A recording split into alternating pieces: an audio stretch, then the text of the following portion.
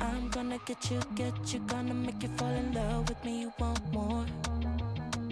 Yeah, but you never had it better way I do it all. I'm gonna get you, gonna make you fall in love with me, you want more. Yeah, but you never had it better way I do it all.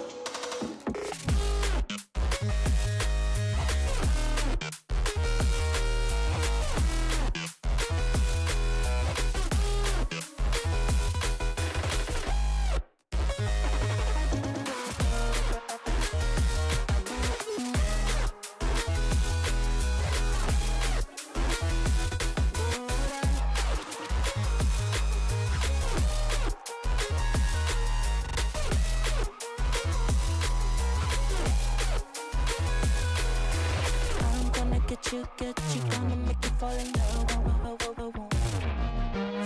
Yeah, but you never had a better way to do it all. I'm gonna get you, gonna make you fall in love with me, you want more.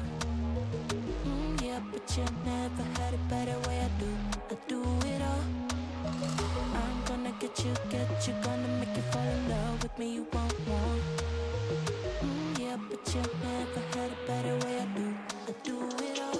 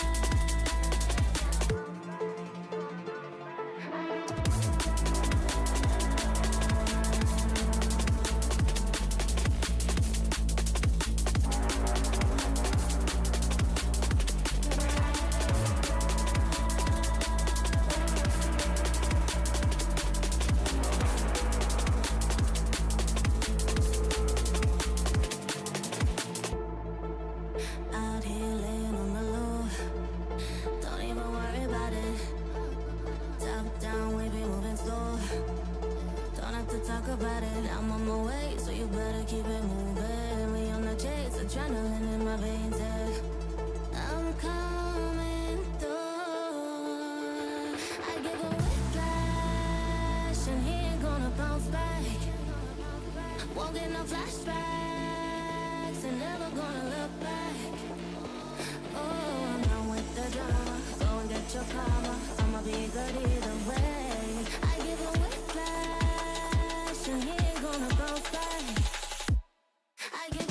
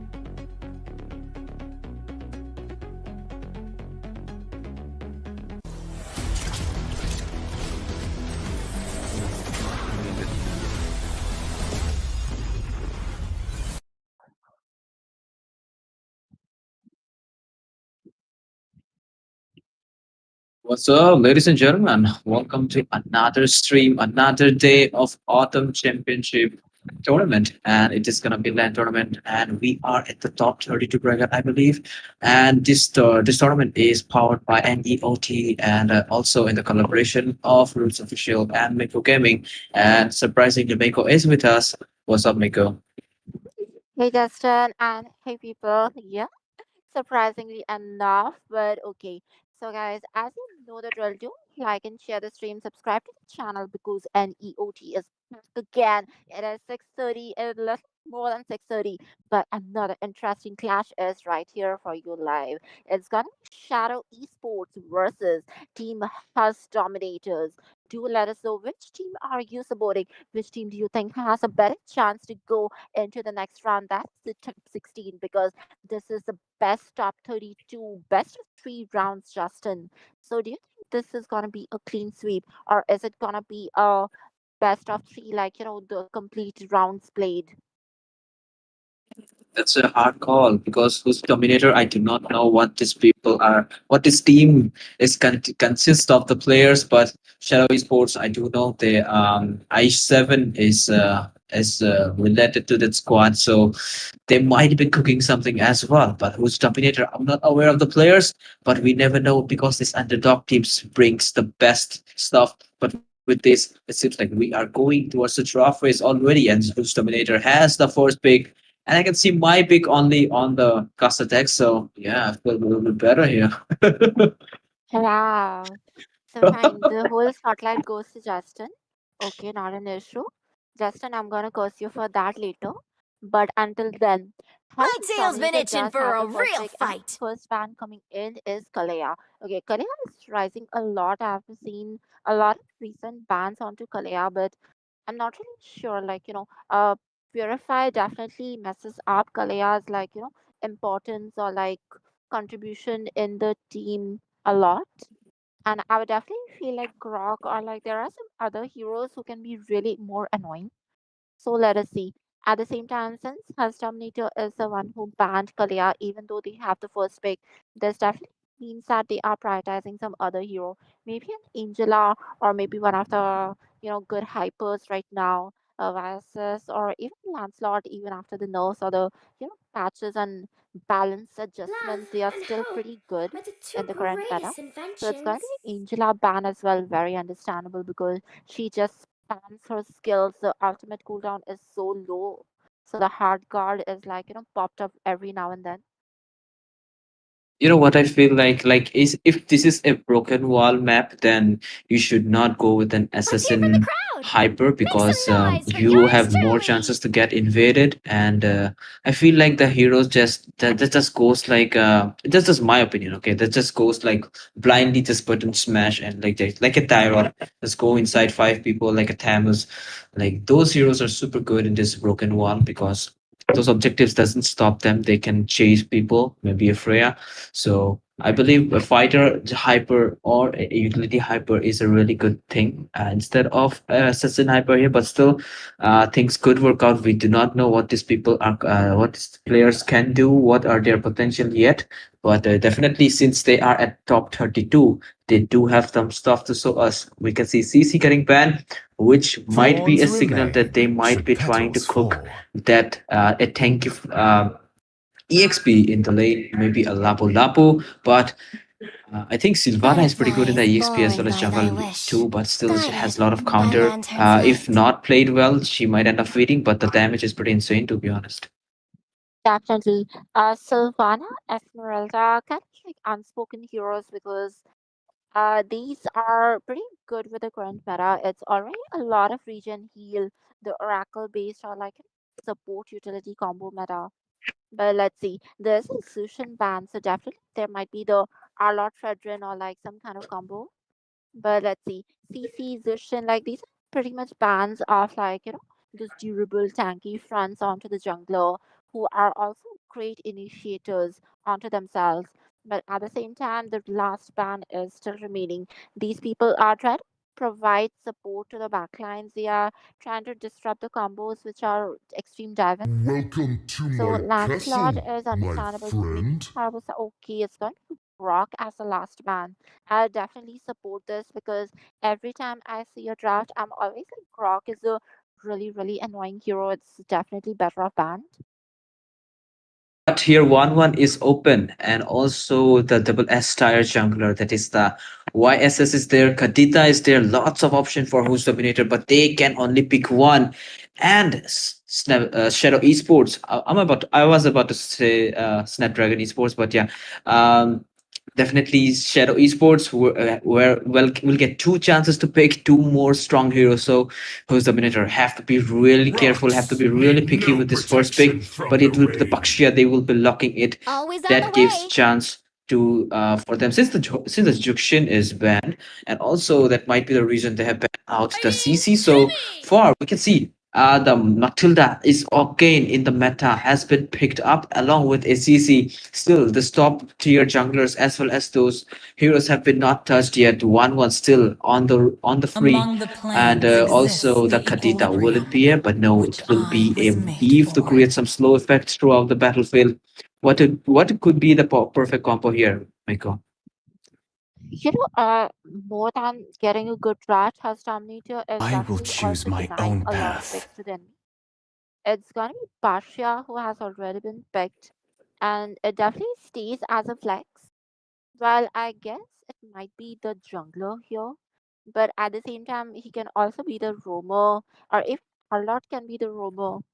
So since they are both flex, we are This not land is sure our if they would go homeland, for a and it will Fredrin soon or be our even burial ground. Esmeralda at this point, because there is a Matilda who has a lot of shield to be given to Esme. But at the same time, I see the rise of Kimmy in this meta because her constant, like, the spray damage with the chemist gun, with the burns and the slows, it's going to be pretty annoying to all of them. But this gives a chance for the opposing team, that is who's to ban out those combo heroes that could go pretty well with that Matilda here, because they have picked a Lapu Lapu instead of securing a jungler that they are really comfortable playing it with a Matilda, but they are really pro players, I believe. So they might have a big hero pool. So two bans might not be enough to stop them from happening. And there we go, Mako, you are here. Okay, some you might be happy now because the streamer has make it happen, I am and he did took vengeance some time, but yeah, incarnate. definitely the Moscow Ace band here. So what it Wait, could be? They are actually banning out the marksmen. I think. Why though? Why a Moscow? wait, what? I did not get you. What did you just say? I am here. Oh, I am here. Oh, I am here. I'm Guys, born with I talent. have arrived, the dimensional emissary of last Experience the Sushin blind. I euphony of just stole it from him, suffering. but okay. So we do see two Magic is MM my bands. life. Okay, it's going to be Moscow and Granger. Charlotte as well. Oh my god. I am The sir. golden facing so much pressure right now. It's going Hayabusa onto the red side. Okay. Team Shadow Mm. Esports definitely has an interesting, like, a pick off and like a very spread kind of combo. They are Yeah, definitely pretty scrambled. They have pick offs and they are like solo type. Whereas they need the Hatch knockouts. Dominator, it's kind of going in for the group fight till now. I feel like they have a combo like 5v5 kind of approach. So they will be ganking more, whereas SDS is definitely looking forward to the pickoffs and like, 1v1 kind of like jungle meet and greet kind of stuff. I do see a lot of stuffs being updated. Look at that. There are also logos who have been updated Time right to now, drop guys. the beat of the So flash. finally, we are getting to see a lot Let's of things. go. But ooh, it's going to be Joy onto the jungle. Why would you do that? I definitely wasn't Might be a joy in expecting that. the yeah, oh yeah, okay, that's a joy actually in the jungle because they're sending the Baxia to Even the the strongest room. of But veterans I'm fail really to not claim sure about me. this Shadow Esports draft, to be honest. I'm really confused. A Hayabusa to combo it with a Matilda. Who's gonna give the vision? Lapu Lapu has to be there to give the What? vision. And also if Who's Dominator Wait, have went what? with a really nice pick off, I'm saying like Shadow Is that Esports. is Yeah, there that is no one to Hayabusa give vision, gold right? or is it Kimmy gold? Matilda, That's you a mean? Bane goal. That's a Bane goal. Okay. Why would you And send Bane to a gold against an get the Irithel? equipments, I mean, because the Mage Bane is pretty strong, I believe. So that's what Shadow Esports want to experiment on this one. Like if the Bane is a thing or not. If I'm not It wrong, okay. is. It is, but I wouldn't say that it would be the best time to deploy Bane. Like, Bane Gold is definitely viable, but at the same time, against an Irithel is kind of questionable. There is no front line, man. I do not see a front line in Shadow Esports. I mean, they have to be super reliant on this Lapu? Lapu Lapu to leave his lane and come to the fight again and again. But this is a third transition. But okay, what I was saying, they have to be super reliant on this Lapu Lapu, and also the pain might not be super squishy. So actually, this Arlot can get a lot of value out of this dude. So what's gonna happen? We will find out soon, guys. But I I believe feel we like, are in the land of dawn, yeah, right? people So, are actually saying like Bane Mage is more viable than Kimmy, and no, it's gonna be Bane Gold. Damn, guys. will do. Yeah, exactly. Like, I know this is viable, this is possible, but at the same time, it's really questionable. The like, it was the last pick, and they already saw Irithel. So with Irithel's mobility, it's kind of easy to dodge the Oh, deadly catch. okay, But okay. That's a really bad dash. Will be forced out if Flicker there from Haruka there. Again, a retaliation fight did came, but damage was not enough. So they will get back. Hayabusa trying to flank them, trying to get the arrow straight. We can see second skill connecting one more basic attack, and that's a first blood secured by Hayabusa. Pretty early, pretty nice, pretty clean. And Shadow Esports. Damn, these players actually are so good here. yeah, guys, are we audible? Is my volume actually low? Damn. Someone just told me that my volume is low, and I'm like, bro, I've been talking so much for so long, and are you guys seriously not able to hear me? Wow, Bane just spit onto the crab, and the crab is completely unaffected. What is going on? So, well, look at that. The spinning wheel is here trying to provide some assistance to Earthel, while SDES is definitely planning a gank onto the top lane. A good bush check, and the crab getting stolen out. Okay, Kimmy is definitely going to get level 4 pretty soon. And Matilda providing the guiding wind, guiding her to a faster rotation. While I feel like Basha as a wheel definitely has pretty good rotations as well. Oh, look Okay. at that initiation, but they will disengage as well. Turtle is up. We might see a really good fight. People might want to get level 4 before it. You can see Arnold is already ready, trying to poke some damage into it. Kevin, Hmm. but there's the bravest fighter going on to that Eve. But Retribution has been landed perfectly by whose Dominators, Kevin. It's Joy, but again, the fight. The stun was there. Arla trying to sustain, but not enough. Matilda got taken out by Eve here. There comes the retaliation damage, but no, Yashu got taken out. Deadly catch will catch Arlott here.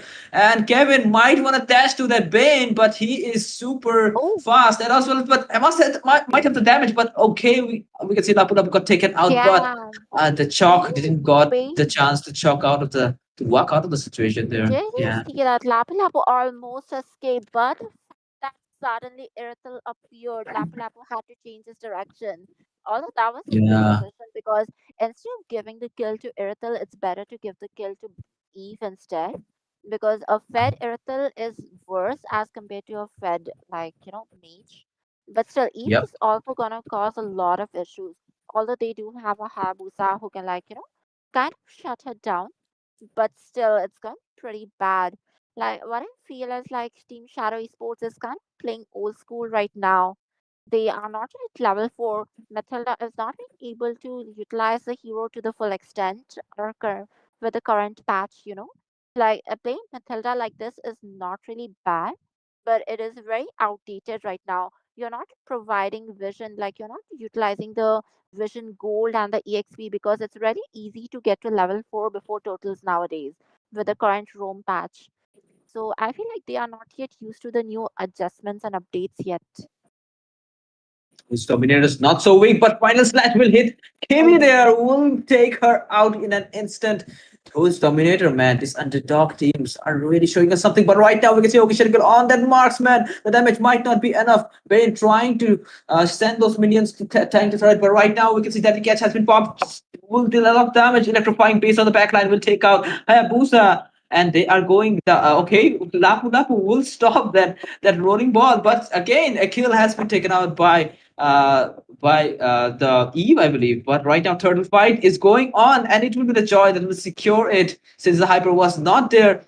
And Flicker will be forced out by Haruka here. That might not be the most important fight, but I guess the Flicker bird was not so efficient here. well, it wasn't, but better than giving them more of a goal lead because we can already see they have quite a bit of goal lead, around 2k. That is almost one item, but guys, don't forget that the whole 2k goal lead is actually kind of spread amongst all the heroes. The total has been taken down. Wait a second.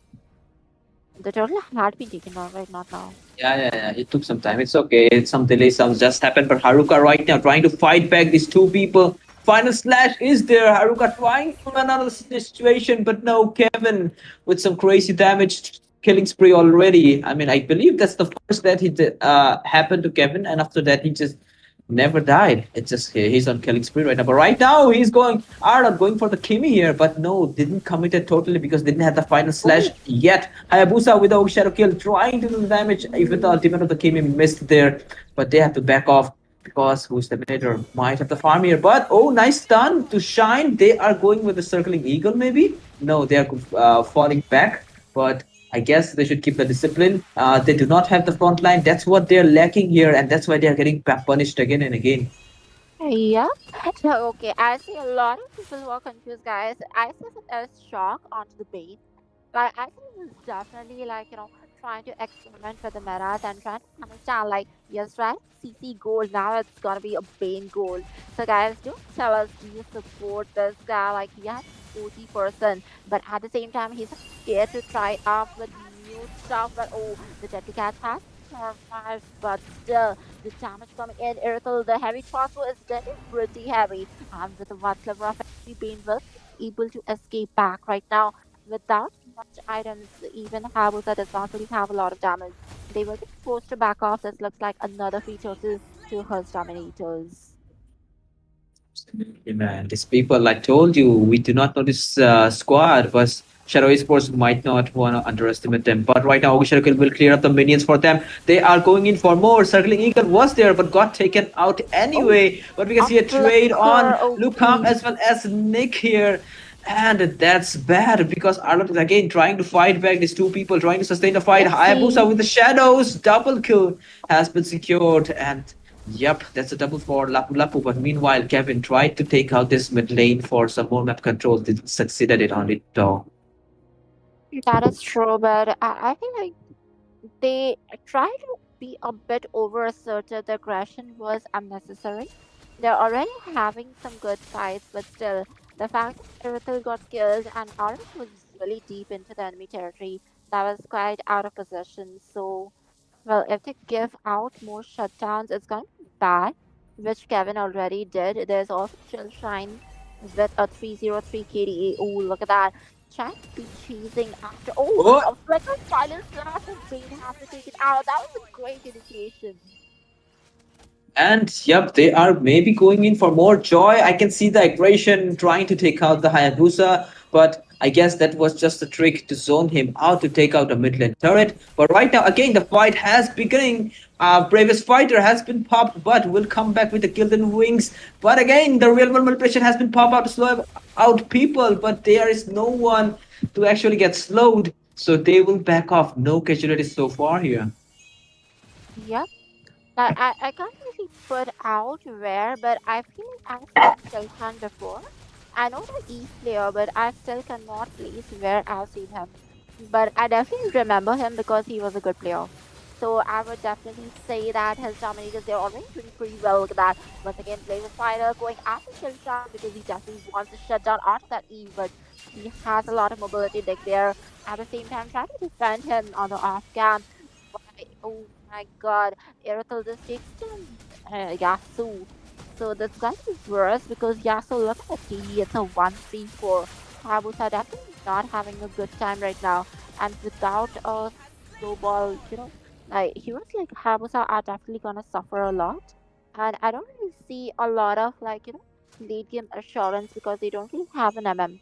Kimmy on the other hand is pretty early, so like Hayabusa and Kimi should have been able to take on like some early fights and pick offs and kill confirmations. But right now, I feel like it's gonna be slowly their demise. Although I don't see enough a spike from the Thus Dominators to end it suddenly. But at the same time, slowly it's gonna be sealing their fates. Once again, Nick Basha going in onto the going in. five people. RWM has been popped. They are going in for more. They are squeezed out. Double kill for Joy here. And that's a seared animation coming in from Dominators. Really nicely done. You might want to take out the turrets one after another. There comes the instant replay. Really nice engage from Nick there. And the follow up was really on point with the electrifying beats. Absolutely bursted two people down. But right now, their focus team Shadow Esports might want to focus to defend their turrets here. Holy Passives not looking in great shape, especially in the top and bot. Hayabusa tried to take out Irithel, but the sustain is high, so she is having fun right now. Definitely. Like that engage was insane. I was kind of feeling like, her Dominicus is definitely being over aggressive. But the fact Joy has a lot of mobility definitely helps because she just came back like, jumped inside. You could see that the RWM was completely out of position. She was pretty behind. And the wheel Basha just went inside, even without the real world manipulation. Joy just went in with electrifying beat, and she has enough damage to confirm the kills. So that was definitely a good engage coming in. A little too aggressive for the decision, but then again, it was successful. So what do you think? How long is this match gonna drag? Not much long because if we talk about the wave clear, it's not much high from the side of S Snapdragons either way. But so they have if who is the manager just throws up the game, then I cannot tell anything. But right now, they should just wait patiently with the discipline for the Lord to spawn, or maybe wait for a really nice engage like Bakshia did the last time. So they do not throw this winning game. But definitely, Well, the draft Arad was really is in in the a very aggressive yeah. position, and I remember he has the flicker, he has the final slash ready. Okay.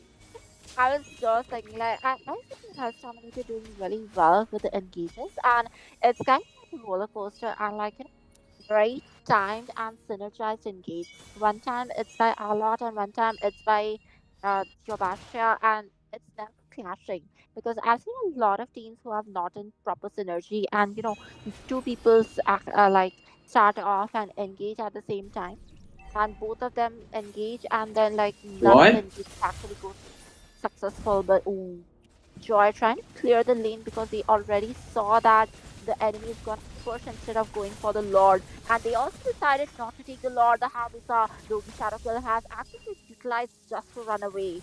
But the Shadow Oh, Sword he came has, back. yeah, but he's being chased. He will, oh, look at No. the damage. Heavy crossbow hitting really heavy right now. With Habusa taken out, it's gonna be a free Lord completely. But the fact The is that plan. yeah, the SGs is a good team. Like they realized that they cannot compete for the Lord. So instead of competing for the Lord, they just decided to like push the opposite lane. But Has Dominators also realized that they will not compete for the Lord. And instead of giving them the lane, they also left the Lord and they went to fight at the lane. They won You the know, lane and the they funny won the part. Lord as well. Yeah. The funny part is that actually, as the Shadow Esports were attempting to take out the Joy in the bot lane, but that actually backfired them pretty hard, and they got Uh-huh. ganked instead because the mobility of the Joy was pretty high, and she just outrun the Hayabusa, and they got trapped. They got the Hyper got taken out, and easy Lord for Who's Dominator. But right now, the question is, will they be able to defend this push or not? They are actually syncing up all the lanes pretty nicely, except the mid one. I guess there's a Uh-huh. chunky minion one there. But if the waves got synced properly, but again, Oh, once again, Hayabusa Habusa without shadow coming kill in. Oh, until you shut come, will take down. her out. That was bad. That was bad. Literally, they will be able to defend with this. Like, the deadly catch and Kimmy with those like magic projectiles. There's a lot of good deal. They should have definitely been more careful. As I said, Irithel again very out of position.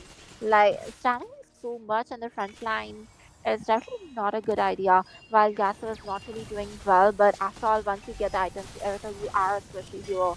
So the final slash has been used. They are trying to go back into a fight, but oh, Shootout looking pretty low. Coming in to revitalize, but shut down once again. Gasser getting two kills in a row.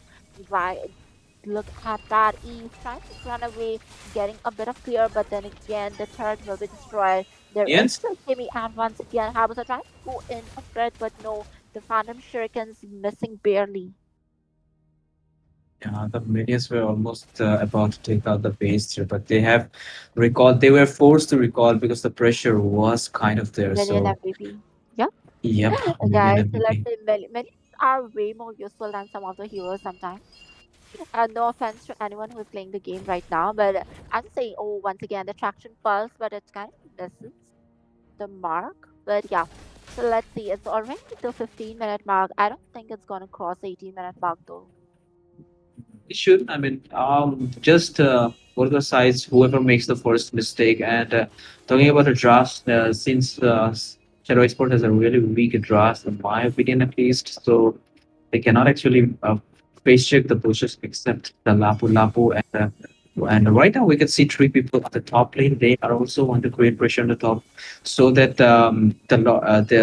if the opposite lane has the pressure, though, and the Lord is coming in few seconds, so they will have a better chance secure the Lord because they might be outnumbered, especially the opponent team, because they are busy clearing up the lane. So, and that will be the great chance for who's the Minotaur to secure the Lord and burst it out pretty fast. But you will have to be really careful of this Hayabusa. And we can see when Uh-huh. the nature Yeah, has been popped out exactly. I already. was just saying that she got a win of nature. That was a good decision. She just learned the lesson. Ooh, Lapu Lapu coming in with the bravest fighter. That's good. Engage. Attraction Pulse gets it with deadly catch. A kill already. The Dingle has been used. Joy trying to go in with the electrifying bits, but the Shadow Baron will be taking him down. Once again, look him trying to get a kill. He does, but he will be taken down as well. Chalk doing a great deal of damage. Look at that. He's trying to heal up, but then again, the anti-heal coming in.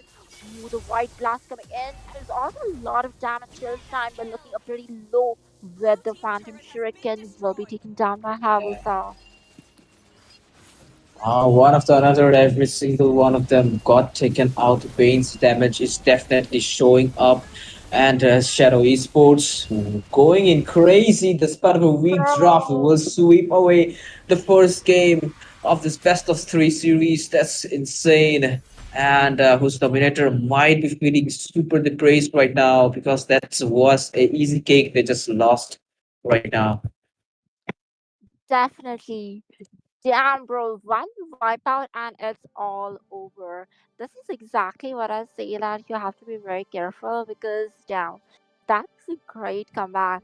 And the way Yasu was in the early and the way he came back, like look at that MVP posting onto his medallion. Because a 9.1 MVP was definitely at the late game when he got the blade as well as like the halberd. Because the BOT damage with the halberd anti-heal was definitely something Irtle or a lot of others could not handle. Absolutely. So I guess we might not, we should take a break. No, no, no, no. We will not take any break, guys. So the teams will be ready pretty soon. So, but I hope who's Dominator will learn from their mistakes. Even the positioning was not the best.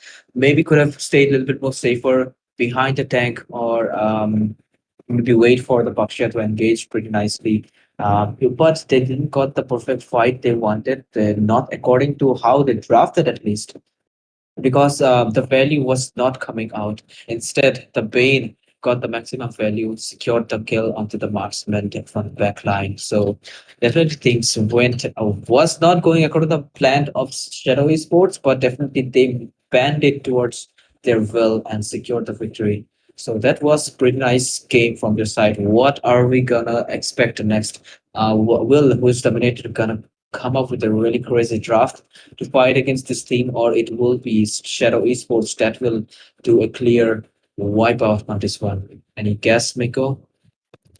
Yeah, well, it can be a clearer wipeout, but we definitely saw that us Dominators are definitely capable of dominating the game. If not through, then they could definitely do something. So maybe it might just drag on to the third game. With us, we will be drafting back. So what do you feel like? I feel like STS definitely knows what to do. They know the objectives of the game and the basic what should I say? The formalities or even the requirements for winning. But at the same time, I feel like they have not really adjusted to the new metas and the new patches and updates. So it's going to be a little bit problematic for them as well. So since we have two teams and both the teams are looking pretty good, once again we are coming in the draft phase. What are going to be the heroes which will be banned? Because I feel like some heroes from the last game could also be banned because they did cause a lot of issues. But let's see what they do. This time, Snapdragon. I mean, Shadow Esports have the first pick, so let's see what they cook on this one. The last get drop was weak, but they made it happen anyway. So with Dominator, did not have the weakest player. I can see the potential, but definitely they do not they do not have the idea how to handle those Butterflies late game born by fights, thy wish, especially with their guided really by nice lantern's marksman. I mean, light. they had Retail My with a really tail's been which is a itching really for a well real farmed Retail, fight. but things that went according to plan. But right now, we can see Juxin again getting banned from their side. But no, last time it was on the Who's Dominator side. They have secured a Bakshia, but it's this time Shadow Esports have banned it out. Do have the first pick. Kelia will be taken out. Will it be a Bakshia again pick from their side? Because I have seen that Kyrie moment when he got kidnapped by that Kelia when he was playing the Bakshia and got taken Yeah, out pretty bro, nastily. So that yeah. was crazy. So understandable. At the same time, Zushin in this meta is definitely a very annoying mage. But she's gonna get some major adjustments and nerfs, kind of. So I feel like she will be Welcome to soon thrown my out of the ban castle, zone and my more usable friend. again if you want to. But let's see. Brock, very Let's hear from the understandable. crowd. Make some Okay. noise for yours So this truly. one, STES has the first pick. Is there gonna be a Lancelot or something like that? Or are they gonna go for maybe a utility this time? Let's see. There's gonna be okay, there's a Basha which is an open. There's Matilda, of course, and a lot of other heroes as well. The fact is, it's very Like unpredictable when the gold lane with SDS, with all the testing. I definitely love the way they are experimenting with the heroes because I always feel like it's better not to be in a closed box with whatever the other people do usually. The funny part is that no one is even touching the 1-1 here. I mean, even the last game, the whole game, it was open, but no one actually took it. But is it gonna happen the same this time? But we can see Angela getting banned, and instantly the Baxia got banned. So this could be the chance to take a 1-1 here for Shadow Esports. If they like, but again, Lancelot and YSS are there. The Kadita is there, so also the Farsa is there. So those heroes are really nice. Could be really nice first pick, or maybe they could go with a like a balanced pick, Thorns remain. like a Should Katakacha or petals something. But it will fall? be the Lancelot has been I secured told instantly you, for like, Yasu I, here. Van Van is not really that good of a first pick hero, and she can really easily counter it with the freeze or even vengeance, Muscle of revitalize iron, the dominant bones ties of because you steel. can literally tank her whole Magic is ultimate with my some tanky heroes, life. like especially like that Gatat Kacha and all. So I would definitely say there are other heroes in this meta. Even a good Nathan is pretty melting and offensive in the late game. But Lancelot is kind of, I already saw that coming. But let's see. Lancelot paired off with a Matilda is very weird and I would not really recommend it. But at the same time, when you have the rest of the team onto heroes which are not very mobile, it could be a good option as well. I Especially am seeing not the that only one SCS does bound like by to these utilize Fighting that kind of Kimmy! maneuvers. Okay, it's gonna be Kumi as well as the Phobias. The Phobias onto that Harith is definitely gonna be really annoying. This land is our homeland, This is and gonna be it will broken soon wall be our again burial because ground. if it is the Lancelot might face some invade, but right now both of the teams going super tanky right now. Katat Kacha and Lapu Lapu along with the Harith tankiness with damage they have, as well as Snapdragon. I keep saying on Snapdragon, but yeah, Shadow Esports do have that tanky Lancelot build with the sustain build, and Even the as well as the strongest of Phobias. parents Is fail to there with some tame slow me. effect from the Kimmy? Could be nice, but Oh, right now, who's I don't. Dominator? A respect ban for I7, I believe. Yeah. It's I don't feel like that is more of a respect ban. It's more like a trauma ban because that Bane definitely is a ban. Oh my god! But as I said, like you can't really see My much mission with the way is they to are protect experimenting, and lives. as I said, I definitely love this. But let's see. Kimmy, once again, Kimmy is doing pretty good, but again, they're not Payback really using time. utilizing the heroes to the full extent in the early. And they ban Farsa. Why would they ban Farsa? They are still not sure about Kimmy's position in the game. Guys, you know the drill. Do like and share the stream. Subscribe to the channel because you're watching the Northeast Online Tournament presents Autumn LAN Championship Top 32, brought to you by Northeast Online Tournament in collaboration with Ritz Official and Mako Gaming. This is me, Mako Gaming, yours truly, with none other than the one and only J for Justin. Guys, do like because, well, of course, we need the likes and depending upon that, we will be bringing to you a lot more giveaways. Payback And well, time. subscribe to the channel because I'm pretty sure Northeast Online 占ってあ e-tournaments げよ are うか gonna bring a lot more e-tournaments and what should I say, O tournaments? Because Night offline sky tournaments or tells whatever. all. So that even if you do get taken out of this tournament, there will be a What? lot more in the future for you to Esmeralda? participate. But oh, that is interesting. Why? Always on the Why an way. Esmeralda? What is going on? What they are playing? That It's might a be a Esmeralda Sir, gold. what's your mage. command? Mage No, Esmeralda. No, they are sending no, the it's Kimi to a the pool. Esmeralda gold because they Oh, have could Harrods. Uh, could be. Actually, yeah, to soak up the shield of the Harad. Okay, that's the plan. But Suta has picked up the penny on the land of Dawn. This should be a crazy match. They are putting up everything because this is the last chance of who's Dominator for to stop it from happening. Because Shadow Esports are about to win. If they win one more match, they will take this away. And who's Dominator doesn't want that to happen. So what is gonna be? Will they get the win and challenge them for a best of three, or it will be Shadow Esports taking a clean sweep? Their drafts are always unique. Last time we saw a goal lane Bane, and this time we are seeing a goal lane Esmeralda against the Harriet. So this is I gonna be a feel so spicy match, because, guys. like, it's gonna be really good because Esme and Matilda are definitely some of the greatest combos. But then again, if Esme is the mid laner and Kimmy goes to the gold lane, that's also pretty good. But I'm pretty sure Kimmy will be struggling a bit against the Fanny.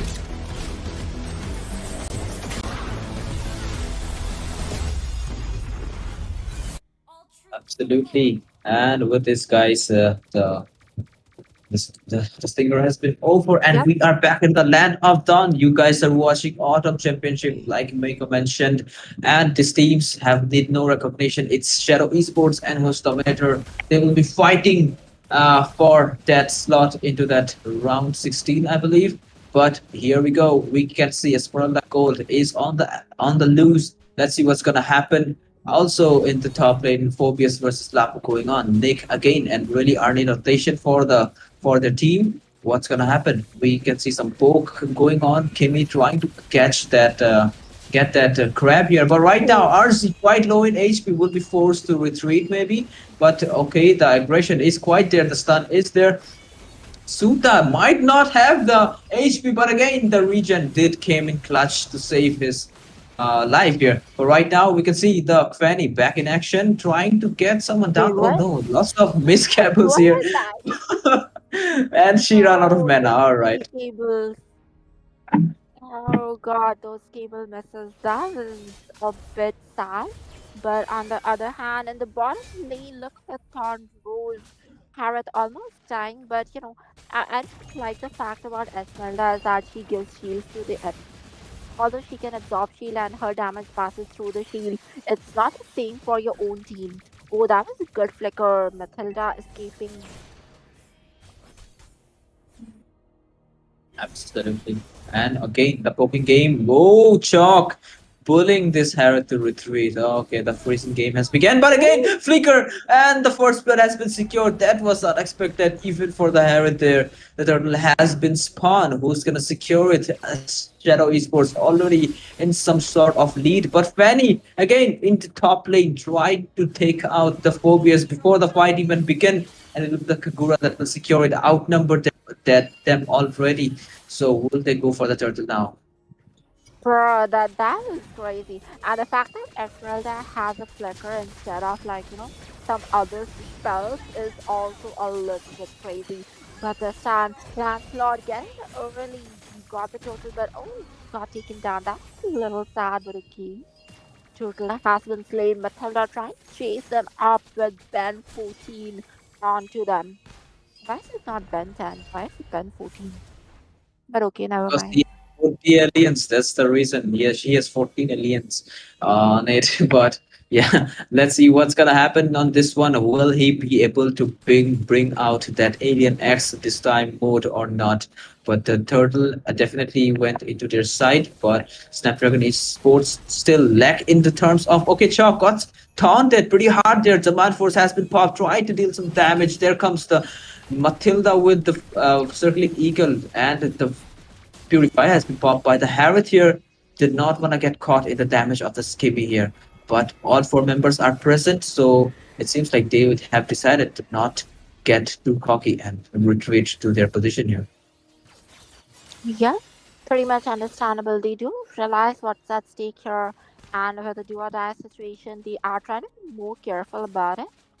But this time again, I don't feel like Kakura is getting a lot of aim at Kimi either because at level 5, she should definitely be able to one combo him. But at the same time, I don't see the aggression which was actually needed from them. Last match was pretty different when I compared to this one, but okay. Once again, the turtle will be spawned in like 25 seconds, and the mid game, the lane, the river is definitely being dominated by Shadowy Sports right now. Absolutely. Looking at the mid lane, Kimi pretty low in HP. Fanny did attempt to take her life away, but she is still standing there. But Lancelot, with those Phantom Execution on Kagura, will not deal enough damage. Maybe doesn't have the War X yet, or it's not stacked up enough. But the turtle is up. Second turtle of the game is there. Will the contest might come here? That's the question. And five members are here Yeah, into the bot lane, and from both of the sides, it might be a big fight here. And Penny, the steel cables are trying to lock onto the Esmeralda for some reason. Kevin waiting there maybe. Okay, going in for the turtle here. Will secure it anyway, and also get a trade onto that Lancelot here. 1-for-1 trade. Kagura got taken out by Chalk here. And right now they are going for Arisi. That was a close call. Almost about to take out the Matilda. Lapu Lapu might be a crazy situation, but look at this. Phobius just not dying, but okay, it will be the death. Again, bravest fighter. The damage might not be enough. I will take out Chalk here. The trades are insane here. Definitely.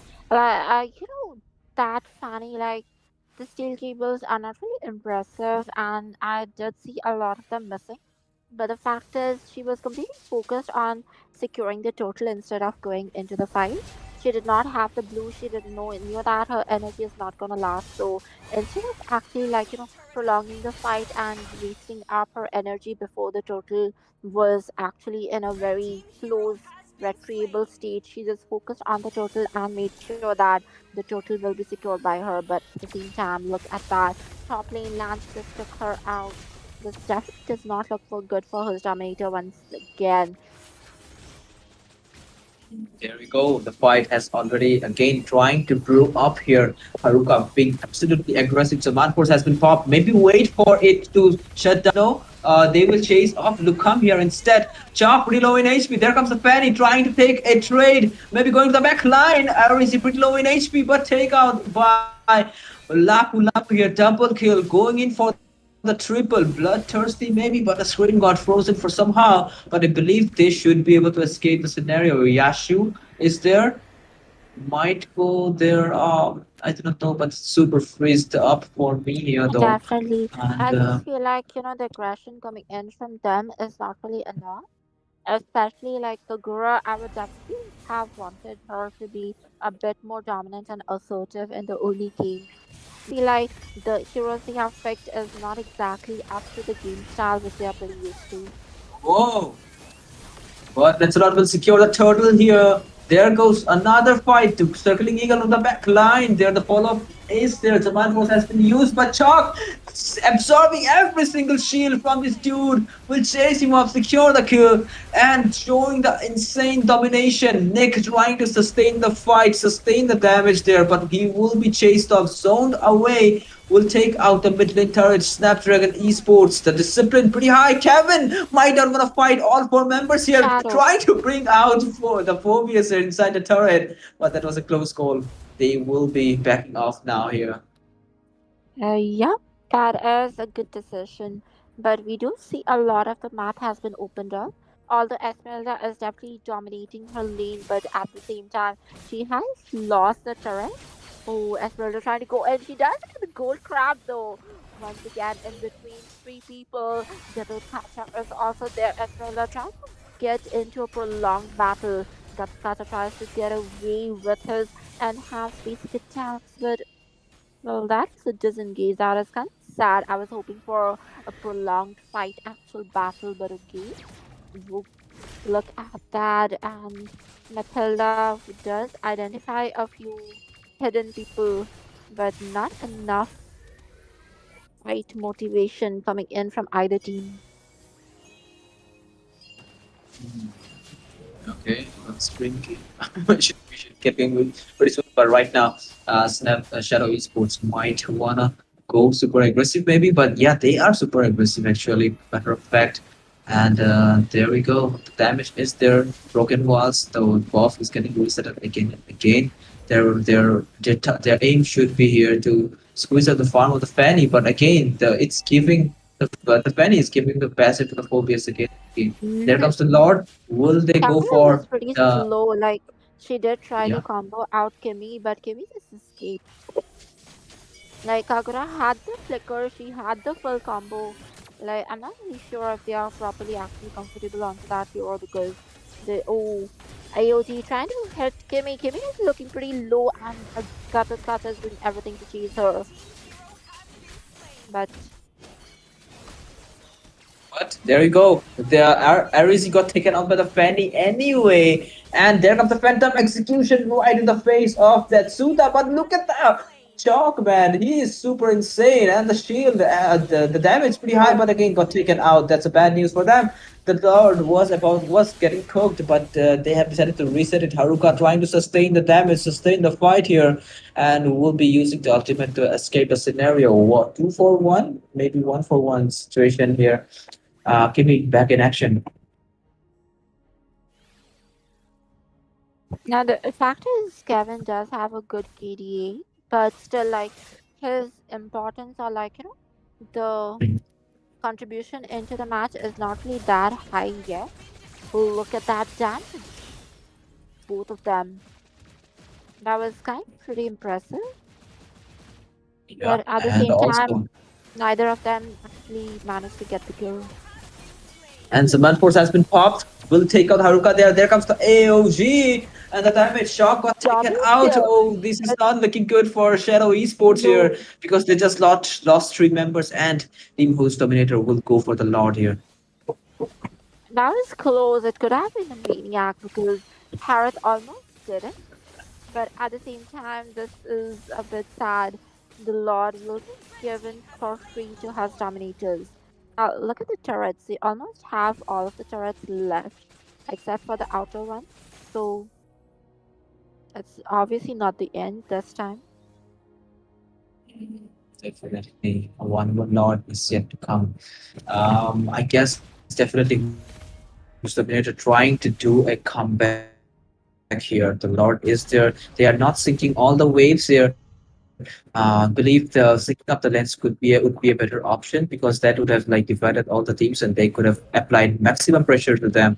But right now, they are actually going to defend this Lord, and Lord will be charging up and will take out that tier 2 turret into the top lane. But Yasu, maybe deep, but no, he will actually back off. Going in for the Fanny, the damage was there. The Fanny will be forced to recall here, but that's a really nice defense from Snapdragon Esports here. They've managed to keep a lot of their turrets, although the bottom turret is kind of suffering a bit of damage.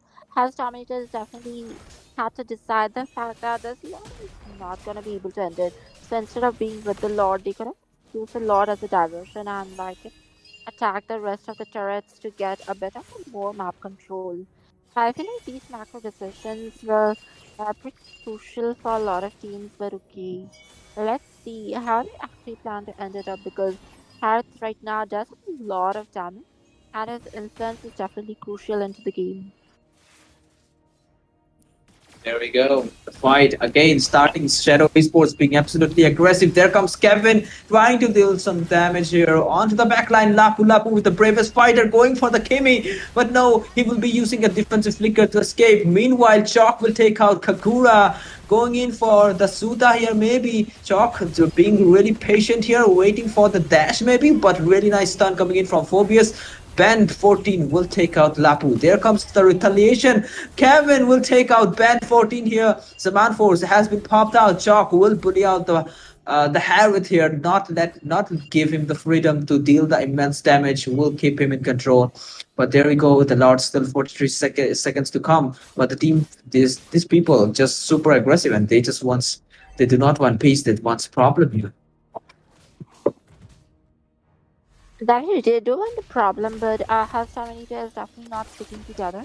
And I can see that SES is really better when it comes to the micros because they can just split them up and take them out one by one. Fanny did do a good job, and yes, they're trying to chase him. Oh, he does get the minions. Look at that. Bunkers chase after Fanny, but oh, the Thorn Rose kind of misses a bit of off target onto the minions.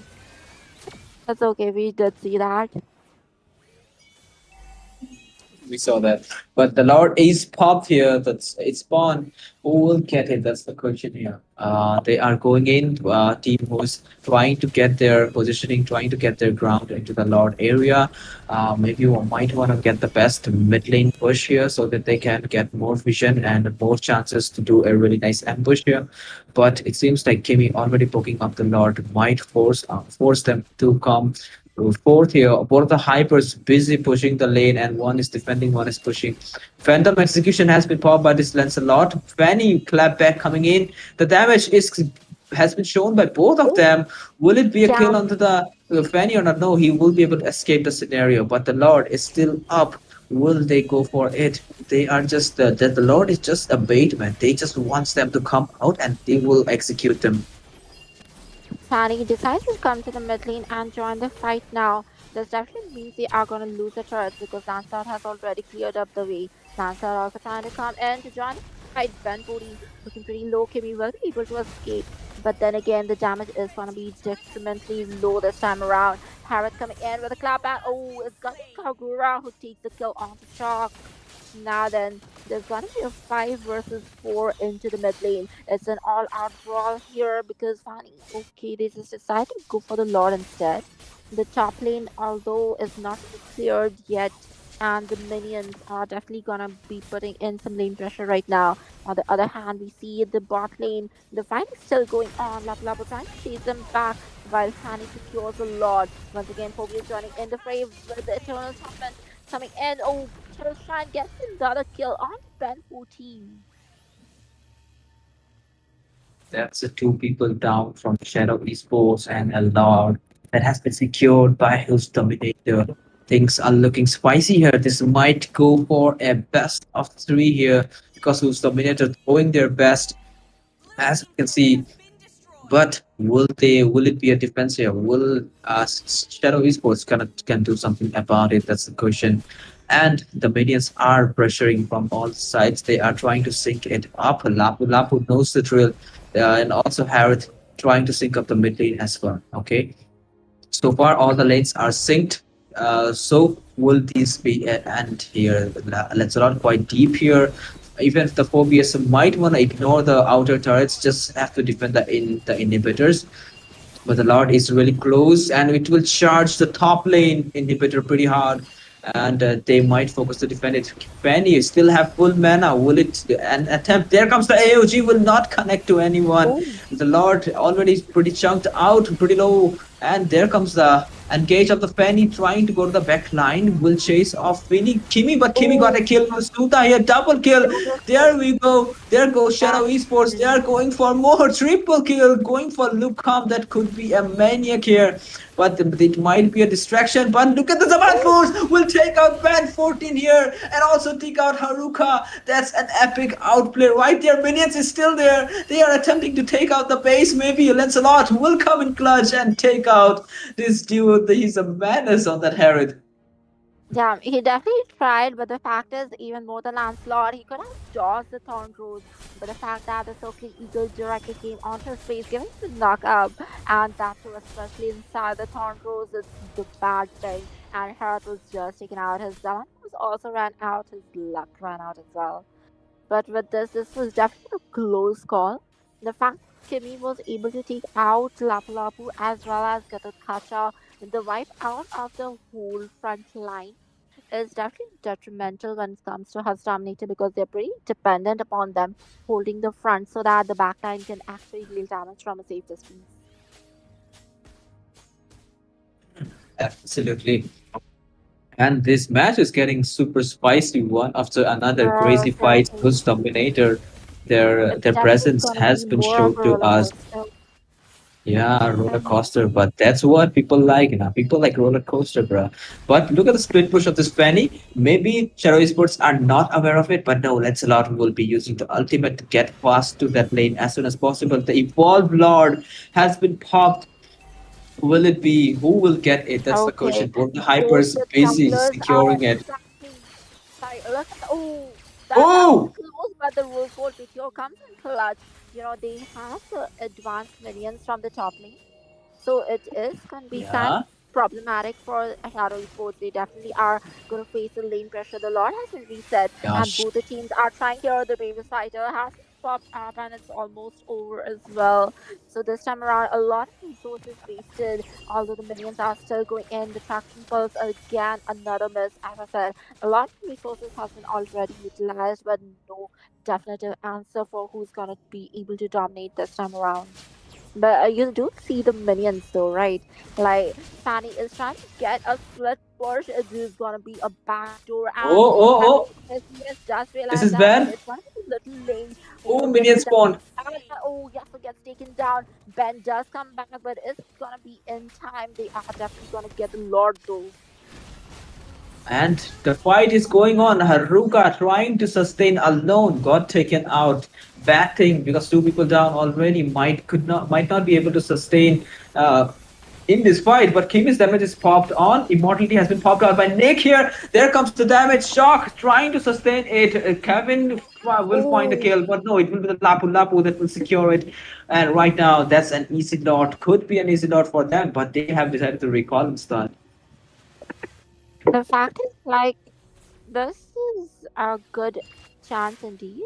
But at the same time, the enemies are also recovering. Like the spawn timers can be seen, and Yasuo will be back soon. So that was a good decision. But the fact that SDES let the inhibitor turret go down and the elite minions coming in from the top lane, that is constant headache for them. The lane pressure is definitely going to affect the ability of them to participate into team fights. Once again, we do see, oh, the Lord has secured in but shut down onto Fanny. He gets taken out as well. So it's going to be a 4 versus 4 once again. But Chalk yet to come back into the fray. I has been there, but the Lord is still yet to come, and it will be scary because this is a level 18 Lord. This is an involved Lord, so it will be super chunky, and also give the Kagura and the Hyrid to do something about it, to do something with it.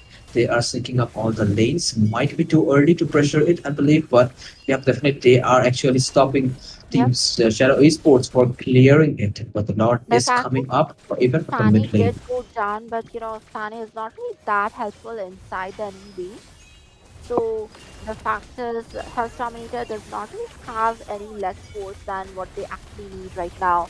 Once again, Lapu Lapu with the bravest fighters trying to go back in. Kagura trying to provide some background assistance. And what was that combo, bro? Okay, never mind. And the Lord is here, but Oh, back line.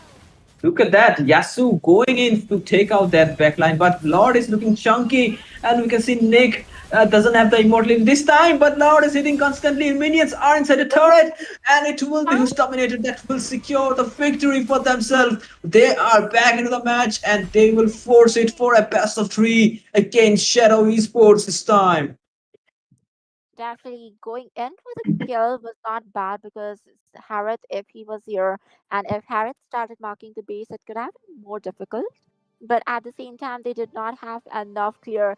And Fanny with a clutch, finally the steel cables sealed on onto the base crystal and locked on the base, destroying it. That was definitely a good objective marking. As I said, the main issue was that they let the inhibitor turret go down. But guys, with this, the score line is a 1-1 tie. Damn, is that exciting because it definitely is exhilarating for me. So, Justin, what do you think? Yeah, I mean, aggression of Shadow Esports definitely cost them the game there.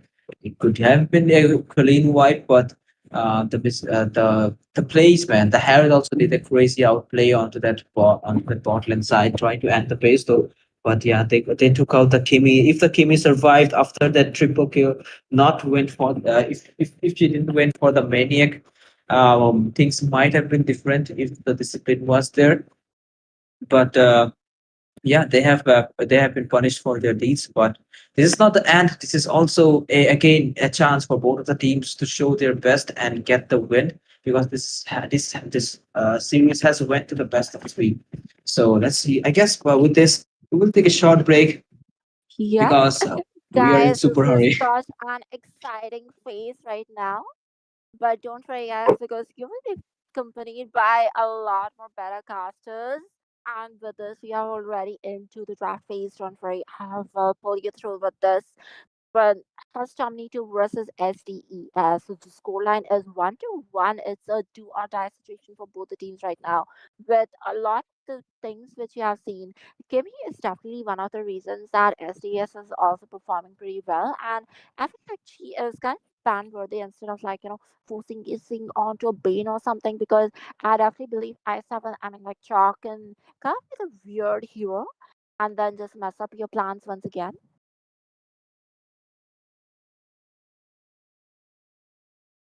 But let's see what's gonna happen.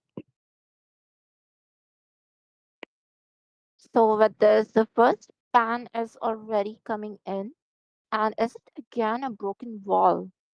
Not really sure.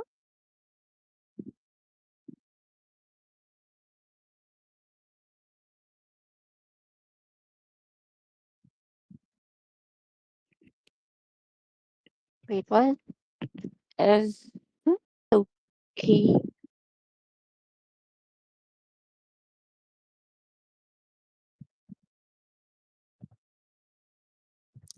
Fine then. Hey guys, welcome back, and you're watching the Autumn LAN Championship. And with this, we have Hearthstone versus Team Shadow Esports tied up in a 1-1 situation. This is a do or die situation for both the teams, as I've already said, but I'm not really sure if you guys already heard it. So the first ban coming in from Hearthstone, what is it gonna be? Is it gonna be Kalia again? It can also be the Grok. It can be Kimmy as a respect because I feel like Kimmy has been doing a lot in the recent matches. Of course, Angela is there.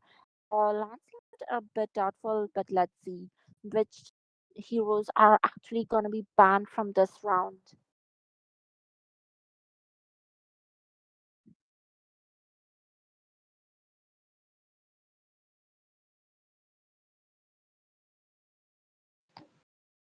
Hello, Miko. Hey there, Shinji. Welcome to the stream. So, what do you feel?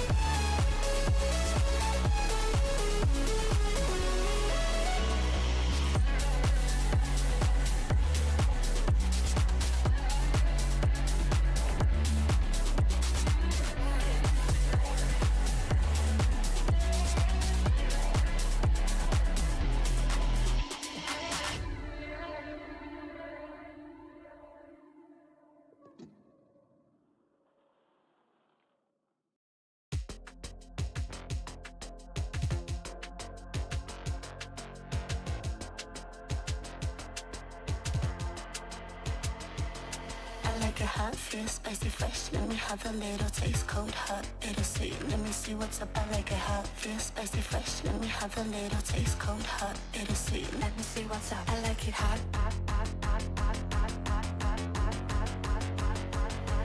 I like it hot, hot, hot, hot, hot, hot, hot, hot, hot. Let me see what's up. I like it hot, hot, hot, hot, hot, hot, hot, hot. I like it hot, hot, hot, hot, hot, hot, hot, hot. Let me see what's up. I like it hot, hot, hot, hot, hot, hot, hot. I like it hot, hot, hot, hot, hot, hot, hot. All right. Ladies and gentlemen, we are back again to the game number 3 for the Autumn Championship of match number 1. Of course, that's the best of 3 series we are talking about. We had SDES, that is Shadow Esports, going against Us Dominators. A very cool name indeed. But yeah, both of the teams have already gained 1 point for each stake, and now we're gonna be going for the best of 3 finals for both of these right now. Of course, it's a qualification match, and yeah, there's a lot of races to make out. So yeah, I'm gonna be casting today. Alongside me it's gonna be Shinji, because we are gonna be into the final rounds. There's a little bit of change up that we have seen so far. So Shinji, how are you feeling about this third game? Mm-hmm.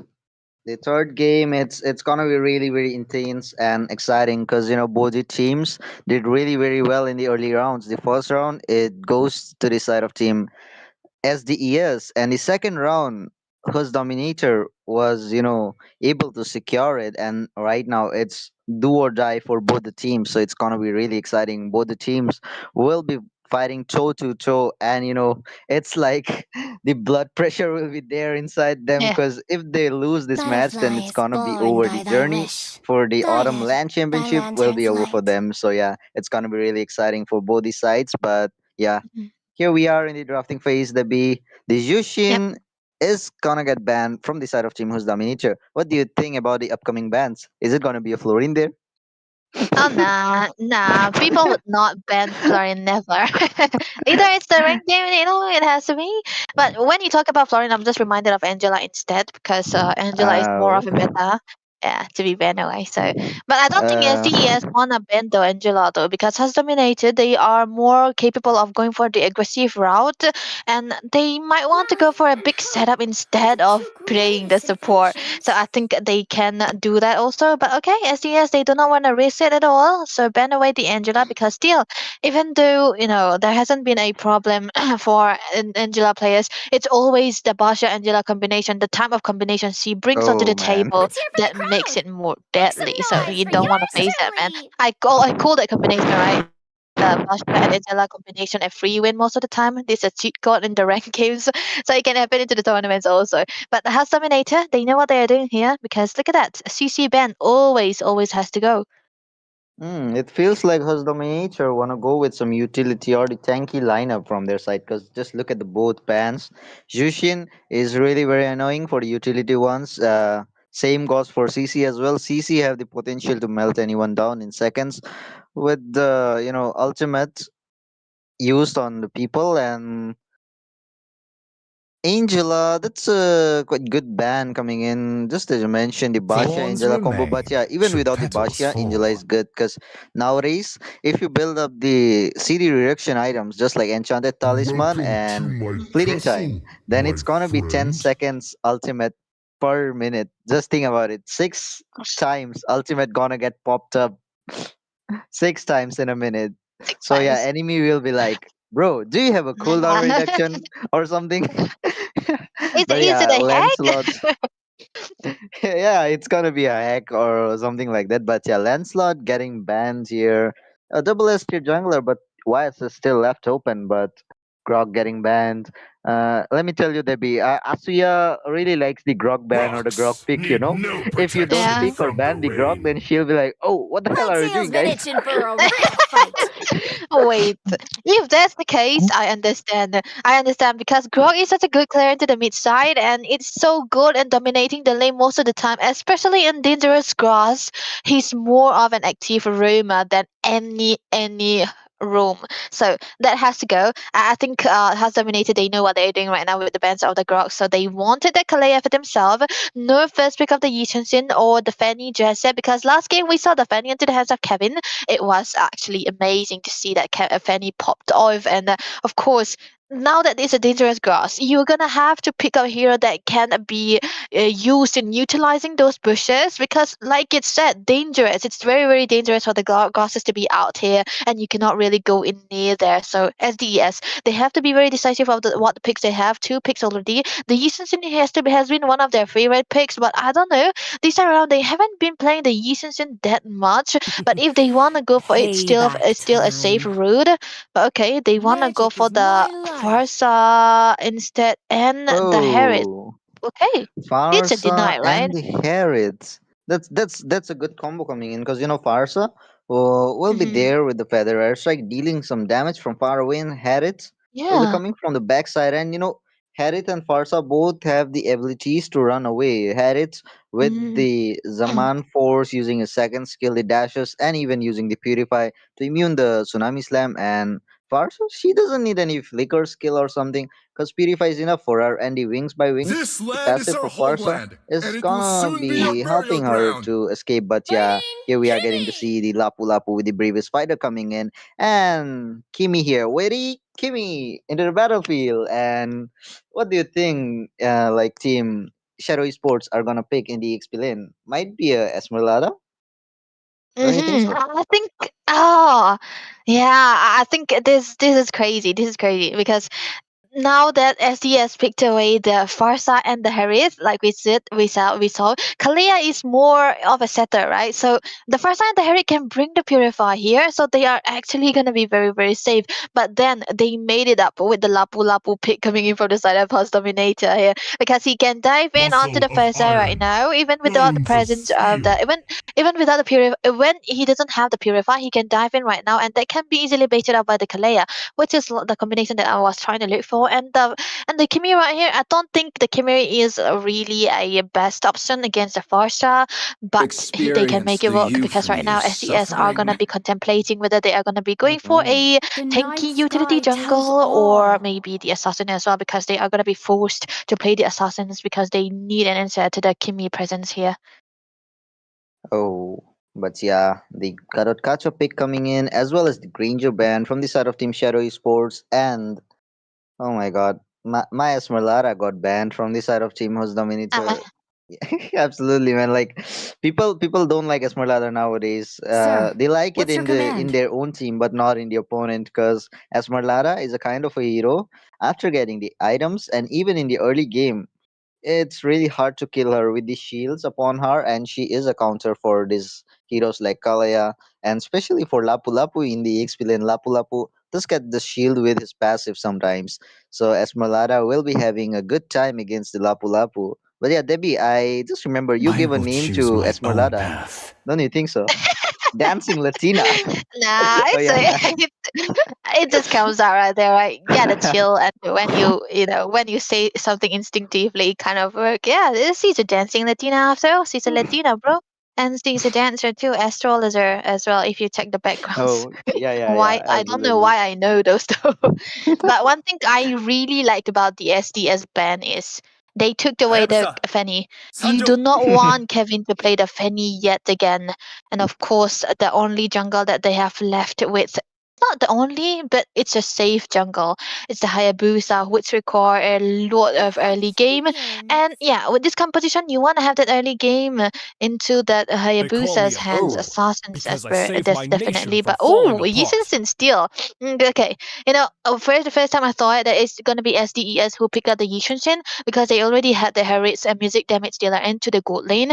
But it's still a good option to go for that for House Dominator here, because looking at the composition so far, they have two marksmen already. They don't need another marksman into the gold lane side, and the Ruby works bonkers here because she's so good in this kind of composition, as especially against the Hayabusa. Absolutely, man. Because Hayabusa will be charging in with the quad shadow, but before using his shadow kill, Ruby will be like, "Wait a minute, boy. Let me just pull you up." You are And first yeah, in the the cluster. ultimate will be undone. But yeah, Glue, the final boss, is here. The final pick from the side of Team Shadow Esports, and to be honest, man, Glue is not kind of annoying. It's really very, very annoying because once he just stacks up onto you, then he'll just use the grab and annoy you very much, right? hmm hmm I think this kind of saved the draw for SDES here because now that the glue is available, he kind of neuters all the setups that Hearth Dominator could go for. Even he cannot be bursted down by the Kimi here. Again, that's one gain. But yeah, still, a glue is a very annoying hero for those utility players, utility heroes, especially for the Lapu Lapu too. But then again, he kind of is the neutralizer for all the setups. Even if the Kalea accidentally set up on the glue, it's not gonna be worth it because it's a glue we are talking about. He's gonna be sticking to you or have ways to survive no matter what you're gonna do against him. And that can be a factor for SDES to try to go for the backlines most of the time, which can actually happen. But we'll never know because the combination is very, very tricky for both of these teams. They have to be very, very mindful and decisive of what they are gonna be uh, engaging upon. Absolutely. But yeah, here we are in the land of dawn, guys, in the Autumn LAN Championship, and this is going to be the day 2 of fifth round, top 32 teams, and this is going to be the first two teams fighting for the last match. And in the midland, we are getting to see some skirmish happening. Ban 14 with the early game damage onto her hands, and in the EXP lane, Lapu Lapu not letting the glue get the EXP, but yeah, Glue will be having a good time with his teammates securing the EXP crab. But yeah, guys, let me tell you, like the stream, share the stream, and subscribe the channel if you haven't yet. And in the midland, a taunt coming in. Kimmy with the sliver amount of HP backing off there. Okay, that's a early game presence of the Kimi as well as the Kalea here. Look at the heal coming through. That's Nick. Oh, Taken very low, damn. falling down. Ben 10, Ben 14, not Ben.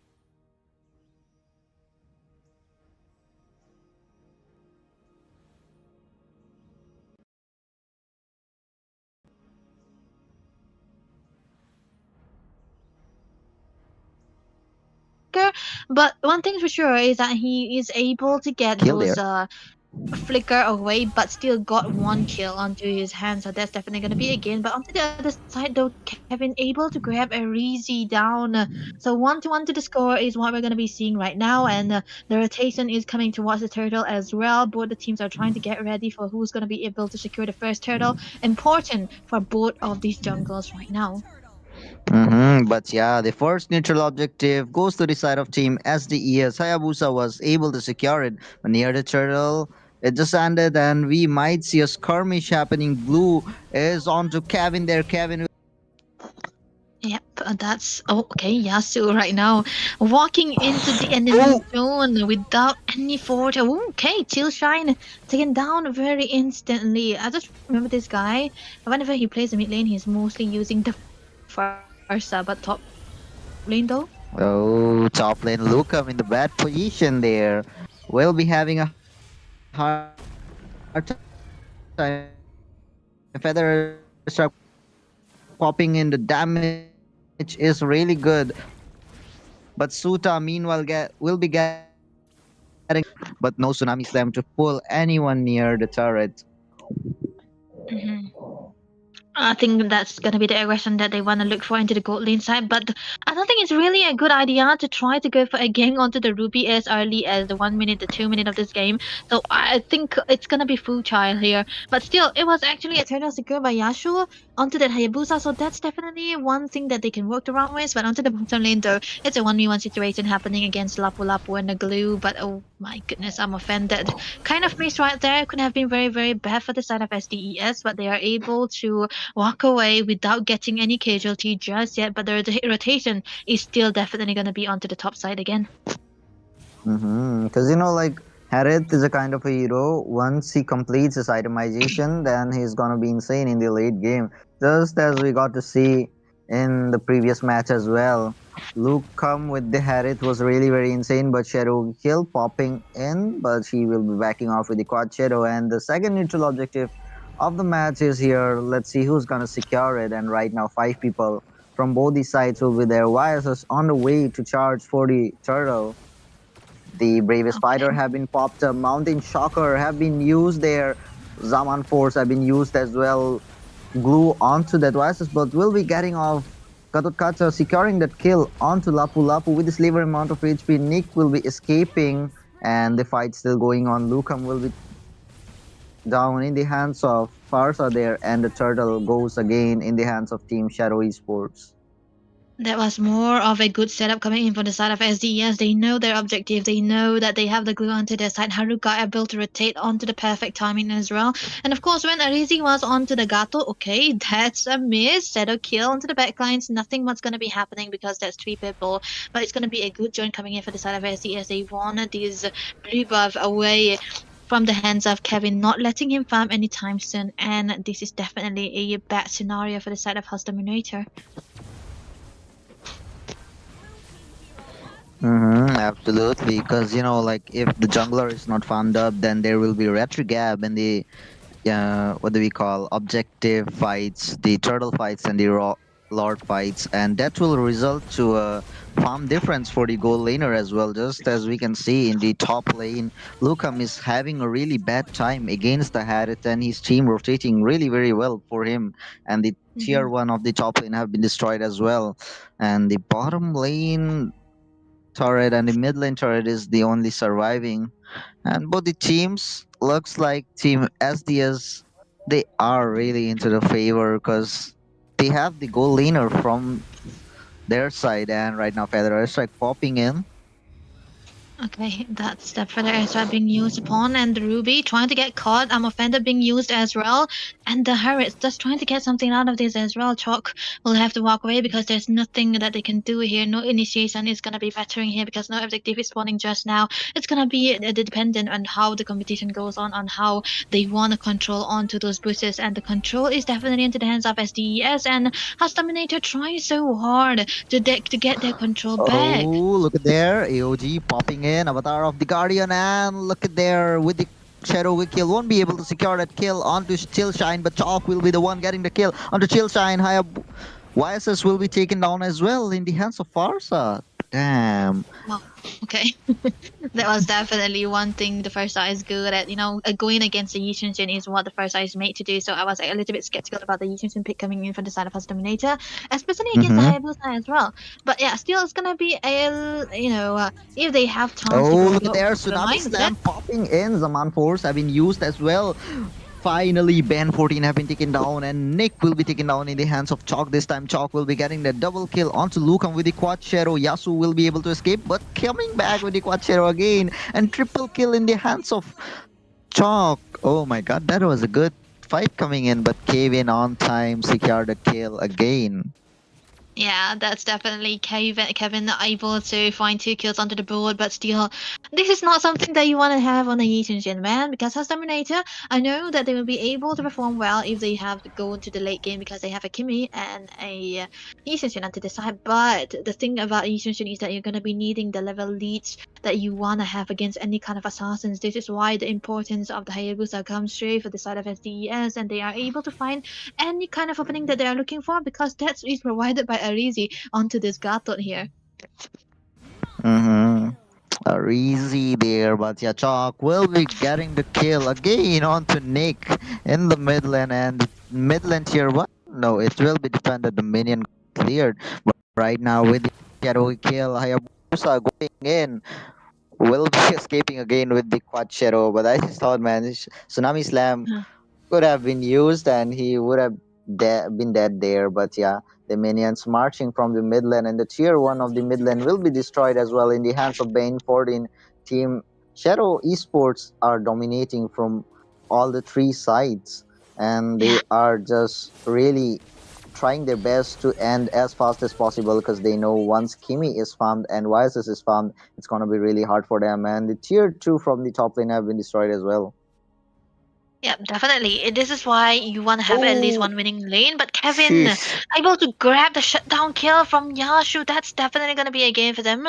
But still, it's the jungle they are removing from the equation right now. The Lord is have a perfect timing, a worse timing for the side of SDES. But they do have a control over the map still. But onto the bottom lane though, that's going to be the first Ben 14 trying to hunt down onto the Yishunshin. If one misstep happen, he's going to be taken down. But it's going to be a safer route he's going to be taking, not risking showing himself himself anymore. But yeah, I think this is the part where House Dominator are able to buy themselves a little bit of a time so that they will not be falling behind so behind this one, because at one point they were 6k gold behind, but now SDS they are 4k ahead. They still have the lead, they still have the control to the map just because of the presence of the glue and especially the Gatot Gacha. Absolutely, but did you check the comment section, Debbie? Someone is already in love with your voice. Primeland's already in love with Debbie voice. Lol. Oh my god. That's I thank you. I guess nevertheless, the teams, the squads are gonna be able to fight more on so than ever. Onto the bottom lane, there's gonna be an engage onto Yasu here, but they won't be able to take him down. But the Lord is already From that Kimi. Kimi will be taken down there in the hands of Yasu again. And Nick trying to go for Bane 14, but Bane 14 will be backing off there. And damn, Bane 14 finally got taken down. My screen is lagging, man. I am not able to, see what's going on. But yeah, right now, both the team have it's gonna be 3 or 4 people from both these sides online, and Glue trying to go in, get some damage onto him, sustain the damage. Suta finally got taken down in the hands of Yasu. Nick as well with the slaver amount of HP backing off. Oh my god, Yasu getting that one more kill onto Lucum, double kill for him. And it's gonna be the Lord again for the side of Team Shadow Esports, securing all the objectives for their side, and Chalk coming in, getting the revenge. It's gonna be Nick getting taken down, but it was YSS who just killed Chalk there. So yeah, Chalk still have to kill YSS. So the revenge gets completed. Oh. Yeah, definitely. But the thing is, the Kimi pick hasn't been making up to them so far because 0-4-0 to the score. This is a Kimi you want to have a damage dealing potential with, and yeah, a combination of a Kimi is where you want to have that damage circle into your front line, and you'll be able to hit continuously. But that has never happened. Bottom lane though, Ben 14 trying to get a solo onto Kevin there, but then again, it's still gonna be both of the players still surviving. For that, the Lord will be up into the top lane. The inhibitor is onto the focus right now. The lanes aren't synced in just yet, but they'll be able to find at least something out with this. Hayabusa getting that kill on the Chill Shine, but Tsunami Slam coming in. Ban 14 have been taken down finally in the hands of Lucum there. Zaman Force have been used. Chalk trying to go in, destroy the turret, but inhibitors are still too strong to be taken down. People there defending it, and right now both the teams have 4 people from both these sides, and right now AOG popping in, Quad Shadow as well. Yasu will be backing off, but the bravest fighter there. Oh, Chalk with the damage. Nick got taken down. Finally, Haruka got taken down as well, but Boss coming in, bro. That was a good issue from from a team. I don't know which team. It's gonna be as Dominator or else the Shadow Esports. But yeah, there was a good fight coming in. I just want to continue that. That was true, but yeah, it's gonna be a good kill that they will be able to grab. The glue has been such an effective for the side of SDES, and they know for House Dominator, they know that they have to have an answer for this glue, take him down. It's gonna start. Go for it. But yeah, the fight started again. The Mountain Shocker there, but yeah, they will be escaping. The Quad Shadow coming again, and Hayabusa backed off. I just thought Hayabusa got the ultimate onto him, the Shadow kill. He did, but he didn't went in because he knows the Ruby is there. Ruby might be pulling him off and take him down inside the turret. Yeah, that's actually definitely something that they could, they should have avoided. But still, House Dominator, they are in the position where they have to be very, very mindful of what goal they want to go for, because at this point, SDS, they have a lot of goal lead. 6k is what they have, and this is definitely not gonna be a good option for them. Even if they try to go for a little bit of a team fight and try to get for the pickoffs, they have to be very decisive on who they want to pick off again. Even if they want to go all in on Yasu, he still have ways to survive the shadow kill and the quad shadow. He does have that mobility as well, and he is very, very invincible already at this point. Rich in gold, rich in items. So as Dominator right now, the Kimi hasn't been able to work out just well, and now that they have no Mm. spacing, no places to farm, the minions are gonna be pouring in, but it will be hardly enough. Oh, there's Zaman Force popping in with the Feather Airstrike as well. The ultimate of Kimi connects, but Suta will be the one taken down in the hands of Hayabusa. Unstoppable there. Flicker outs the Haruka here. Will be surviving, but Yishan Shin manages to get the bottom lane tier 1. Meanwhile, his teammate got taken down near the base, and it might be the safe lord again for the side of Team Shadow Esports without any contest, because there won't be any explainer from the side of Team his Dominator. Even in a 5v5 situation, I don't think SDS will be giving out anything Oh, with look that at though. there. One more skirmish coming in. Some force have been used. Nick got taken down in the hands of Chalk there. Luke come with the slaver amount of HP using the flicker away. Damn, bro, what kind of a damage Chalk are you dealing? Wiki, let's take a look in the builds and the item section. Can we? I think he's already full bill here at this point. Chalk, he might have gotten the polycrystal as well as the divine glyph too. And if the option goes right, he went for the sterling side too, which is one of the most important items for a Harris, even with the nerves here. So I think it's definitely going to be worth it for him. And you know what? The thing that I learned about SES is that Chalk is always a carry when he picked up the Harris. He's so comfortable on this hero, and even Lucam is too. But yeah, Lucam is, I think he is more versatile when he plays all the gold lanes except for the fighter, so I thought that they could have went for a damage onto Lucam now, but Oh, for the but top look at lane, that's there. gonna be a lord, and they're gonna be trying to get a steal onto something like the inhibitors, but still, they have the minions rushing into the mid lane here. The Mountain Shocker popping in the mid lane. It's the question, might get defended or not. The minion there. The Tsunami Slam onto Oh! Hayabusa. Finally, he got taken down, but Lukum will be the one taken down as well in the hands of Chalk. Chalk with his Zaman Force and the continuous damage popping in from his second skill and the passive as well. But Arizi got taken down in the hands of Chill Shine. Nick trapped in there will be taken down, but no, will be surviving. But Farsa, the bird came flying straight towards Nick, and Nick got taken down. But right now, both the Oh! teams have 3 people onto the side. YSS really damaged, but still won't be able to take down them. And 3 people there. Oh my god, Suta was the final one, got taken down. Chalk is the one who literally was the menace in this match, because just like you mentioned, Debbie, he is a carry guy, and the damage dealt by him and Ben 14 was really amazing, and the pickups from Hayabusa was really good as well, but he just got taken down with the Tsunami Slam inside the turret. Yeah, this is not the best case scenario, man. I think, yeah, this one Chalk was already so farm, and that is where the problem lies. He still had to purify, even though Nick could have engaged on Chalk. It's still not gonna be worth it because you already have the purify still out there. Nothing much that he can do. And okay, I could see the Skyfisher still built out by Chill Sign here. I know, man, you want the damage, but the early game wasn't the best here.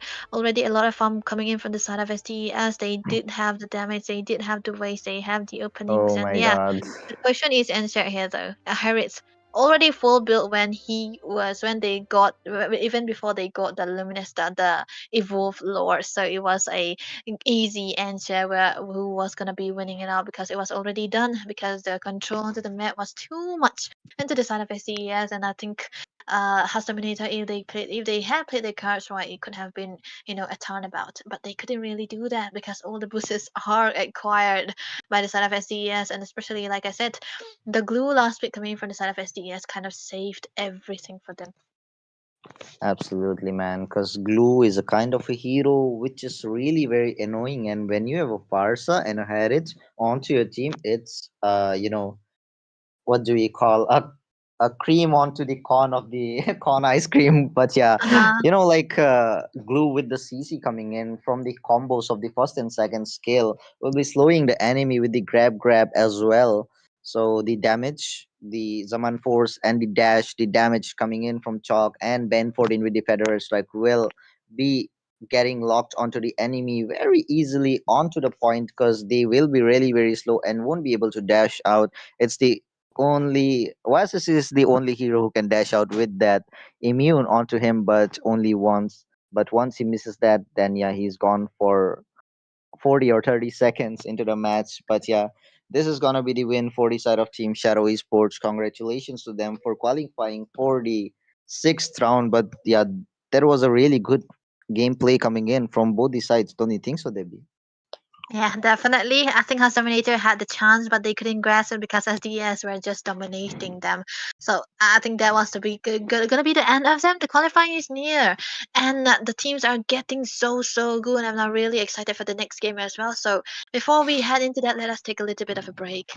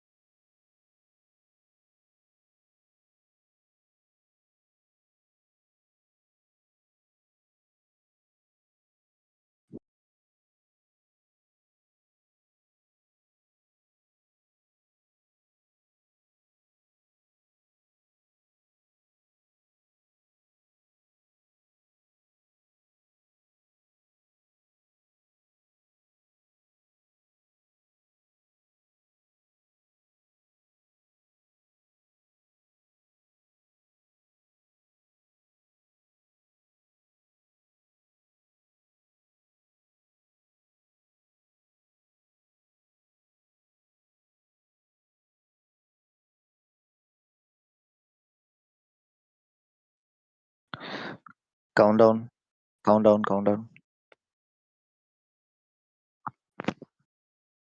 Hello, hello, Sir, guys, and what's welcome your back. command? We are here back again in the drafting phase, but this time the teams are gonna get changed.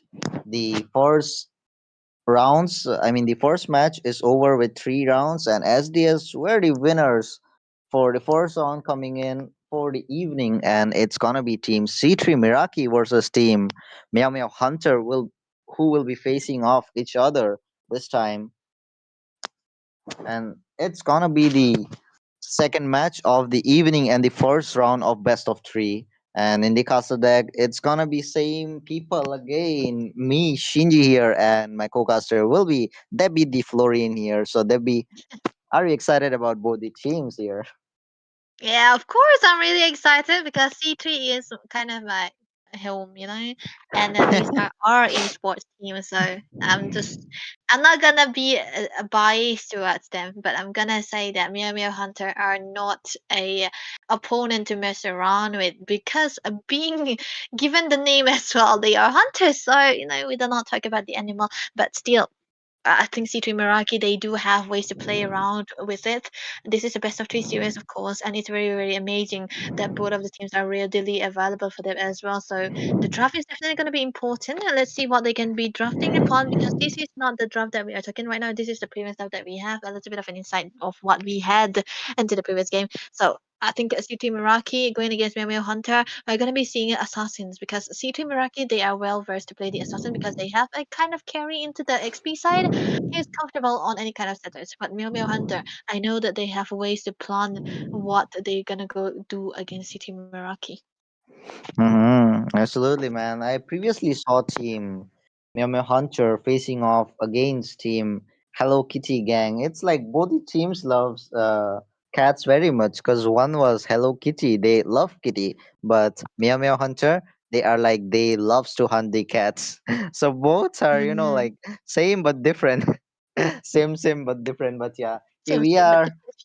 in the drafting phase, guys. Team C3 Miraki versus Team Miyame Hunter. But yeah, C3 Miraki, they have a player expensive onto the side, bro. And that guy with the YSS is really very good. Real good, man, to be honest. Yeah.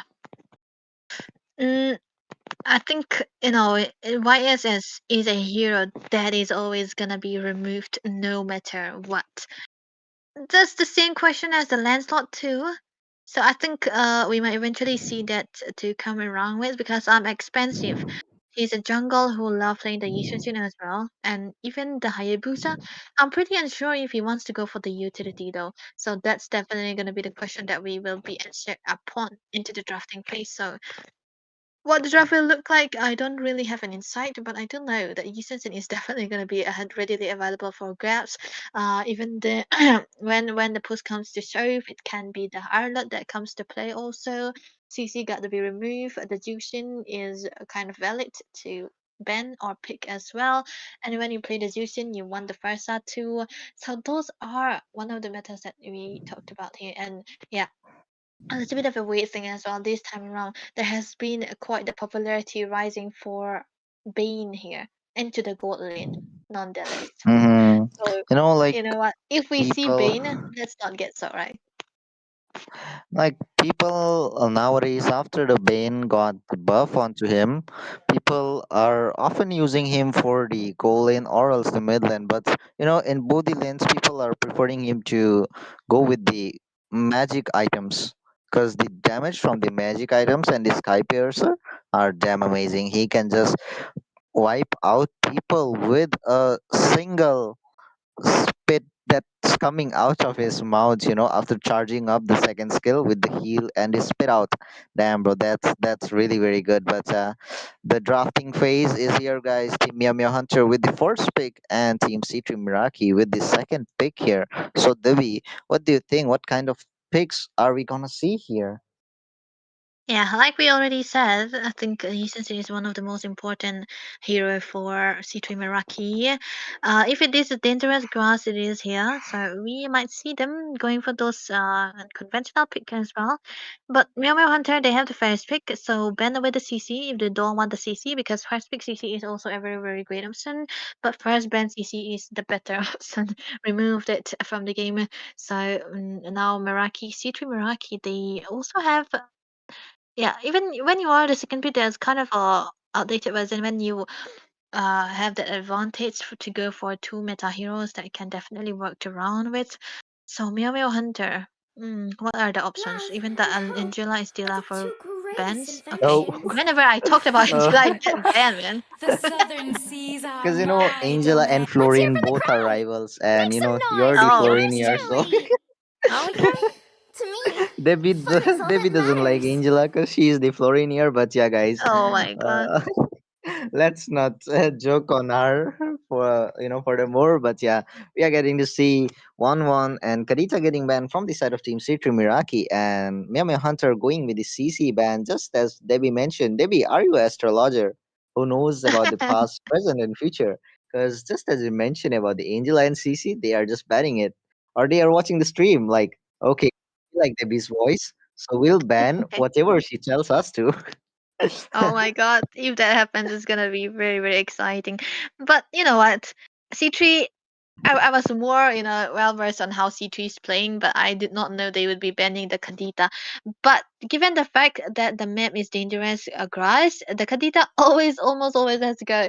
And the fact that they ban away the 1-1, even when they are onto the red side, is something tells, it tells us that they don't want to play the 1-1 anymore, because you don't usually go for the first pick 1-1 onto the blue side. You want to pair it up together with something that can help the 1-1 into the red side. So I think their gold laner doesn't really play the 1-1. We never know. I am the But just remove sovereign it of the out of the abyss, equation. That the is what they are slayer going to go of for here. gods.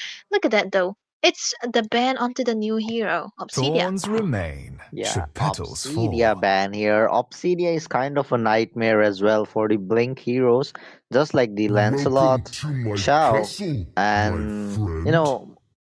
some more heroes. I just forgot their names, but yeah, for Arlot, man, I just forget his name. But yeah, Obsidia is kind of a counter for those heroes because Obsidia, when she locks on her ultimate onto them, they are just immobilized. Not immobilized. They can move around with the joystick moving on. They can walk or run around, but the blink skills won't be usable because it's just like the ultimate of Mincitor's King's Calling, but King's Calling, it doesn't even allow you to move out. But yeah, Obsidia is a Butterflies nightmare for born by you thy if you wish, are using a Blink guided hero. by lantern's light. Yeah, it can be purified as well, but Wow, I think Meow Meow Hunter got game here because they picked away the Grok very early on because you want to pick away the Grok into the first phase because if you want to win out to the mid side most of the time. So this is definitely one of the greatest options that they want to go for here yet again. But C3 Meraki, a first phase pick on the one onto the Natan. They don't fear no one, man. They want the Natan onto the goal side. Play with the Natan, but still understandable why they want it together with the Jushin. The Jushin is more of a hero that can collectively carry into the early stages of the game alongside the tank, whatever tank they want to pick up. When you have a Jushin, you gonna win the lane too. So it is gonna be a little They bit of a call me a utility. So hero C3 because I right now saved they my look nation like from they wanna falling go apart. for those My tail's been play itching for a alongside real the fight. Nathan and focused onto him more of the time.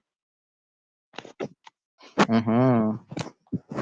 But yo, I think like combining the high loss in the I mean, Rome is really very good with the Yushin, don't you think so? Because Hylos will be sustaining all around in the front line, and Yushin will be there to annoy everyone with the lantern. She will just pick up everyone and throw them away the stacks of her lantern onto the enemy. Just stacks up really very fast, so it will be easy for her to stay behind Hylos and do the annoying part really very well. But yeah, I just gotta see Yushan Shin getting picked from the side of Team Meow Hunter. So do you think Yushan Shin is that good against the Nathan? Because Nathan is a magic damage kind of a hero, and he can just melt out everyone in the late game with the full stacks onto him. With the 6 passive stacks, he have the potential to melt down anyone.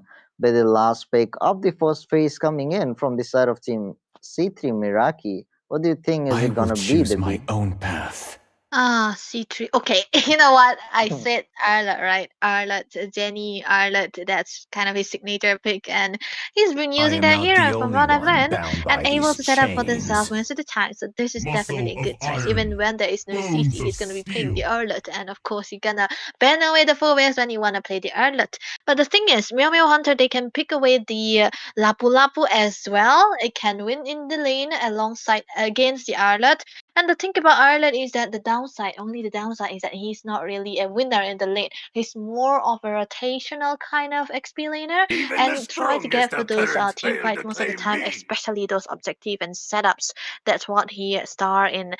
But now I think C3 Meraki they have to pick out a jungle that is a very very good into the early game because Nathan is not an early game hero and Arlott is not really the best at the setups into the first turtle, but they can still work around with it if they have that jungle who excels in that early stages of the game. To be honest, if they want to go with a good early game hero for the turtle or My the tail's been itching for objectives a real or the fight. fights, I would recommend them to go Hayabusa, with some heroes like Sanjo. Fredrin or Bashia or even the Martys as well. It works sometimes, even though it's a epic kind of a hero, but yeah, it works. But here we are getting to see Expansive just decided to go with that Hayabusa. Oh, Yeah. that's good. Hayabusa can dodge out the skills coming in from that Yushan Shin. That's good. But if you just miss out the scales and unfortunately Kalia just gets the hands on you, then you'll be dead for real. Because in the previous matches as well, we got to see Team SDES Yashu got trapped in the Pain hands of Kalia, is the but proof that I'm Chalk was still there, so no alive. worries. Chalk just This land lead is our them to homeland, victory. And and it will yeah, here soon we be are our getting to burial see the ground. last 2 picks coming in from the side of Meow Meow Hunter. The ISO speed of Muapavi 5 and the Lapu Lapu is here. As mentioned, Lapu Lapu is definitely going to be the winning lane for the side of team Mew Mew Hunter. The fact that they pick out the Brody against a Nathan, of course, I like a Brody into the early stages, but you gotta play for the Brody, man. You have to play for the Brody, get him out of the lane, get him outside of the, get him away from that lane into the early stages, at least from the mid game, and have him all over the place so that he'll be able to dish out the damage that the Nathan, that the Brody is capable of doing. But as for C3 Meraki, they are gonna be playing not for the Nathan. They're gonna be I'm playing born with around the Nathan. talent. He's gonna be well protected said, that is what they have to do here. But Guinevere, Uh-huh. as the last pick for the side of C3 Meraki, they know what they are doing. They want to have that crowd control. Guinevere right now, with the full combination, you have about 3.5 seconds of knockouts, man. That's a whole 3.5 seconds. You're gonna be dying anytime soon if you do that. And especially into the wrong side, that is definitely gonna be a good combo they came up with. And here we are, guys, with a complete draft from both the sides. Team Meow Hunter with the Grok, with the Tectonic Charge, Tsunami Slam, and the torn apart Mountain Shocker and the Bravest Fighter onto their side, and Team C3 Miraki with the Guinevere, with the Hayabusa and the Arlots, and Jushin and the Nathan as well. So it's gonna be a really amazing fight coming in from both the teams, because both the teams have a good amount of damage from both the sides. Nathan and the Hayabusa, the melting heroes here, and even Brody with the burst damage coming in. And just imagine, like, Grok going with that. Oh, I just noticed, man. Like, Team Yami Hunter, they don't have a mid laner. Yeah, Did I they don't just? have. I just noticed, man. Is it gonna be Okay. Kalia mid lane? Let's just see, man. But sometimes it happens in the dropping phase because I got to see Kalia getting banned as well. So it might be a Kalia ban coming in, and there won't be any Kalia pick coming in. It might be a mage from their side. Yeah, it's a Vexana. Just as I thought. Just Oh. as we saw. Okay, that's definitely handsome AF, bruh. It's gonna be onto the Lapu Lapu as well. That's a winning lane for the XP side here, unless Jenny is able Oh, to look at do very there in well. the Midland.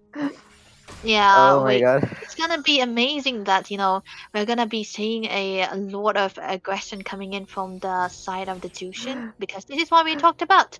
They're gonna have a winning mid lane. Wait, it was not the Kalea, right? Yeah, it's the Vexana with the new skin. Wow. Jushin is just bullying that Vexana.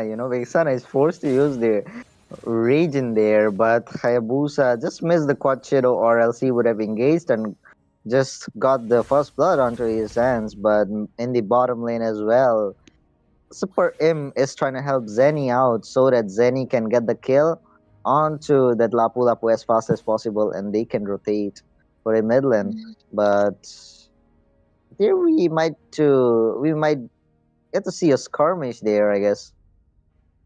Nah, it's not gonna be that early for that. But if the Jushin tries to play around to the mid side as much as possible, they'll be able to find a way to rotate down. Oh, Look at the that. jump coming in, the damage as well, but with the passive, with the shield, Oh, Lapu Lapu will be surviving there. definitely a good engage coming in from the side of C3 Meraki. I think Jenny was overstaying just a little bit, burning down. First blood Absolutely, is man. going to be recorded for that.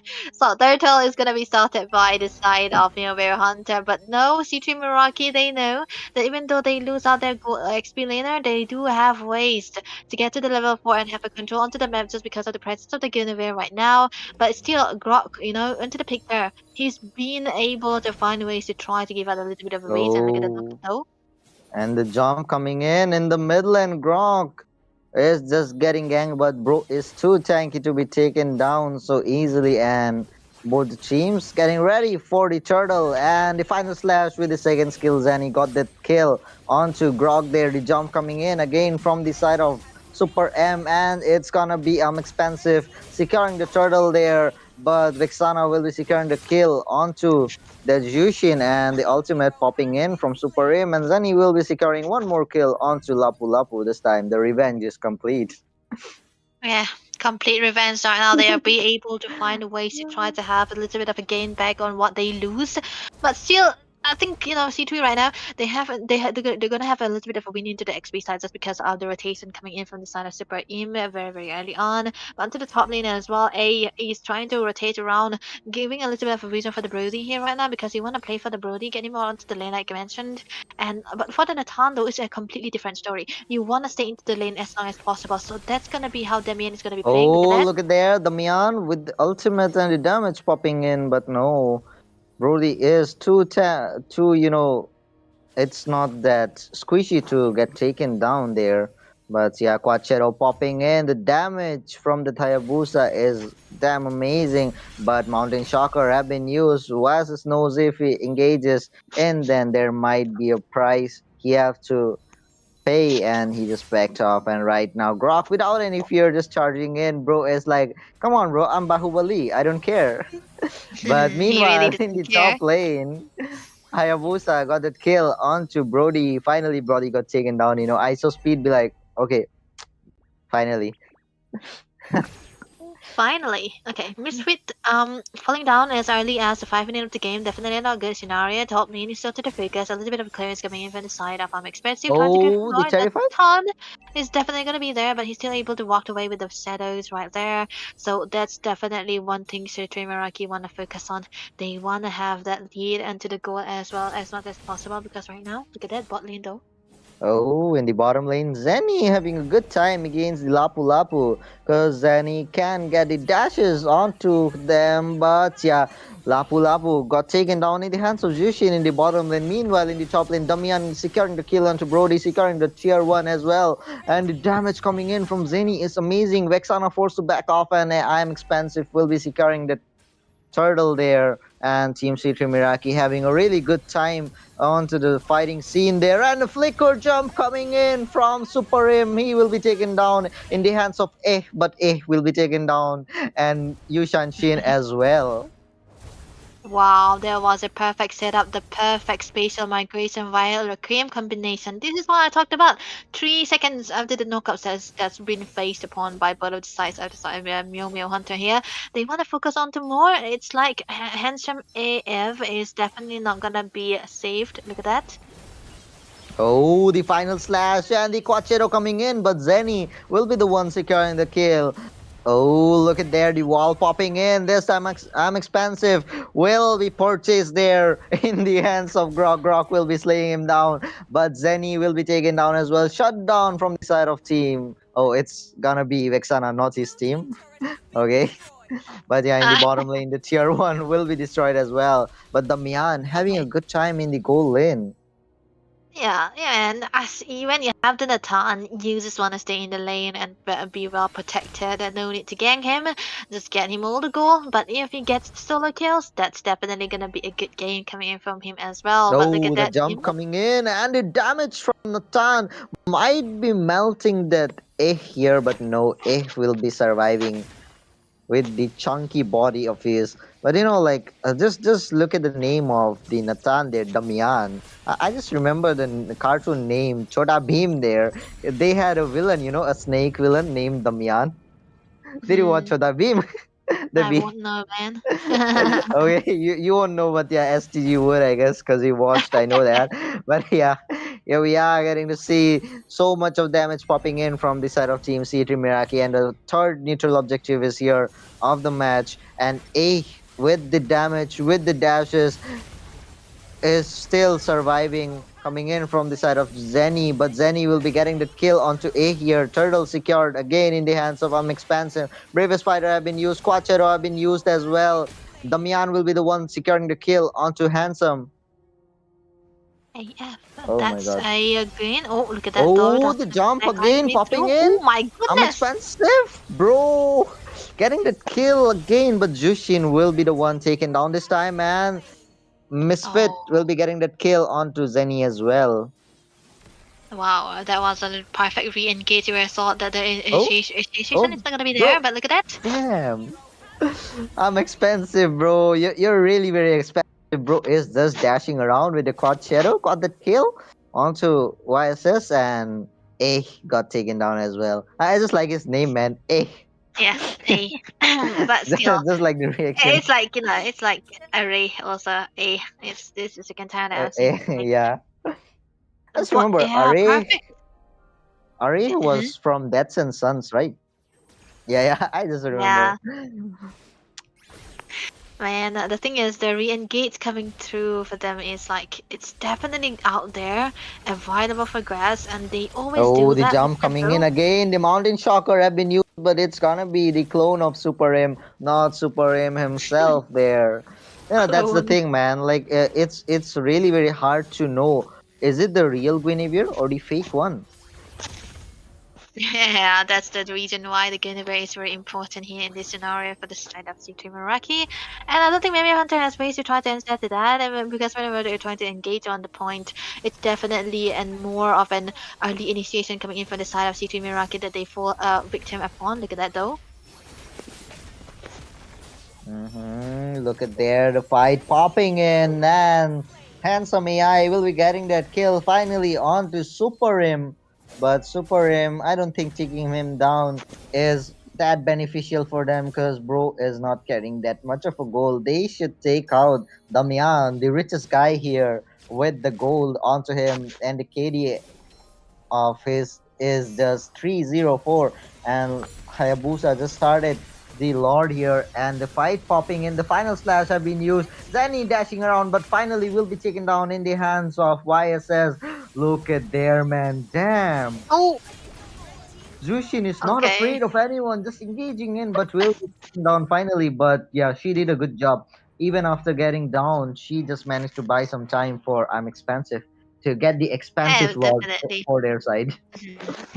That's C3's lot that we're talking about right now. A lot of gain that they will be able to provide, and this is definitely something that you want to do when you have a snowball potential here, and they did have that snowball.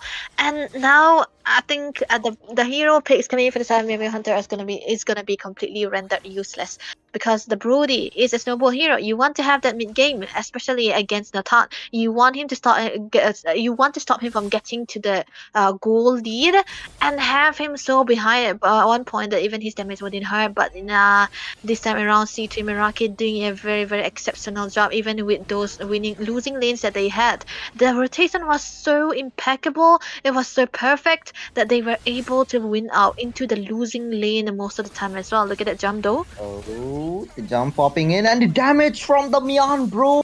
That was amazing, and the ultimate pop as well. But he will be taken down finally with the Mountain Shocker and the Quad Shadow connected.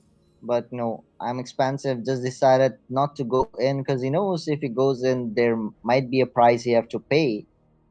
Yeah, you gotta have to be disciplined, even though you have been snowballing out of control. Even if you give a little bit of a shutdown to the side to your opponent's side, yeah, that's definitely gonna be a little bit of a combat that they can find, and you don't really want to do that. So it's very crucial that the discipline is still gonna be out there for the side of C3 Meraki. But yeah, they are so ahead, but the kills are actually low in comparison to what we usually see. 11 to the 14 is to the score. The ways that C3 have been able to find objective all of the time in all the side of the map has been exceptionally well. Oh, Zenny with the dashes going in. Handsome AI having some bad time against Zenny there. Zenny is just, dashing in using the first skill and dashing again onto him because, the more CC you provide, the more dashes Arlot will get. And that's the thing, man. Arlot is, having the favor onto him with that. And the teleportation coming in from the Nathan Vajushin finally got taken down again in the hands of YSS, and YSS got taken down again, punished in the hands of expensive there, 1-1 trade there, and one more person down from the side of team. Meow Meow Hunter, it's gonna be Lapu Lapu. Yeah, one thing to mention about the early game as well is the Lapu Lapu. You solely pick up the Lapu Lapu to win the lane against Arlott, against Jenny, of course. And you kind of lose out because of the early rotation coming from the side of Super Im, and then again you lose out to the first turtle as well. Oh, That's the not the case for Lapu Lapu here. Jump though. sheesh, bro. The jump and the melting damage coming in from the Mian is damn amazing. Can we take a look in the item section, Vicky? I gotta say that whenever Nathan get his Oh, hands on the Holy Crystal, he's definitely gonna be helping quite it's a lot. the holy crystal is not there yet, but still the damage Yep. popping in is damn amazing because the divine glaive, the wind talker, the concentrated energy, and the feather of heaven, the core item, is there as well. So the damage coming in from the Mian will be really amazing. Yeah, I think this is already, he opt not to go for the Holy Crystal because he knows that there are a Oh, the lot of holy people crystal here. is finally there. Okay, no, for the early game, usually when you play the Natan, you want to go for the Holy Crystal for item, but Hmm. Divine Glaive is much more prio here because the tanky frontliners are definitely what he wanted to nail down. Absolutely, because there is the penetration which is there from the Divine Glaive, and a jump coming in with the final slash as well. Damian will be Oh, getting that shit. kill onto Grog, but Hayabusa will be taken down. Damian with the damage, triple kill onto him. But oh my god, Juicin will be the one securing the kill. No Maniac for Damian, and Zenny again will be getting that kill onto Vexana. And the first round goes to the side of team C3 Miraki. I feel bad Him. for Damian, man. Bro did so much but lost 2 kills. Didn't got the Maniac, and his teammates be like, no, no, not now, buddy. And now, buddy, you'll not be getting the meaning anytime soon. But definitely the star of the show have to be Damien here. But also I want to highlight on the plays made by Super E most of the time. Twilight Armor, and he did not even opt to go for domestic defense because he surely know that this time around Klein Veil is not having that amount of damage that can become a threat for the Guinevere as well. Even into the early stage of the game when they were trying to get a setup for the gold for the XP laner instead of the gold laner, that's how you want to play with the Natan. Provide him as much as spacing required, stop the opponent from ganking upon him, and try to get that winning lane. But they did not have that winning lane, so what they do is try to find the perfect roamer to give at least one lane a winning lane, and that comes into the hands of the Guinevere with the rotations coming in into the XP lane very early on. And when your XP is winning out, you're gonna be winning out onto those turtles, and when you win those objective of those turtle and you have a Hayabusa onto your side, that is definitely what a goalie is gonna be amazing to look at, and that's the snowball we are talking about. And when a Hayabusa have that snowball, he can carry the early games and get attack onto those bad guys most of the time, and then. Comes in the Natan, who was free farming the whole game in his lane against the Brody nonetheless, and he was able to get all the items on perfect time just before the attack on the lore onto those base. He just got the holy crystal, like you mentioned. So that was also the perfect time for him to have that already. So I think at that point, C3 Meraki, they had all what they wanted, and of course that did them to their victory. Absolutely, man. That's the thing. When, just as you mentioned, when your EXP laner The is all farmed southern up, he seas will be are helping you my for the objectives. domain. And when you have all the objectives onto your side, even if your goal laner got suppressed in the early game from the opponent's goal laner, he will be having the good time because the farm from the objective will be there, will be shared to him, and it will be the good thing for the goal laner, and he will be winning the lane naturally. But Love yeah, and here we hope are in the are draft the two again. This is gonna be the greatest second round inventions. for the team C3 Miraki and team Miami Hunter. This is gonna be this match is gonna decide the fate of team Miami Hunter if they gonna Let's hear from the crowd. stay Make for some the noise for third yours round, or they truly. are just gonna end their journey here. And team C3 Miraki with the 1 point lead there. If they win this match, I will they choose are my own gonna path. qualify for the sixth round. And even if they lose this match, they still have one more chance for the third round. But yeah, I wish Yeah. they win this match here because we want to end it here. Just kidding, guys. Team Yami Hunter, I'm on your side. Just stay strong, guys. And you have to win this match and maybe the third round as well. But the draft is here, guys. Team C3 Miraki with the Karita ban and the CC ban as well. The Kufra ban coming in, and Meow Hunter with the Arlot ban and Angela, the rival of Debbie. Of course, you have to ban away the Arlot right now because it was such a manage into that first game, especially. But the thing I'm not sure about C2 Meraki is that they ban away the Kufa very early on Welcome to the to first my phase, so castle, they might my look like they want to go for the friend. Fanny here still. Mew Mew Hunter, they ban away the Grog. So I feel like C3 Meraki can risk going for the Fanny also if they want to play the Fanny as early as the first phase. But yeah, if they want to go for the safer choices, they can go for the Jushin again or even the Kalea too. But the Kalea is easily counterable by Thorns the Gatot remain, Kacha here should yet again. petals So fall. okay, I forgot the Lancelot. My bad. That's gonna be the Lancelot or Meow Meow Hunter. What could they pick here? Mm-hmm. The Lancelot is in the hands of expensive. Damn, bro. I saw this guy playing the Lancelot, even the YSS in Meta Ninja. He played really, very well, So I'm pretty worried about the jungler of Team Yami Hunter. What are you gonna pick, bro? But if you Uh, ask me, I'll just suggest, to go with the Fredrin or the Akai pick. Because, Even the these strongest of both currents heroes failed to are claim damn me. amazing in the jungle against the heroes like Yushanshin, and even the Lancelot, Hayabusa, Butterflies and many born by more. thy But yeah, wish, Fredrin is a kind of a guided hero by which lantern's counters light. every Ashishin, to be honest.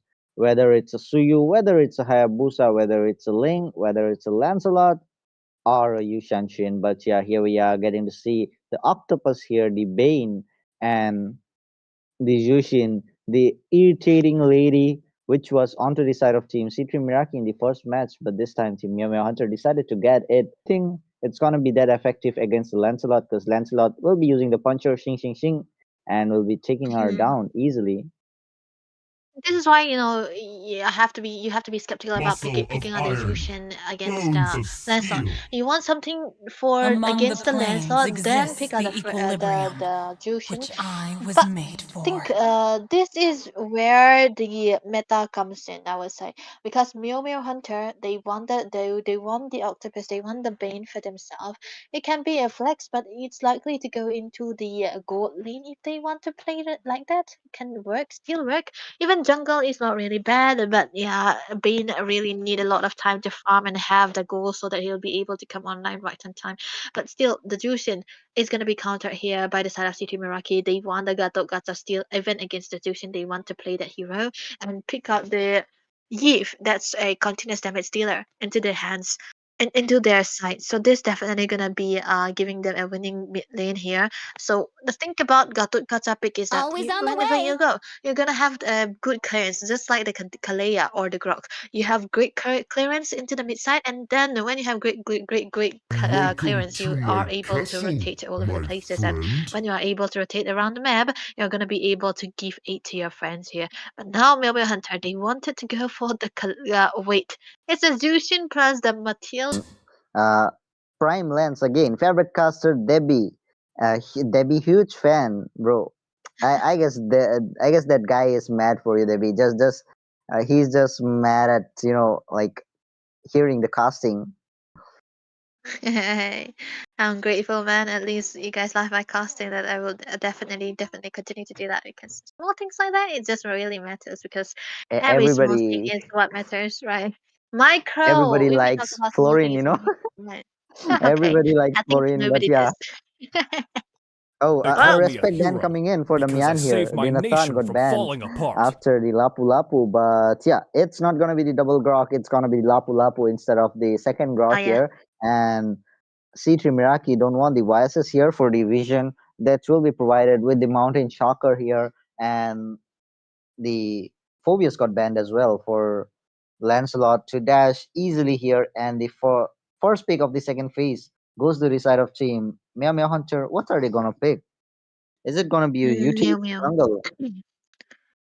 If you have a Matilda, you are likely to pair it up with a fighter or a utility, not the assassins. But if the Bane is going into the jungle, they really need a setup for the XP too. This is still Sun a flex rises when I because give the you'll word. never know. Okay, Khalid. It's gonna be a Khalid XP lane here. Still a flex for the Bane, can jungle, can goal. They are flexing out to the very end, still valid here because a floating collapse it's Experience a the very euphony fast of movement speed they're gonna be suffering. giving for the base as well. Safer charge coming for the side of C3 My Meraki. They kiss want that Granger grants into you the second phase immortality as well. But oh or look at that. death. It's gonna be that at least. Oh my god. Here we are getting to see the Khalid, but what do you think? Is it gonna be in the EXP lane or is it gonna be the double EXP? Because people nowadays goes for the like EXP heroes in the gold lane as well.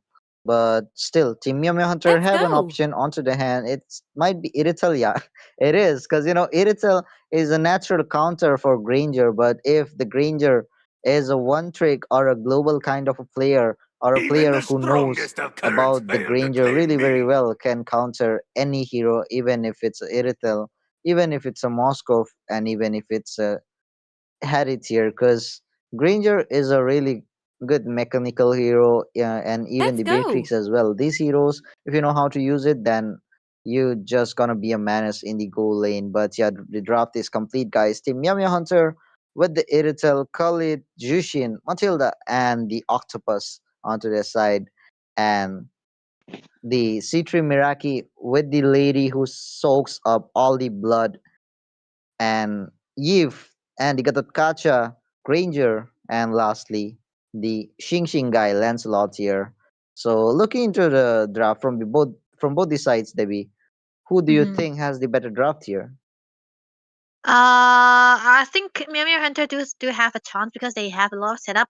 But the fact that it's a Bane jungle, I don't know, man. But still, C3 Meraki, they made a losing lane work into that first game, and even the Elise into the hands of Zenny.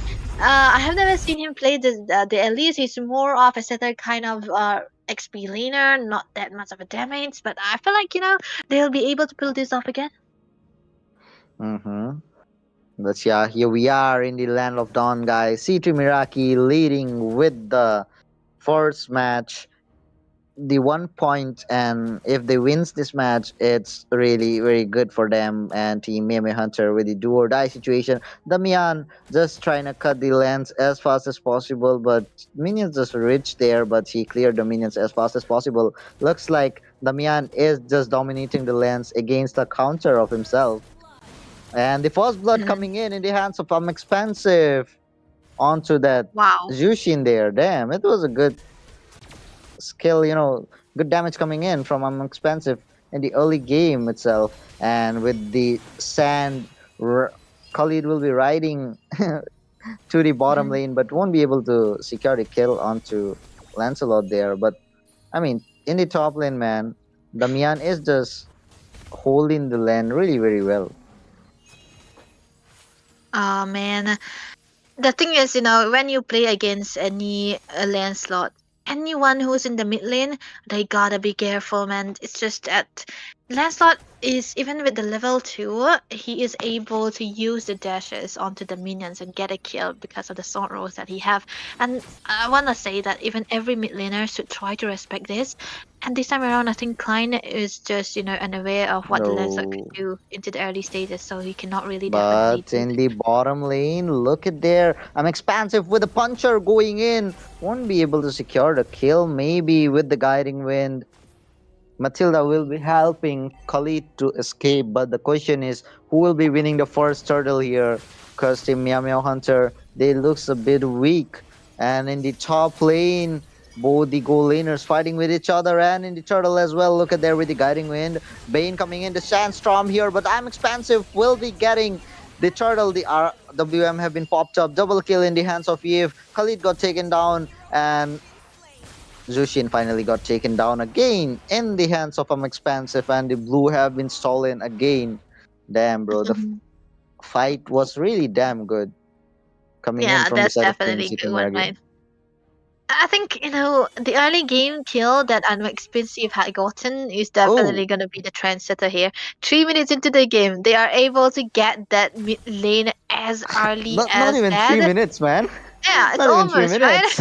Yeah, like it They're was just almost three snowballing. minutes, and it's And I think Jenny right now will be able to find something here onto that red buff. This is a damage dealing Elise, and a item necessity for the side of Bane is definitely gonna be lacking. no, And when the but Bane does this, not have the damage, right, he's not able to do that. bro. Super him sustaining too much of a damage from the turret finally got taken down in the hands of Iritel there, but Iritel got taken down brutally, man. Team C3 Miraki are all focused on taking the goal lane as fast as possible because Khalid can push really very well there. So they just left the lane, and Zenny is here helping out his goal laner on time. Yeah, I think this is, oh man, it's not really looking good for Miyomo Hunter here. Everything is so good for this side of C3 Meraki, 3k to the goal lead, and they Oh, the have all the taunt coming setups. in again. Khalid might be escaping, but no, he just got trapped in there. Bro just came in, flickered out there. RWM popped up. Won't be dealing that good amount of a damage there with the heavy crossbow. Misfit dealing some damage, but won't be enough to take down. L is there. AOG popping in, and finally Granger getting one kill onto Misfit. Okay. Sheesh, bro. Yeah, they're gonna be a never-ending brawl that we are seeing for both sides. Look at that situation. Able to display something after the Zenny here, they will not be able to find anything out there. But then again, Oh, look at this there, is the a fight. brawl. Okay, okay. That's not gonna be a big fight though, but if Expensive wants to go in, they can try to go into, but he's actually definitely low. But the top lane is gonna be focused by the team C3 Meraki. The turtle is up, look at And that.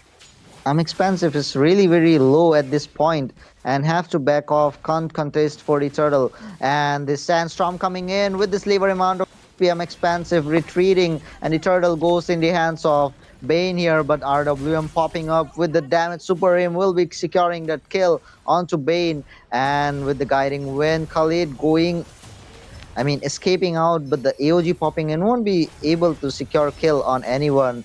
Super Aim using the Revitalize onto his team with his labor amount of HP backing off again. Yeah, I think this is definitely an end game for the side of Miriam Hunter here. The only winning factor that they have. Okay, that's gonna be the ultimate popped again. Look at that though. Bro, what's going on, man? Team C3 Miraki is just taking out Oh, all the turrets, just like, you take out the small crypts there. The turret's HP doesn't matter to them at all because they are just melting out the turrets. And I'm expensive, just engaging all alone everywhere without any fear. And look at their Zenny with the low amount of HP. Sharks popping in there with this labor amount of HP. RWM popping up, but will be getting that kill finally onto Yvier. This is, oh my god, I think C3 Meraki, they Oh, have all the Sandstorm. cards right into their places.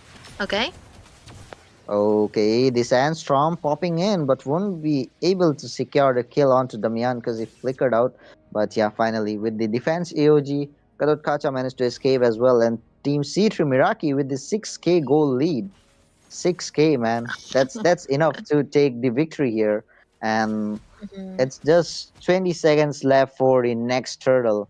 So do you think Team C3 Miraki can win this? Because last time Meow Hunter did the smart job and stole it without any, what do we call, yeah, casualties. But right now it's the question for team, both the teams, like which team can secure it. But right now, just look at there, the damage coming in onto Super Imp, but bro is too tanky to be taken down. And Zenny as well there. Turtle is here, guys. Lancelot trying to secure it, and his team going for the fight. The AOG popping in onto Misfit, and Khalid with the sustain going in. Finally, Super Im got taken down, but Turtle have been secured in the hands of I'm Expansive.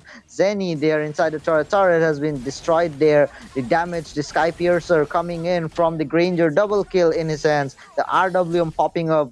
Top lane tier 2 have been destroyed from there. Oh my god. Team C3 Miraki, what are they doing? The Xing coming in, but won't be enough to take down Misfit there. That was, a little bit of a war raising in from both of the teams, and C3 always definitely having the better weapon because of the goal that they have, because of the items that they already built out. They want to go for the Lord, they could go for the Lord, get the team done with it, because I don't think Meow Hunter will be able to come back from these kinds of a big lead that they have right now for the side of Team C3 Meraki. The fact that the worst case scenario is that the Granger is the one having all the goal leads. Hey, look at that engage though. That's gonna be the Khalid just trying to run with the sweeps. They'll not be able to get anything because there's no AOZ though. Oh, the AOG popping in, mega kill in the hands of Damian, getting the double kill onto Bane there, spamming the Rhapsody and the Sonata, and triple kill again onto Handsome AI. Damian, what are you made up of, bro? Are you the gold standard here for this match? Because bro is just dealing so much of a damage. Xing popping in, killing spree with the Phantom Execution, will be escaping. I'm expansive there, and will be destroying the top lane inhibitor as well. Who are going for the destruction of the base. 3 people coming there with the Sharks Bane, but Damian will be securing the double kill and the godlike again. Oh my god, what are these guys doing? But no, oh my god, look at there. I'm expensive is just flying around with the clouds. Yeah, he's just enjoying, man. He's just having. I think it's bound to happen when you're this ahead on the landslide, right? A lot of level lead, AOG. Oh, AOG, and that's another combo, man. Legendary double kill again in the hands of Damian. Damian, what are you doing, bro? Man, I'm just a fan of this guy right now at this point because bro is dealing so much of a damage, good amount of a damage, and the damage coming in from Bane is not enough to take him down. But again, Super Him getting that kill onto Bane, but Super Him have to pay the price inside the turret.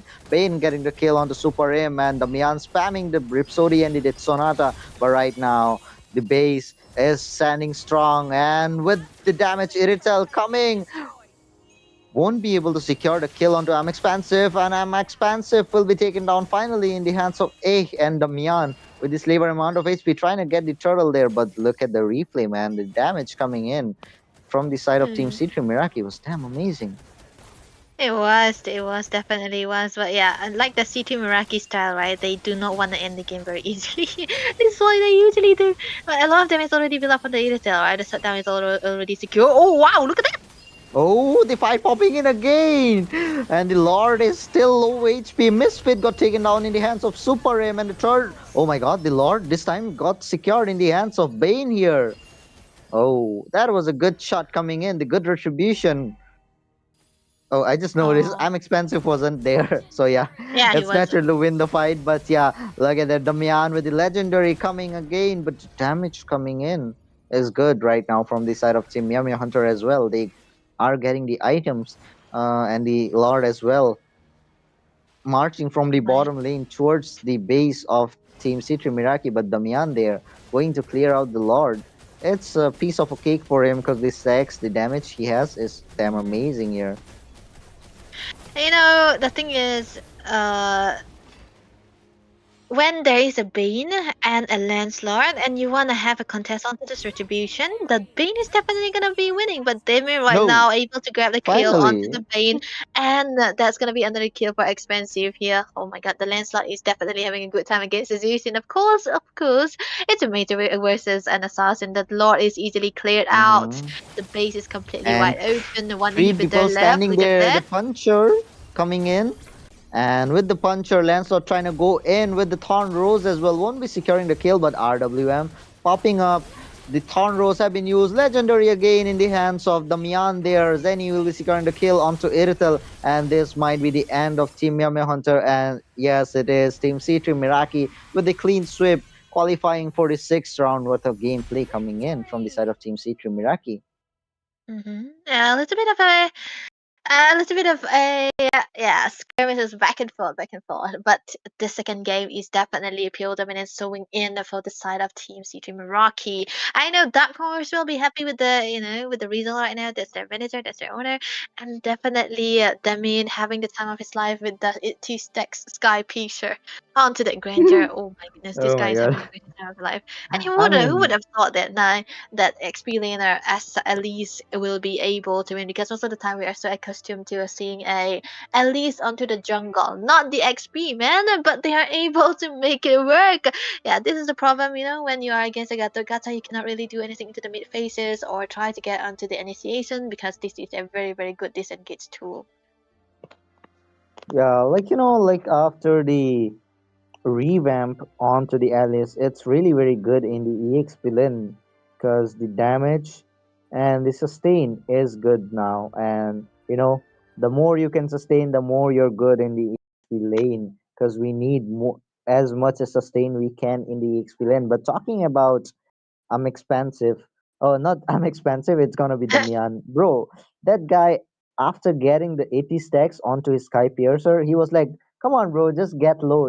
If even if you get 50% of your HP load, then I'll be the one securing the kill onto you with my one that Sonata shot, cause I have the 80 stacks on my Sky Piercer."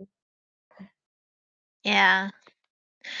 this is the snowball grandeur we talked about, and yeah, that is exactly the answer for a snowball grandeur. You don't really have an answer to that, and when you pick out the Irrital against the grandeur, you really want to play for the Irrital. But what could they do there? Meow Meow Hunter, they were losing all into the lane, and it wasn't able to do anything against the initiations coming in from the side of team C2 Meraki. And yeah, that is the purpose of picking out the Irrital here, and they weren't able to do that. So that will be it for the second best of three that we are seeing right now, ladies and gentlemen. C2 Meraki will be the second team qualified for the next round, and we'll be having more games, two more games. It's gonna be another best of three that's gonna be coming. So before we head into that, let us take a quick break, and we will be coming back soon. With the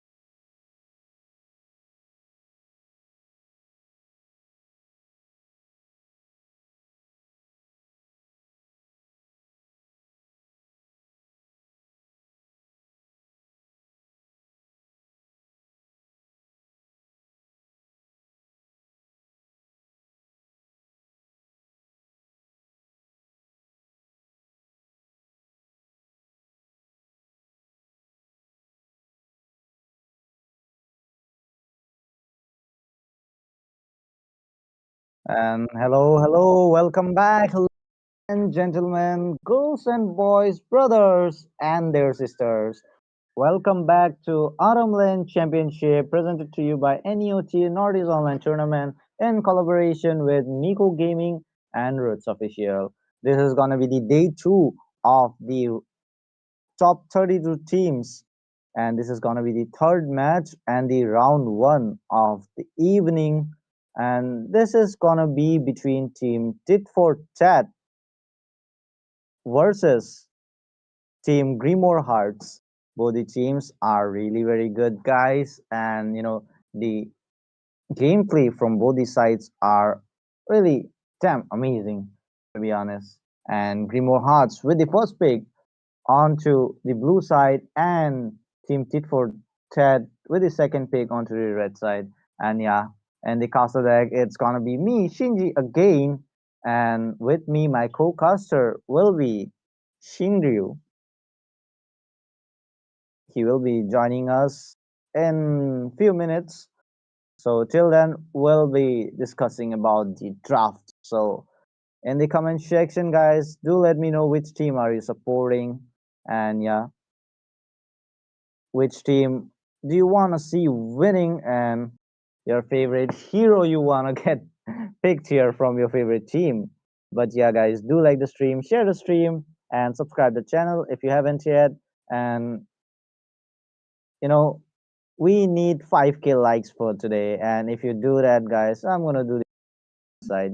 So stay tuned and get as much as like we can, and the lucky ones will get the three starlight giveaways from my side. But Grimoire Hearts going with the first ban as the CC. Yeah, CC is a reasonable, reasonable pick, guys, because oh, not pick, it's gonna be the ban. Yeah, the CC ban is really very good because CC is the queen of the EXP, to be honest. Damage, the melting potential she has is amazing. But Timchi for chat, what are you gonna ban here? Is it gonna be the Grog, the double S chair rumor here? Or the YSS, or the Lancelot, the 1-1, Obsidia, or the Irritel? And even the Kadita, guys. Kadita is good as well. But yeah, let's just see what are they gonna pick, what are they gonna ban? My Because tail's been itching for a we never real know what fight. are they coming up with. And it's gonna be the Kalia, no tsunami slam in the battlefield, guys. Well, Kalia is kind of a hero which literally force the goal laners and the mid laners to get the purify onto them. Because if you don't have the purify, then it's gonna be really hard for you to counter the tsunami slam coming in from his side. And in the comment section, Pawe59, Grimoire Hearts for the win. Let's go. Let's see, bro, which team wins. I mean, both the teams look really strong, so we can't really decide right which team is gonna win. And Tony Totang, Gamble 30. It is better to Bro, be bro, no feared than gambling, bro. loved Don't do this bad if you things. cannot By the both. way, I support you guys. But yeah, here we are gonna see the Amon ban. Is it a respect ban coming in for the side of Team Tit for Tat, guys? Because Amon, we don't usually see him in the ban section, and we see him in the pick section, but it's really very rare to see him in the picking phase. But yeah, the second ban coming in from the Tit for Tat might be an assassin as well, might be the Lancelot, might be the Yushan Shin.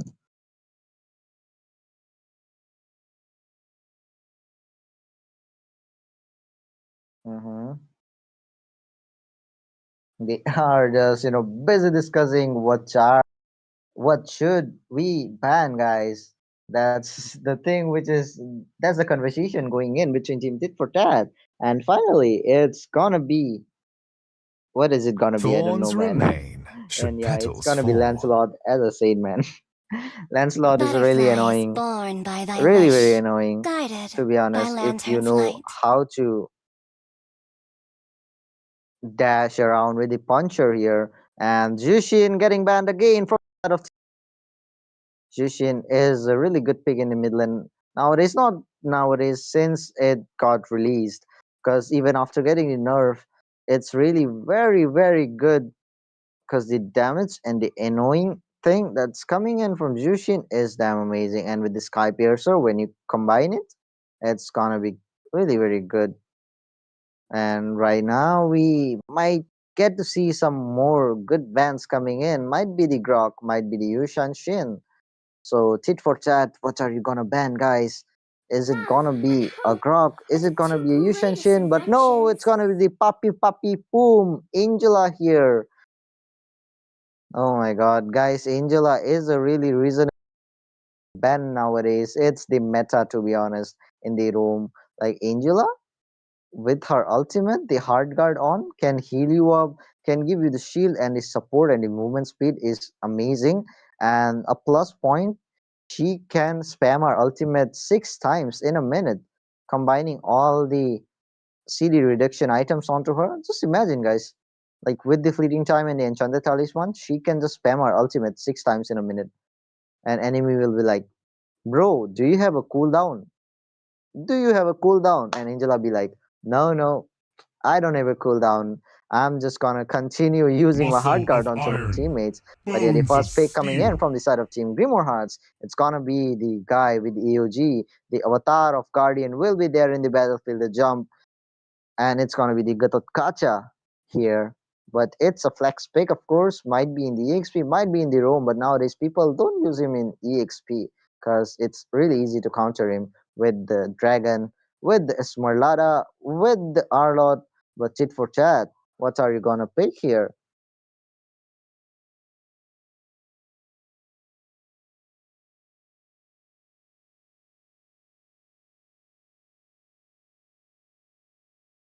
The night Uh-huh. sky tells So all. guys, it's gonna be the Esmeralda here, and we have The our southern seas are joining my in here, domain. and her name will be Asuya. So Asuya, how you doing? Hello,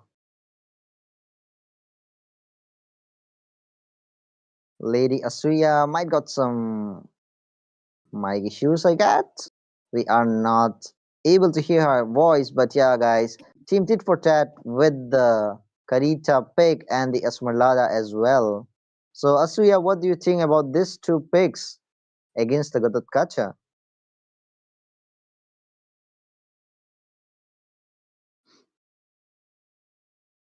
Okay, she is still with the issue here, I guess. But yeah, guys, we will be continuing with the draft here. Team Grimoire Hearts, they should go with Fighting some Kimmy! anti-heal for themselves. Oh, Kimi there. This Kimi is a land is good our counter homeland, for that and it will Esme, to be soon be our honest. But burial Lapu ground. Lapu? Hold up. Wait a minute. Lapu Lapu against the Esma? That's pretty questionable here. Because as we know, Esmeralda is a pure counter for Lapu Lapu, but Kimi was a good pick because Kimi have the melting potential, can melt out the chunky ones really very easily. But Lapu Lapu here, I don't think so will work so well against the Esmeralda, and even the Kadita can dodge him out easily. And the last pick of the first phase coming in from the side of They Team call Tit me for a Tat hero might be a because I gold saved my laner, but nation it's from gonna be the falling apart. YSS, the double S tier jungler here. Well, pretty good picks from both the sides, I would say. And since Lance banned out, Team Tit for Tat just took that opportunity to take the YSS. But for now, as we all know, that YSS really needs that farm, needs some snowball before he can start Let's dominating go! towards the mid and the late game. So if they're planning to go for him as the jungler, just build a team around him, something which dominates in the early, and who can help him get that snowball as soon as possible. So let's just see what they go for the picks. But for now, the next phase ban already up, Irithel being banned away. Really surprised that no one actually picked her up. And no, none of the marksmen were picked up. I would say she is a great marksman though. But Nathan also being banned away. What do you think, Shinji? Nathan is, kind of a hero who can melt down people in the late game and even in the mid game as well. If he gets one or two items and with the full stacks of his passive, bro is a menace. Because I don't think there is a kind of an MM who can take him down easily. Because most of the MMs they are with the physical damage, so it's easy for him with the Wind Talker to sustain the damage, and he is a magic damage kind of a hero. So the goal laners can't use the Wind Talker against him, so it's gonna be easy for Nathan to get the upper hand in the goal lane. But yeah, the cat girl is gonna get banned with the boomerangs. 1-1 got banned here. So what do you think about the 1-1 ban here? Well, I would say she is all-time meta, but then again, there are always heroes who can counter her out. So maybe they just banned her out for the sake of banning, since none of the teams have picked up the I've been marksman right waiting now. for too long. And the fourth ban also being a marksman ban, Oh, being the carry. What's even left? Moscow is left. Where Beatrix oh, is left. What else? Harriet. Which can be picked here? Yeah, Harith is there. Oh my god. Like both the teams, they don't like the goal laners, I presume, because you know the heroes which they ban, most of the heroes are goal lane, like four goal lane heroes here. But yeah, just look at the Aemon ban there from the side of Team Grimoire Hearts. Do you think Aemon is that good right now in this meta? Because like I think there might be the one trick, or someone with the global title with the Aemon from the side of Team Tit for Tat. That's the reason Team Grimoire Hearts banned it. Because Aemon is really easy to take down if you have a good kind of a crowd control or AoE kind of a hero onto your side. But yeah, the anti-heal monster is here, the Bashia from the side of Team Tit for Tat. It's kind of funny that it's Team Grimoire Hearts who ban away the carry. Meanwhile, it is Team Tit for Tat who pick up the Baksha. So maybe they were the ones who were planning for some tanky, chunky jungler out there, but then the Baksha has been stolen away from them.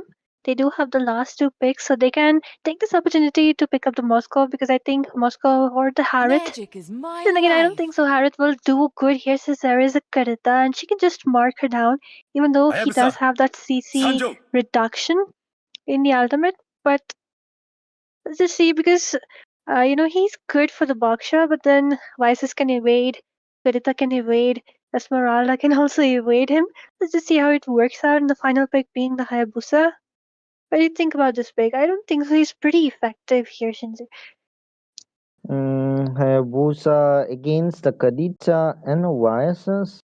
That's not a good pick, to be honest, because they can dodge the skills of Hayabusa really very easily.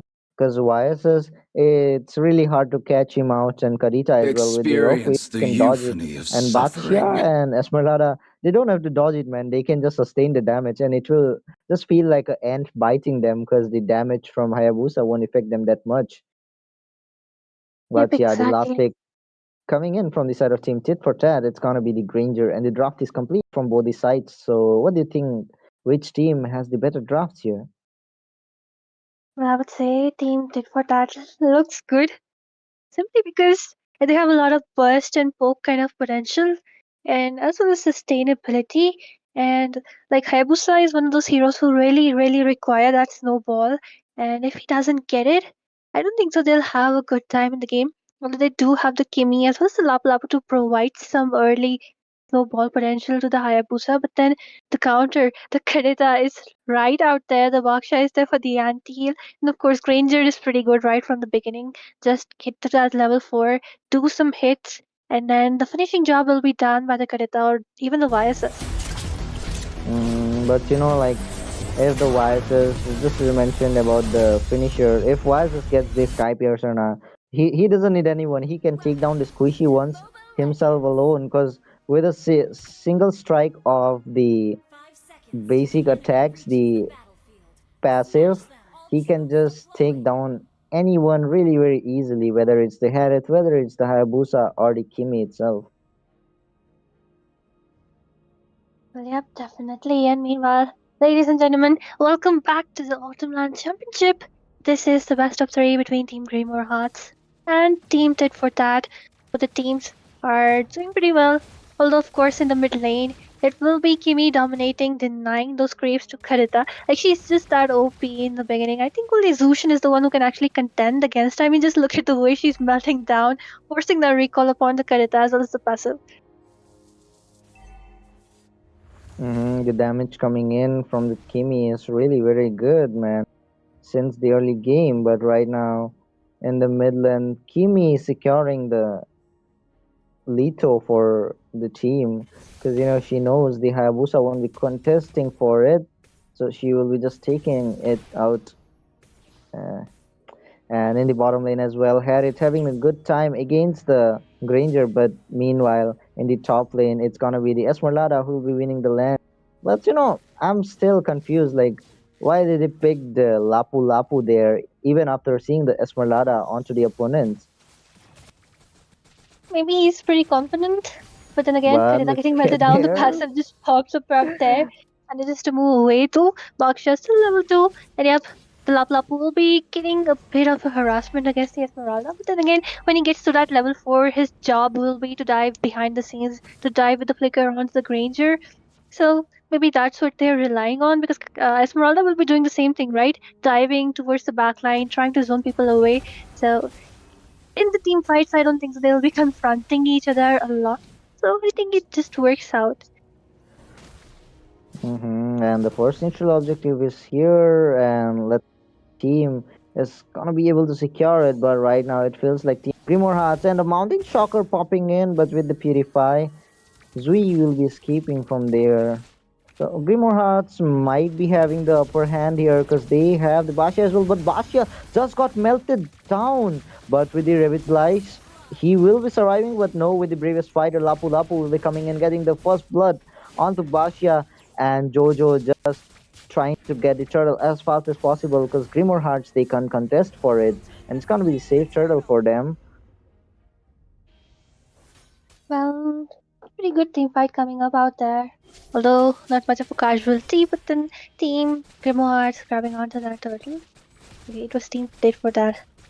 Anyway, but right now we do see, there's not much rotation towards the gold lane. The next turtle is around there, so we might see some skirmishes. But it's kind of funny that the first turtle is already up and Baksha is still not level 4 out there.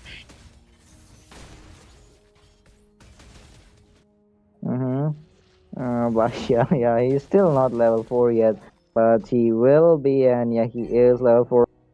And Team Grimoire Hearts, they are, lacking behind hundreds of gold here because the turtle went for the side of Team Tit for that, but still, it doesn't matter because they are getting the land of the gold lane there, but Team Tit for that, they are lacking behind in the top lane in the EXP. Esmeralda fully dominating the EXP lane against that Lapu Lapu.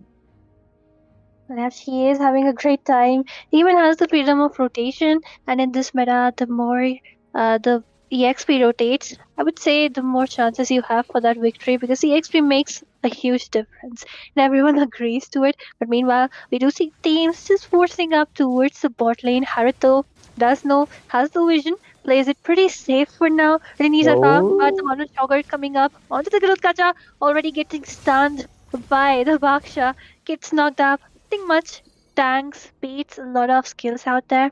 But then again, the real concentration might happen as everyone gathers near the mid.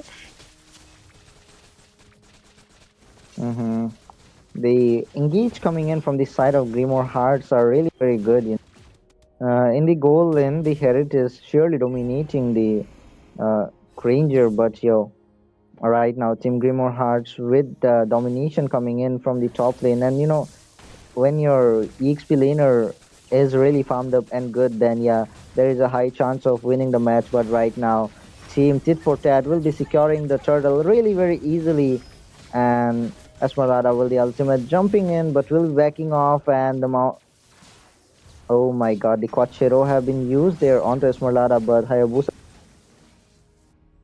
it's really very hard to take her down with this low amount of damage right now because it's still the 5 minutes. Well, yep, and with this 1000 gold lead in hands of Team Tit for that. Okay, Esmeralda going in for that kill onto the Lapu Lapu. And this is just move away with the skill, has the flicker, still wants to take down those minions. But I would say he can still out sustain the Esmeralda as soon as he does not overcommit. And I might think that this might be the overcommitment. He uses up the flicker, manages to move away, a waste of a resource coming up right there. Baksha also joins in into the fray. But Lapu Lapu is safe for now. With this, would say Team Titfort are actually doing good, not forcing those team fights. But then again, Team Grimo Hearts, they're also putting up equally that 1000 gold doesn't even matter much. It's just one or two shutdowns away.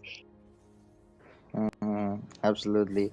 And right now, Team Tit for Tat, they are, they are dominating in the goal lane, to be honest. They are getting the objectives. But the thing is, in the EXP lane, Lapu Lapu is getting chopped a bit against the Esmeralda.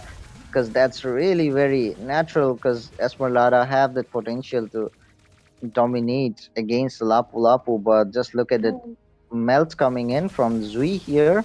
And with the Petrify combo, oh, rough waves have been used, but still, with the Purify, Kimi managed to escape and will be returning there with the Zeman Force. Harit dealt the damage, but Kimi will be the lucky one getting the kill onto Karita. I would say Harith is playing really well. And he has the maximum gold, even more than YS's right now. I mean, just look at him. Only the one in the 4000, but Granger is also there. But then again, I would say Granger, not much in those team fights. He's kind of forced back. Still right now, I mean, just look at him. The way Harith is completely dominating, not even letting him come towards the front. But right now, the knockout coming in, a lot of vision up. Nabnab also jumps in. The Mountain Shocker have been used, the turtle in the hands of Jojo here. Oh my god, AOG popping in, the Revitalize there, but Zui will be getting that kill onto Basha there. Granger getting the kill onto Gadotkacha. Roamer for a Roamer. Nice trade coming in, but meanwhile Esmeralda will be securing the top lane tier 1. Macro in the hands of Team Grimoire Heart. Doesn't matter, but Hayabusa still wants to go in for that Vice skill and just immune it away, but too much was down force coming in. The Granger manages to flicker away, still inside the turret, and with this, the Karita unfortunately will be not seeing the light of the dawn. The Mono Shaker coming in, and Zui will be traded off. Finally, a shutdown onto that Kimi. Absolutely, the mode of contention from Doctor comes in with a stun. And with this, finally, it will be the Harvard getting taken down. But once again, it is 2 versus 2. Granger really low, doesn't have the flicker, gets taunted away, and it will be a kill for the Lapu Lapu. And with this, they're still standing tall, want to take down the first tier from the bot lane. Doesn't really matter, Karita is already back with the Cloud. And they managed to sustain the first tier. Meanwhile, just look at the Esmeralda. Damn, bro. Like, to be honest, I can just see Esmeralda from the side of Team Grimoire Hearts, who is just dominating her lane. But others, they are just getting dominated right now. Like in the bottom lane as well, Harry dominating the goal lane.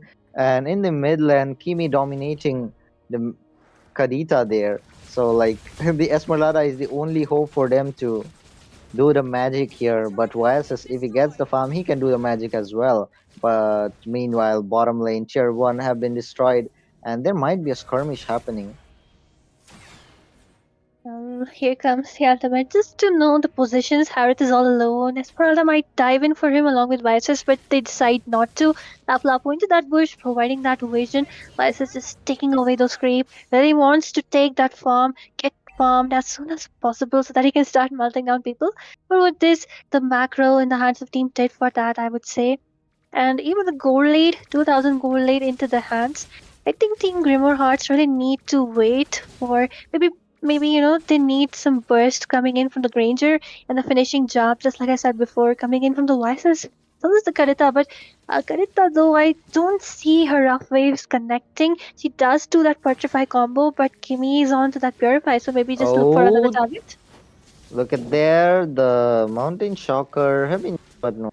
Defense AOG have been popped in, but I don't think so that was reasonable, because he could have escaped even walking, there. But yeah, look at there, the Lord is started, the melting power is there. Real Kumar inside the fighting scene, dealing some damage with his Zaman force, but won't be enough to take down the chunky Esmeralda, the dancing Latina there.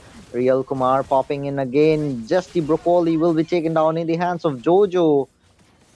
Oh my god, the fight popping in again. Gatotkacha will be taken down in the hands of Granger, but finally Esmeralda got taken down in the hands of Zui. And look at there, sustaining too much, but finally got taken down. Bashia in the hands of Kimi, double kill for her. Well, I would say Harriet definitely making the huge difference out there. And I would say one more reason, like I think Esmeralda is the only one who knows what the priority targets are. Meanwhile, it's funny that how someone as squishy as Kimmy is the one doing the zoning for the entire team. I would say the Kimmy as well as Oh. the Harriet combo is working out pretty well for them.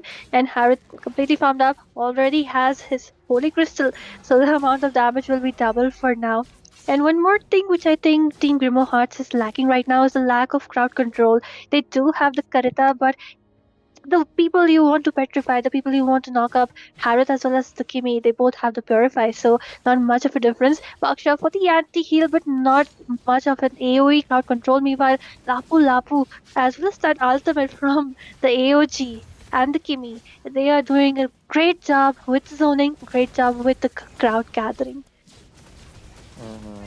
And right now, Team Tit for Tat knows that they can't contest along with the Lord, so they just prioritize the mid and top lane tier 2, and they are focusing on getting the shields out so that they can get the upper hand in the next Lord. And the stun coming in again. The Mountain Shocker have been used, but that chunky Bakshia will be escaping. The 1-4s have been used, but Real Kumar won't be able to engage because it's under the turret. But they just look at the single basic damage of Harriet. That's really amazing, man. Just melted out the Granger there. Yep, definitely he is farmed, over farmed, I would say, because the goal difference, just look at that. 5,000 gold lead in the hands of Team Tit for Tat. And then again, like I said before, Team Grimoire Hearts, Ranger not farmed enough, doesn't have enough stacks into the Sky Piercer. And then again, even if he wants to shut down people, gun down people, a lot of mobility in the hands of Team Tit for Tat, as well as that goal difference and the amount of mobility doesn't actually, you know, make them hold on to anyone, hold on to any target. They really want to take down the Kimi as well as the Harriet, but then again, not enough crowd control, plus the purifies, so it's not really working out into their favor. Also, the macro is not into their hands, so if since the Lord is towards the top lane, maybe just take that chance to split push. And right now, look at there in the bottom lane, man. YS is trying hard to do the split push, just like you mentioned.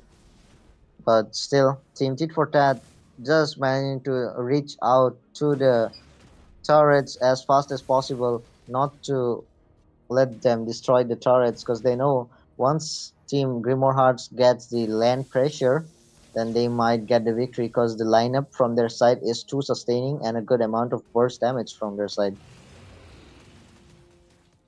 Yep, definitely. Baksha alone can't do much since this is something I've said a lot of times before. Then again, the Granger already buying that anti-heal. I don't see anti-heal in other members, and I'd say they definitely need that. Esmeralda, although already level 14, she's the only one actually doing some great job with the sustainability. But how can one man do it alone? Because it is 5 versus 5. And with this team, Grimoire Hearts really know that they really cannot afford to compete for that Lord. Will do the split pushing, just like I said before. So with this Lord in the hands of Team Tit for Tat, will this be the final march? What do you think, Shinji?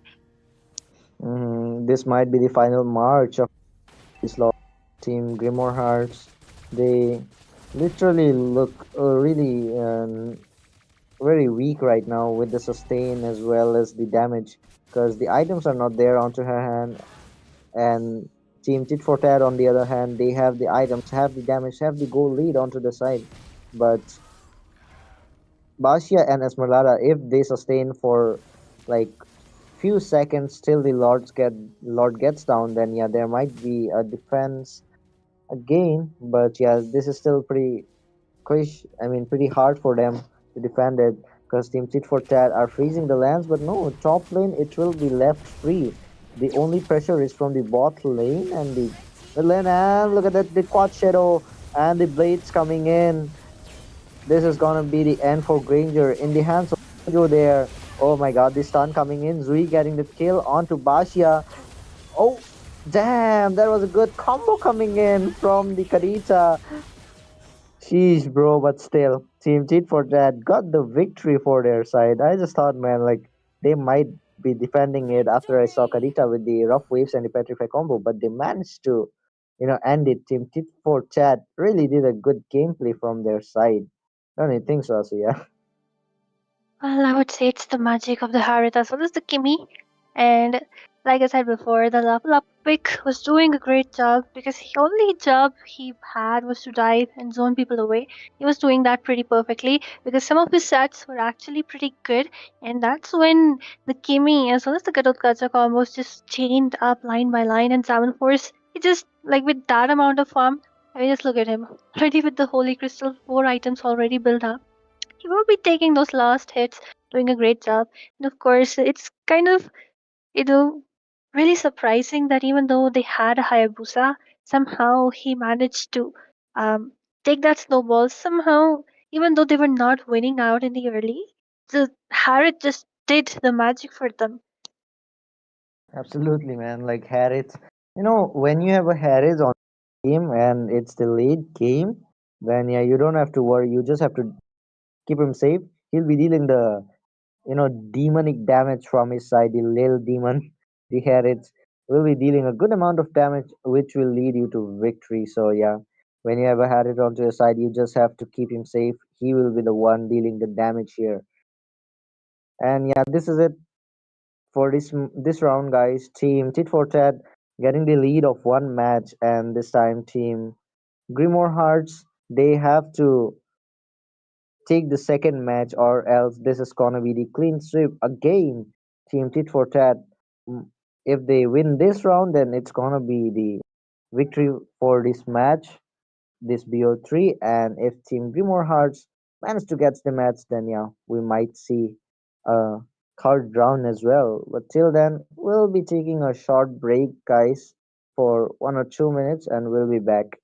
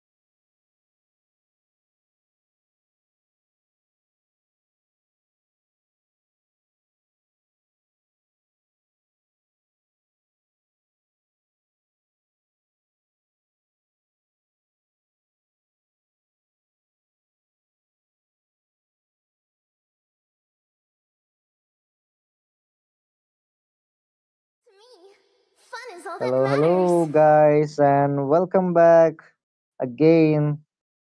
This is the round two for the best of three between Team Tit for Tat and Team Thorns Grimmer remain, Hearts. should Team Tit petals for Tat fall. leading with 1 point, and if they win this match, then it's gonna be the clean sweep victory for them. So it's a do or die for the side of Team Grimmer Hearts. Magic is And in the my castle life. deck, it's gonna be me, Shinji, again, alongside with our Asuya Sama.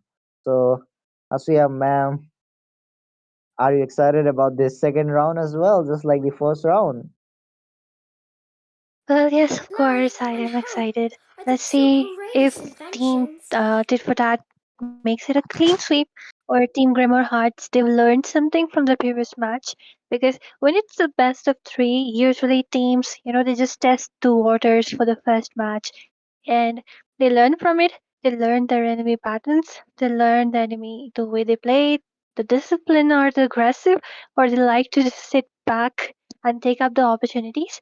So I would say best of three is pretty good to just showcase those talents.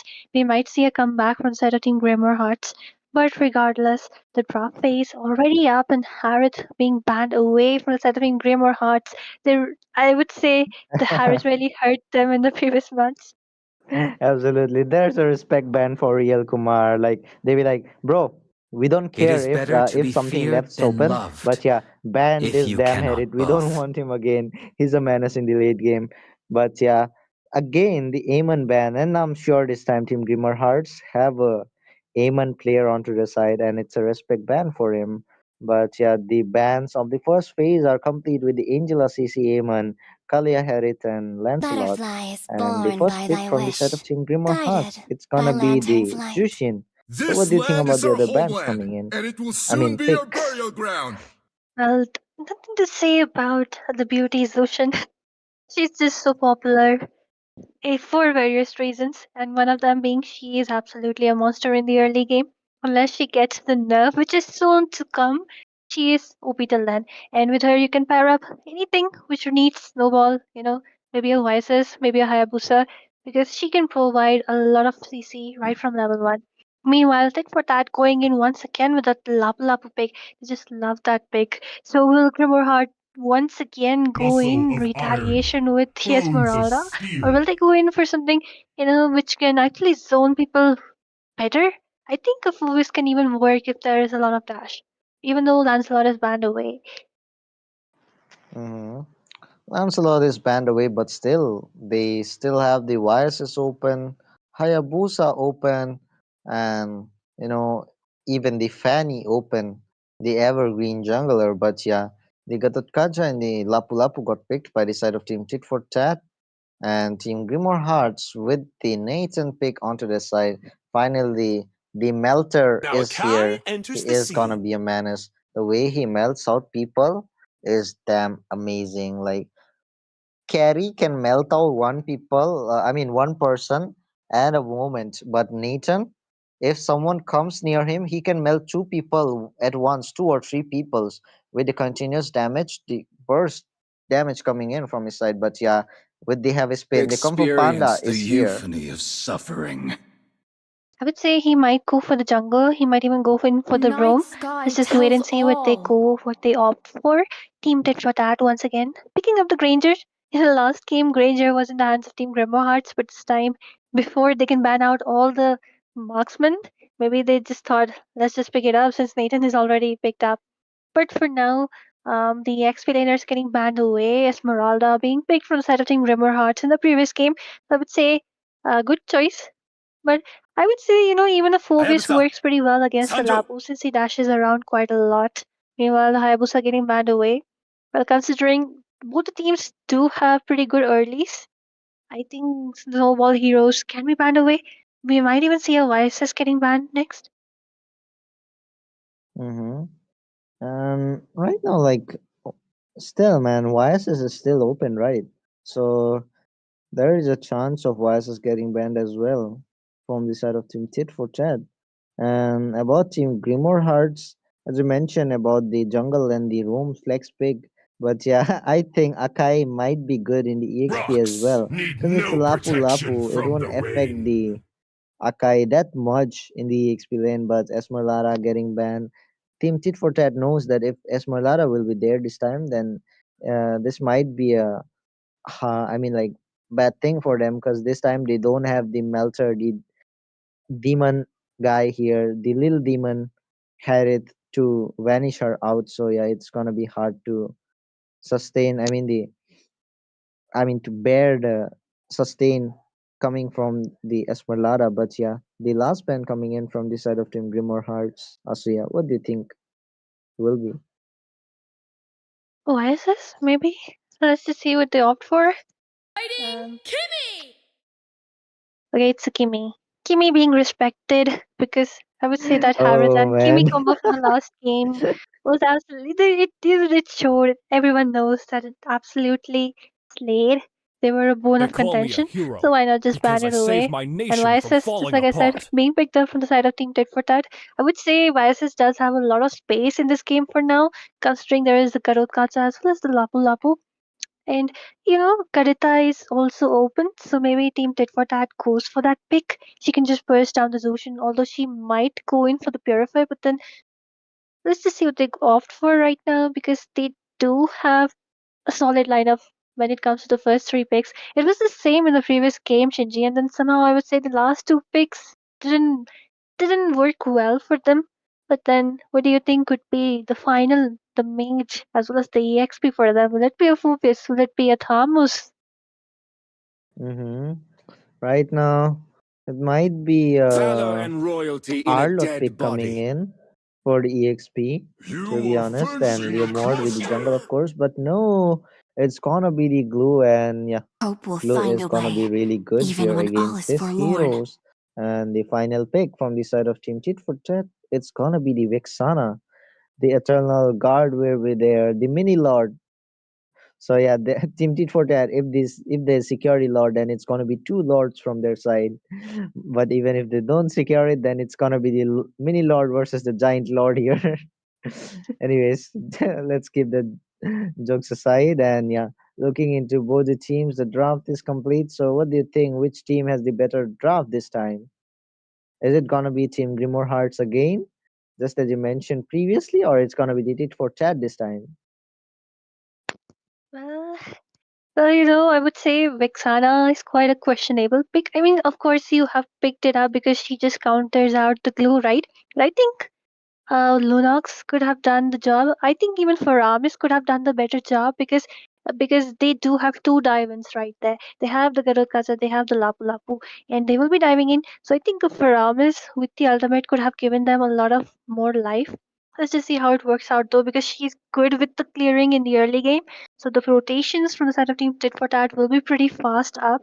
The Vices really needs to farm up as soon as possible. But then the horse, the Leomord, the beautiful king out there. I would say he's one of the most handsome heroes alongside Fredrin. Oh man.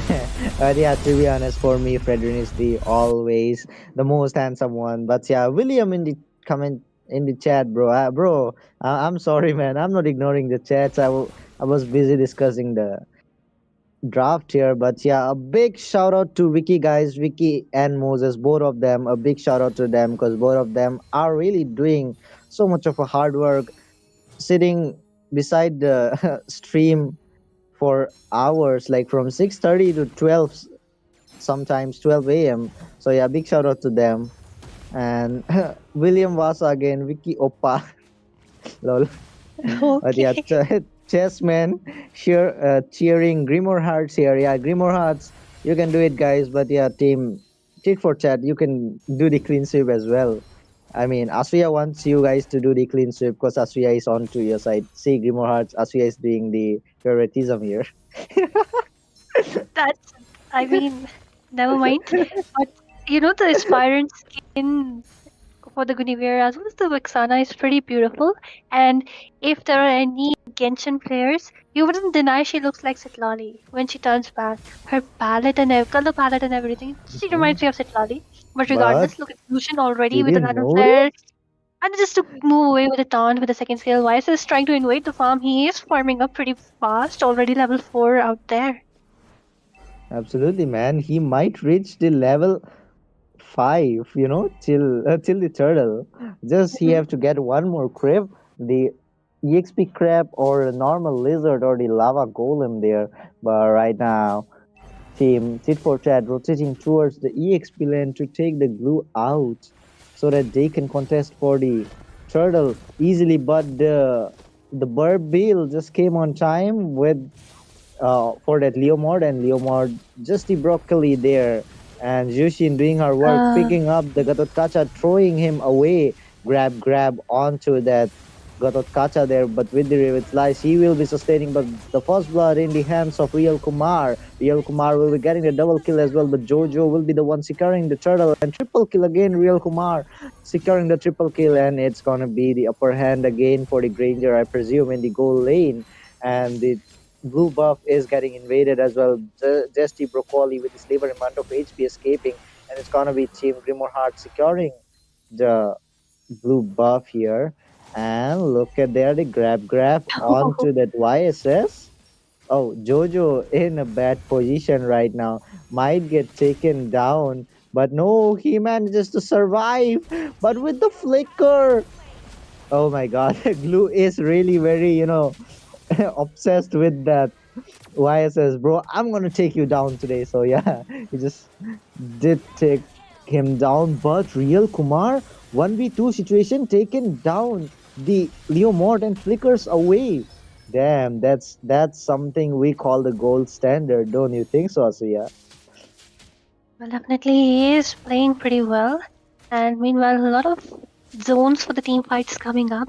I would say Glue is an absolute menace, especially if he just grabs onto the Vexana or the Granger. But then again, I think Granger already with the 4 kills, his Sky Piercer is pretty stacked up. So you really did not want to confront him, and you really want to just take those kills, take some shutdown onto the Granger, because he has already shown in the previous game. Because okay, he doesn't have the Oh, Sky Piercer yet, but he's already but level 7, and it's already 4 minutes, only 4 minutes. What can I say? You really need to shut this guy down because he has already shown in the previous game that he was a monster onto that Harith. oh my Let's god, just look at let the him. damage! Bro, what is he doing? But yeah, heavy spin coming in again. Team Grimoire Hearts just decided to take him down because he's gonna be the menace in the late game, and the damage popping in from the Nathan is really good. So he will be managing to escape with the slaver amount of HP. But a Granger with the level 7 already, just level 6 now. Damn, bro. I mean, like, Granger be like, even though you're a jungler, I'm just gonna, be the one leading with the farm here. And Jojo, man, like, if you know how to use the YSS, then it's gonna be really good for you. But the Sky Piercer finally coming in for the Granger here. He might be starting to stack up right now, but the next turtle of the game already up. Teams looking for that turtle dance. And just look at the Garutkaza trying to taunt someone up. The Oh, blue look at there. grabs on to The the Oasis, turtle. but then Blue is the one getting that last hit with the passive on. The turtle managed to grab that kill, but then again, Oasis is in very dicey situation as Glue doesn't want to let go of him. He's in a pretty low HP, getting haunted by the Granger, wants to grab onto that kill. Not much of a casualties, except once again the stun, and Gru grabs onto the Granger once again inside the turret. He's in pretty low HP. He won't be able to survive that though. But this Zushin also trying to provide some zone, trying to take those kills. I would say Glue should have backed off. That was too much of an over engagement from his side. With this team tit for tat, again, once again with the macro, taking the first year from the top lane. Meanwhile, just look at Nathan trades it off with the bot lane first year.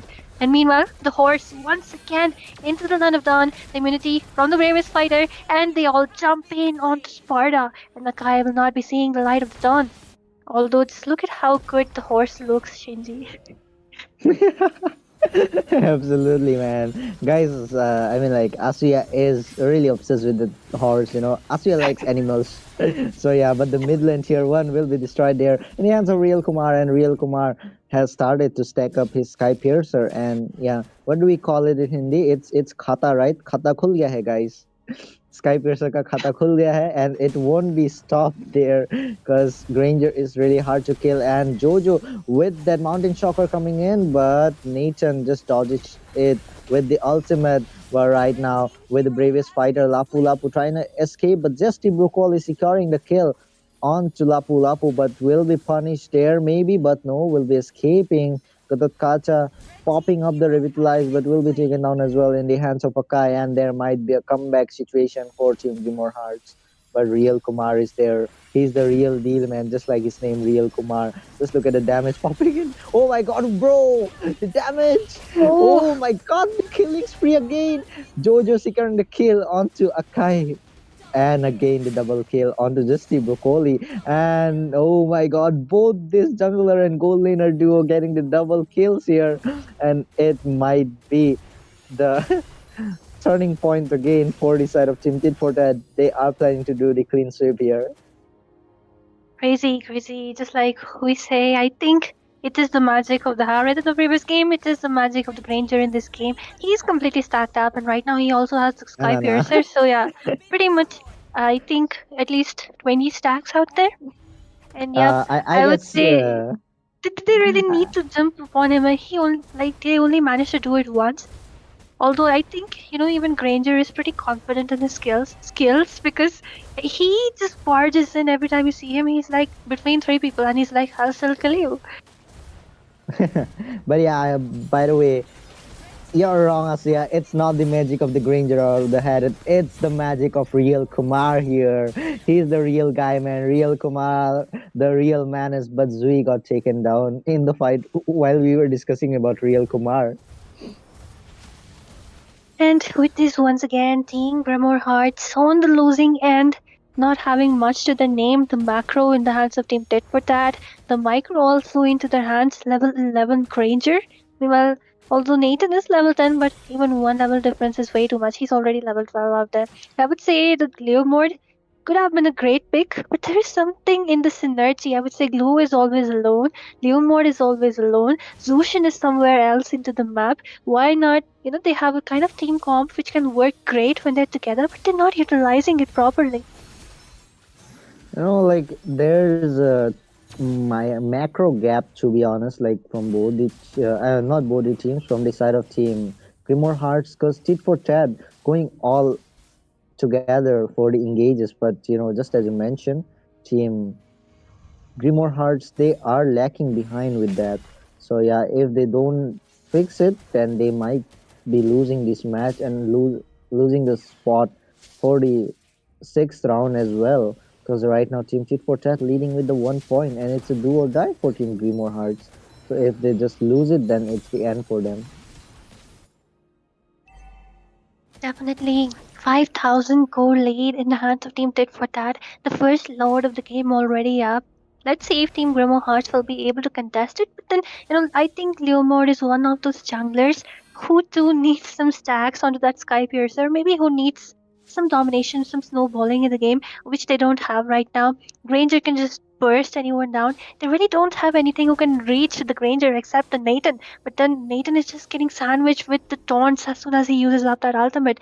So I think just remove the Kacha from the equation somehow, find the flank onto the Granger.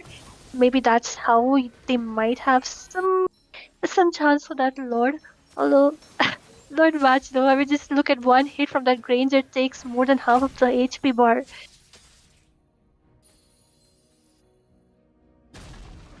And with this, both the teams just rotating around the Lord, looking for downs. One kill. As soon as one kill is down, they might start that Lord already up. Eden just clearing up those lanes. And it's not only about the micro as well as the macro.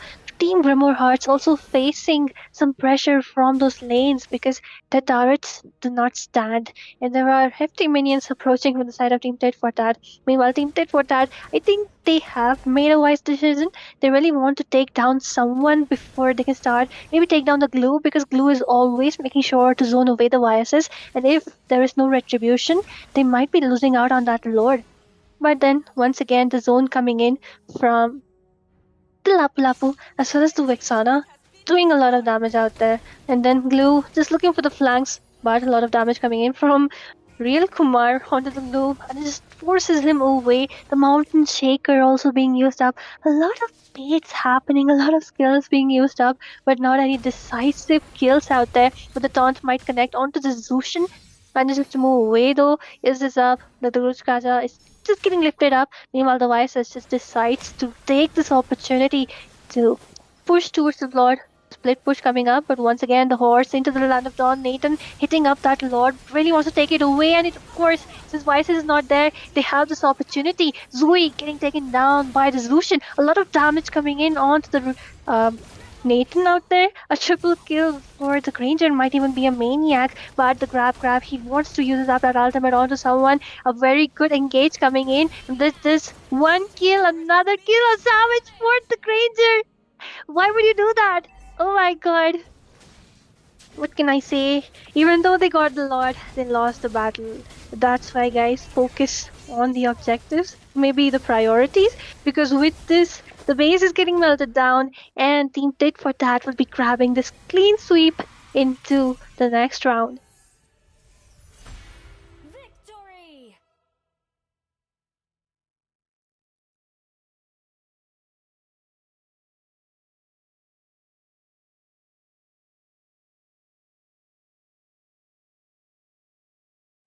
Well, what can I say?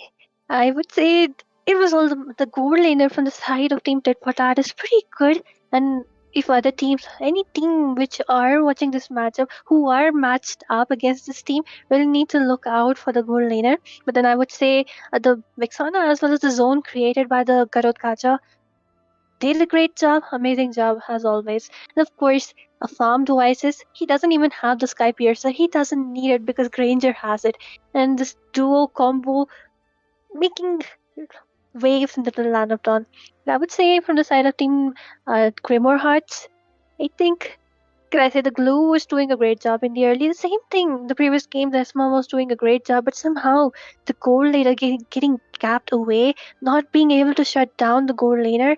I would say Leomord is a good pick, but then he really needs something which can give the movement boost. So maybe Angela or maybe a Matilda could have done, maybe a healer could have done better for them because Yeah, even though Akai is a great pick, he did manage some of those heavy absolutely. spins. But yeah, not much of a, you know, Yeah, like influence in those team Leomord. fights. Yeah, Leomord is a good pick, but as you mentioned, the Angela is really important for him. And about the team tit for tat, I won't suggest any hero to get banned for them. I would suggest player to ban. I mean, Real Kumar itself. Wiki, ban Real Kumar, or else he's gonna get the first prize here. Don't you think so, Asuya? Cause bro, that guy is a menace, man. Each and every match, bro, is getting the MVP. Doesn't care whoever it is in front of him. And I think maybe he can compete against the top tier goal laners of India as well.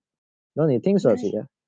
definitely, I'm really looking forward to the matches up ahead. I hope this team makes it towards the final rounds because then only we'll be able to assess if he is able to stand tall against the top goal laners in India right now. But with this, ladies and gentlemen, if you were watching this stream, you are towards till the end. You all are legends, and of course, we do see you every day into that chat section. So do show some love. Do like, share, and subscribe. We love all our viewers, and we do diamond giveaways too. So if you're active, you might be the one receiving it. But for now, since this round of matches is already taken away from the side of Team Tit for Tat, we'll be going in for a short break. There is one more match to come, right, Shinji? Yeah, two more matches, I presume. Yeah, two more matches, I guess, coming in. I mean, two more BO3s, and after that, we will be over because this was the third round. I mean, third match of the evening. So there are a few more matches coming in, and the teams are gonna be Team Yamai Sports versus Not Enough Information, and Team Arunodaya versus Team Lafukabi. So it's gonna be really intense. The last match is coming in. So yeah, stay tuned, guys. We'll be taking a short break, and a new pair of casters will be coming in to entertain you guys. Till then, me, Shinji, alongside Asuya, will be signing off. Good night.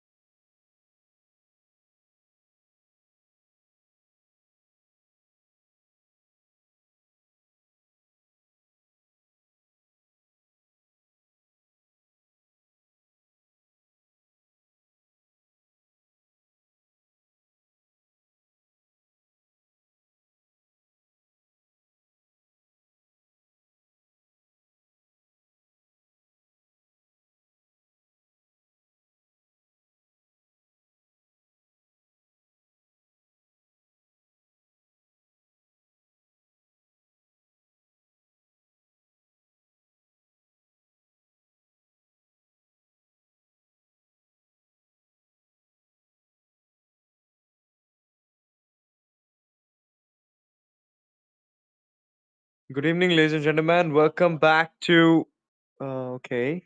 Welcome back to LAN Championship powered by NEOT in collaboration with Roots Official and Miko Gaming. Me as TZ joining with Sebastian right now for the game number 4 of the night. This is a BO3 series, of course. It's between Team Yama Esports versus Team IGT. That is, sorry, NEI. That is not enough information. So we don't have enough information about them.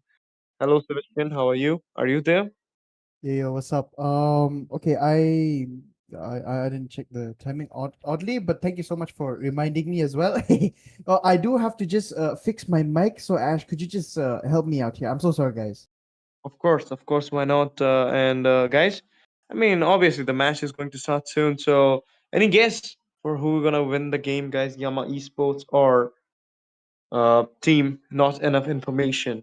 I haven't casted a single game for not enough information though, but I know Yama Esports very, I mean, closely because I know their lineup, I know their owner, so many people, and I know their gameplay style as well because I casted for them a lot of games at a tournament, obviously, and this is my second casting for them at NEOT as well.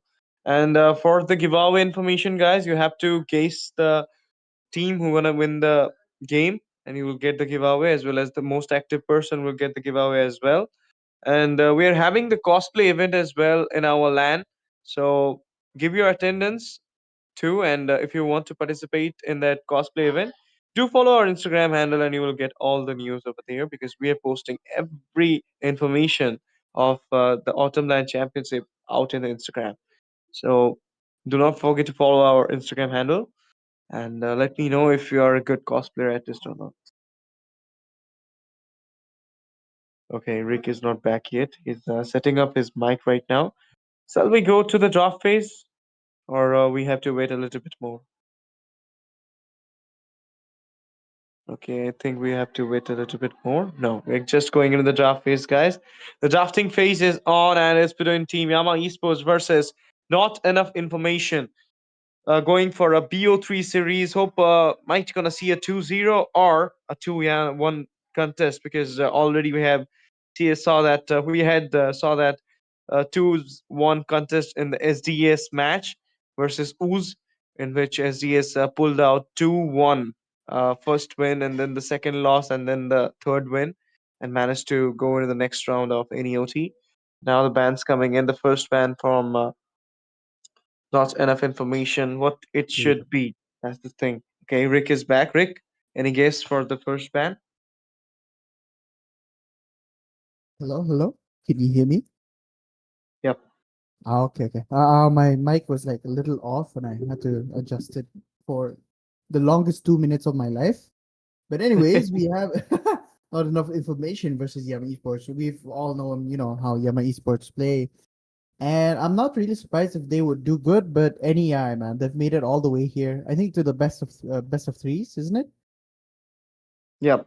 So they're not gonna be a force to reckon with either. And the difficult part is that they're completely new. I haven't seen them play as well, so it's gonna be my first time. And just as their name has predicted, I do not have enough information on them. So, you know, I mean, I'm just looking to see how, looking forward to see how good these two teams are going to play. And it is the best of three. It's just, it's either going to be a beautiful 2-0, or it's going to be a very, very difficult one-on-one, and then they're fighting for the third round. And we already see a Grok, Basha, and a CC being banned out. Okay. Of course, I mean the winning lane EXP laner CC need to get banned here, and he just got banned there as well. And NEI just went for the Grok ban as well. Yama going for the Bakshia here. Last ban coming in might be the second ban coming in by Yama Esport might be a Kimi or something else. But NEI, they can also go for the, the meta ban that's on the jungle side. Ishan Chin or Lancelot. It is always being shown that it's getting into the trade. But right now, we're gonna see the Tushin ban coming out from the Yama Esports. Crazy. Oh, the Zushin, she's so I guess Zushin being banned out, they're gonna go for a lot of utility, which I think makes up for most of the fights. As long as you have your utility, as long as your cooldown is low, you're always gonna make sure that you're in the fight as long as possible, because that's the best outcome that you could ever possibly bring for your team. But then again, as someone who cancels out Zushin there, I think maybe they could have Magic is my life. banned out a little later when they realized that, oh, these guys are actually going for the utility pick. So I think maybe we should go for a Zushin, and then they ban Zushin out in the second phase. But we see Harith, who is very versatile in the gold lane and the mid lane, being banned out, as well as the Queen of Gold, the Queen of the gold lane.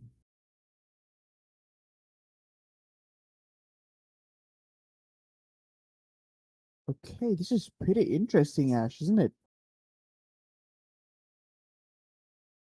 Oh, I think maybe Lomai or the Fanny as yeah. well. hmm Yeah. Exactly, man. Oh man, I'm just wondering what the first pick is gonna be here at this point. What?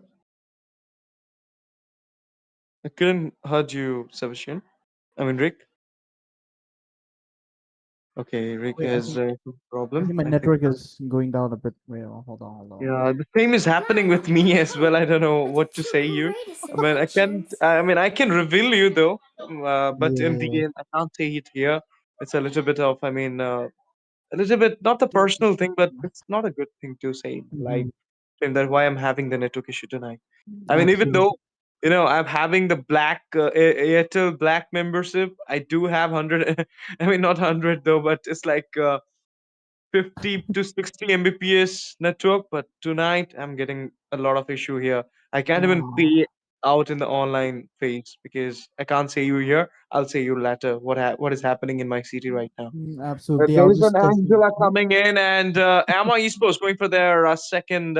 I mean, first picks here. We might Experience gonna the see that Ishan euphony of Shin. Oh, it's a suffering. Oh, great okay. from They're going Misery. for Granger. Okay, look, I My really tail's love that been they're itching for focusing a on a real Granger now. They're fight. gonna be like, oh, we need to pick Aerithel, and they ban out the Harith, which is probably a way better counter for a Granger. So Yama Esports is gonna take a little bit of an advantage on their side. Maybe they might be forcing out the Aerithel pick on the side of NEI. But then again, there is a Kalea. If she gets hit, and the fact that she needs the sprint spell or a flicker that would work so well for her, it's gonna be difficult to really purify most of the CCs that's gonna come, especially when Zushin is out of the game as well. Of course. And now it's time for the Kalaya to shine here. It's in the hand of the Crank. Not the Crank though. Crank is not anymore in Yama Esports. It's in the hand of Abasteezy. And Sound here rises we when have I a give thing the that word. okay, the Khalid coming in, invasion, Oh my aggression, goodness. everything into the hand, guys. There is a Natan into the goal lane. Natan against the Granger, two works, but this Granger is being played by Misery. He's so good with it, so beware of it. Not enough information because he's kind of comfort with the Mhm. Granger. Last pick might be a Fanny or Lomlam Mike can go for the Ishanshin as well because this draft can Absolutely. be completed with the Ishanshin. Even the lands can be a thing here, Seb. Exactly. I agree with you as well. And um the thing about Granger is that he's just so what you call it, he's just so skill dependent. Like, remember before, you were more dependent on the red magic, the red magic, we call it the red bullet magic. And it's basically when Sir, you use up your what's your 5 bullets, and command? then you use the one that makes sure, oh, you hit you actually hit a critical there, Ash, with the fanny pick coming up as well. Oh my goodness. Totally. I mean, it's Lomlam Mine. It's a comfort. So obviously, if he's going for the Fanny, it's really a big thing. Mhm. Crazy. Oh, we're gonna see some beautiful cables coming up as well. So I've seen him play. It's just I do I'm really bad with names, but the moment I see the playstyle, I'm like, oh wait, it's this. Oh wait, it's that. So, oops. Of course, and now it's like I mean the Angela being there, they haven't went for the Fedrin, they haven't Thorns went for the remain should Xbox as well, but petals now we're gonna see the fall. Fedrin ban. It's a Lancelot coming in though. I mean it's a double S, not the double S, Payback but a single S time. tier jungle. But they can might go for the Fedrin ban as well because Fedrin Angela two works better. and they do have a Nathan. So obviously, I mean, this is the thing. Exactly. And I guess like maybe the thing about the what you call it. Now they're gonna go for a possible assassin side ban. They have like Kali, they have Angela as well, and they have a Nathan. These three are like really really heavy duty hitters, and the fact that Khalid is so tanky with so much damage just makes it worse over the fact that Angela is gonna be healing him over and over again as well. To see a Nathan, like the double damage that he's dealing is no joke. He can really push when things go down south, and the fact that he wind of nature doesn't work against him it's very very difficult to play against him, especially you're going against when you're playing Granger or we're playing any marksman. Literally, as long as you're not as long as you're dealing physical damage, Nathan is just gonna enjoy melting the living heck out of you while he pops his wind of nature, and all of your effects does not work on him as well. Of course, and this is the thing. Like the draft and the meta scene is currently changing day by day in MOBA 5v5 scene. So obviously, I mean, we can see the upsets here onto the big teams, but Yama Esports is so good with their lineup right now. They're grinding a lot and telling you this thing. I mean, why I'm saying this? They managed to defeat Lafukabi. They managed to defeat Crazy. Kimi's team, Carpe Diem, in a tournament. They managed to defeat even, I mean, big teams like elusivity as well. So obviously Oh, this team crazy. is right now in the phase of getting better, and they are getting better as well every day after the grinding they're doing right now. But here, not enough information. They can might go for that veteran pick because it's open at the point, and the Kimi is open as well. So it's like a Kimi and veteran. If they both are coming in, the utility set will be completed. But I don't feel Exactly. like the Kimi might comes here because this Angela is onto the mid side. If the Khalid is going to the Rome, Arlot being The here, hunt might gonna see a begins. Esmeralda pick. Okay, no Oh, Esmeralda though. We're gonna See see a value Ruby in me. crazy. and Yeah, see, Ruby's a You really good should. counter, and just as you said, Fredrin immediately comes in, locking Among in, the and the fact that planes Angela is gonna exists be the there is just straight equilibrium, up, which I was easy for a made minute. Wait a for. minute, a Eve? What? yeah, I don't know. Eve into the mid. No, no, yeah, yeah. I mean, Ione. Eve is completely strong here, but like, there's a lot of what you call it, dive in heroes. A lot of heroes that have dash. A lot of heroes that can stun her.